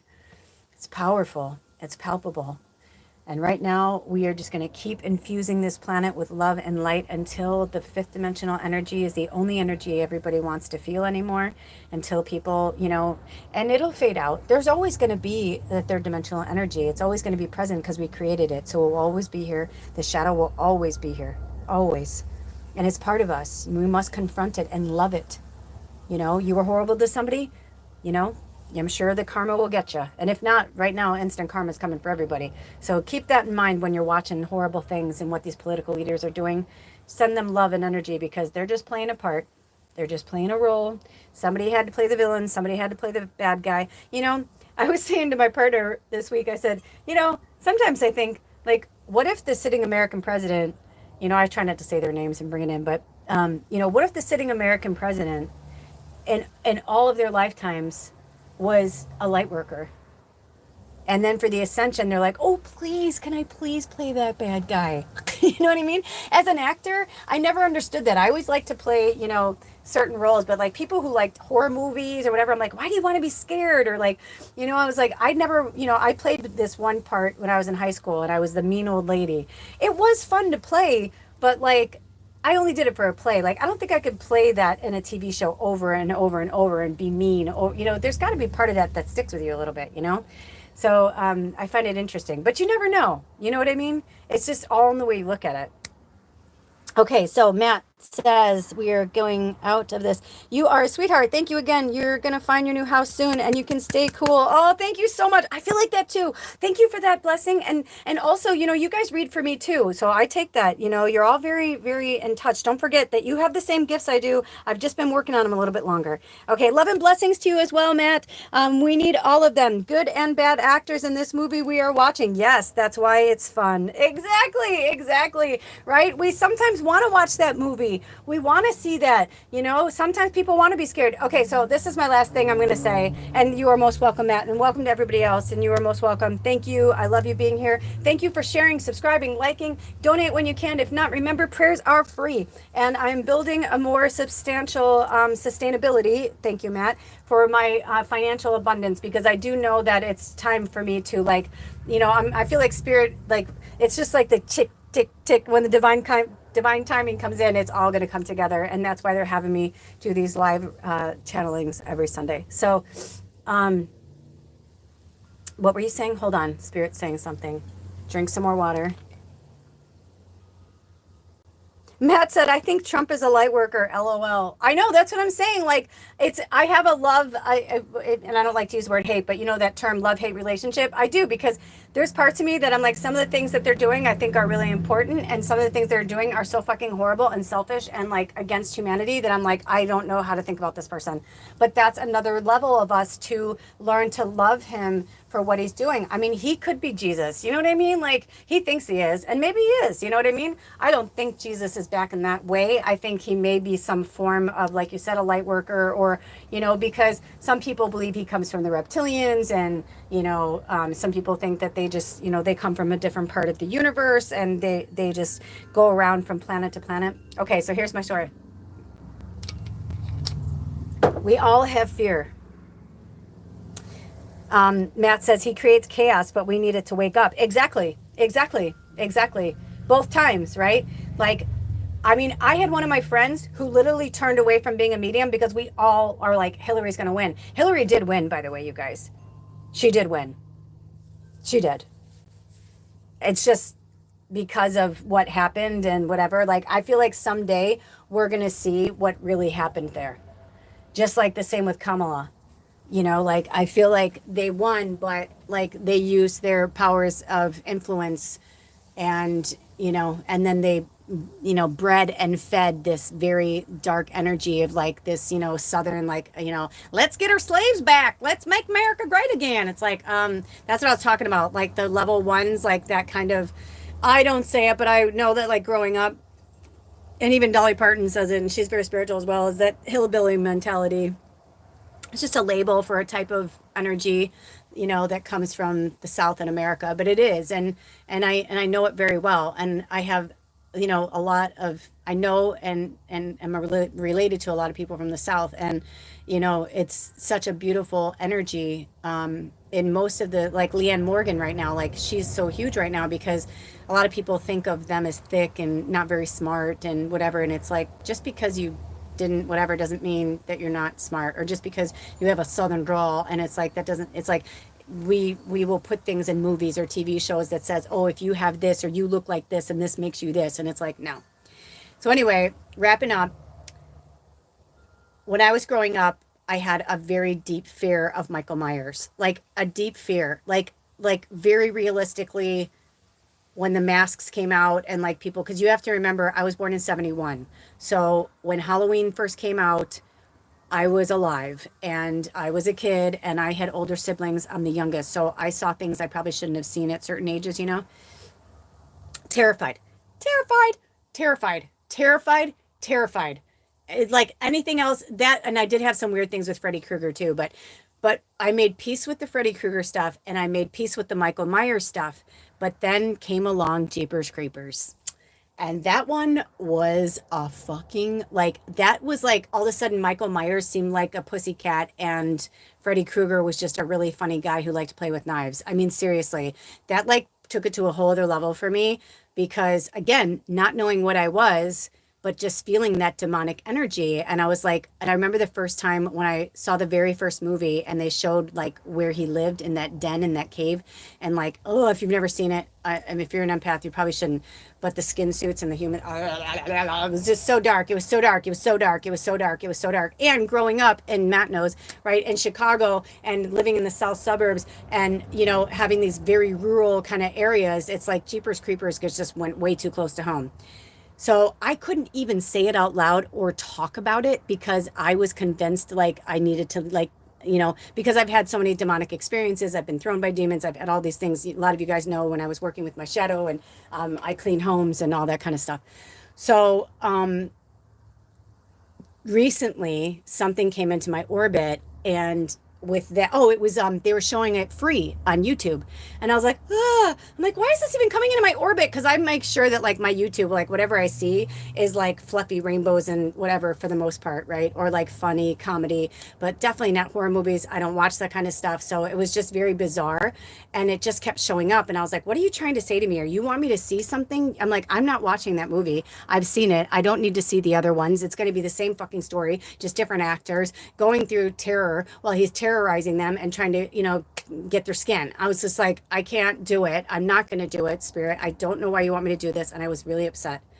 Come to find out, just a little while later after that, just a short time after that, I was going through and this thing popped up in my shorts, and it was this little girl, and it said something about the movie set or something.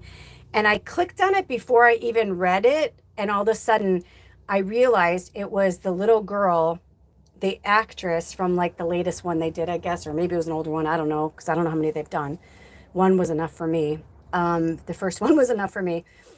But they showed the little girl laughing and having fun, and then they like show her acting, and then the actor who plays the Jeeper Creeper guy, he like, they have this scene together, and I'm like, why are you having me? I'm like, okay, it's just a short, I can do it. I was like, okay, what do you want me to see? And then they like yelled cut, and then you see him go up to her and he goes, are you okay? He's like, are you okay? Was I too scary? And he like, and she's like, no, I'm okay. And he like picked her up, and they were being all cute and funny, and I was like, oh my God. And then I laughed, and then I realized Spirit was like, see, it's just a man in an outfit, like, you know. So ever since then, now I can see it and I don't have fear around it. So this may be a message for all of us as we close this channeling, this Sacred Sunday and the Lionsgate portal. Thank you, Spirit. And also, just so you guys know, if you haven't realized, today is August 10th, 2025, and that comes out to the number 9.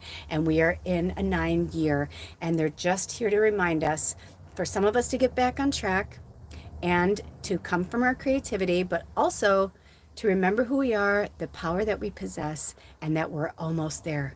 Next year is 2026, and it's a 10 year. 10s are about completion. The year after that is 2027. It's an 11 year. So you guys, We got another few years, but we can do this. We're getting stronger. We're getting wiser. Everything is coming together.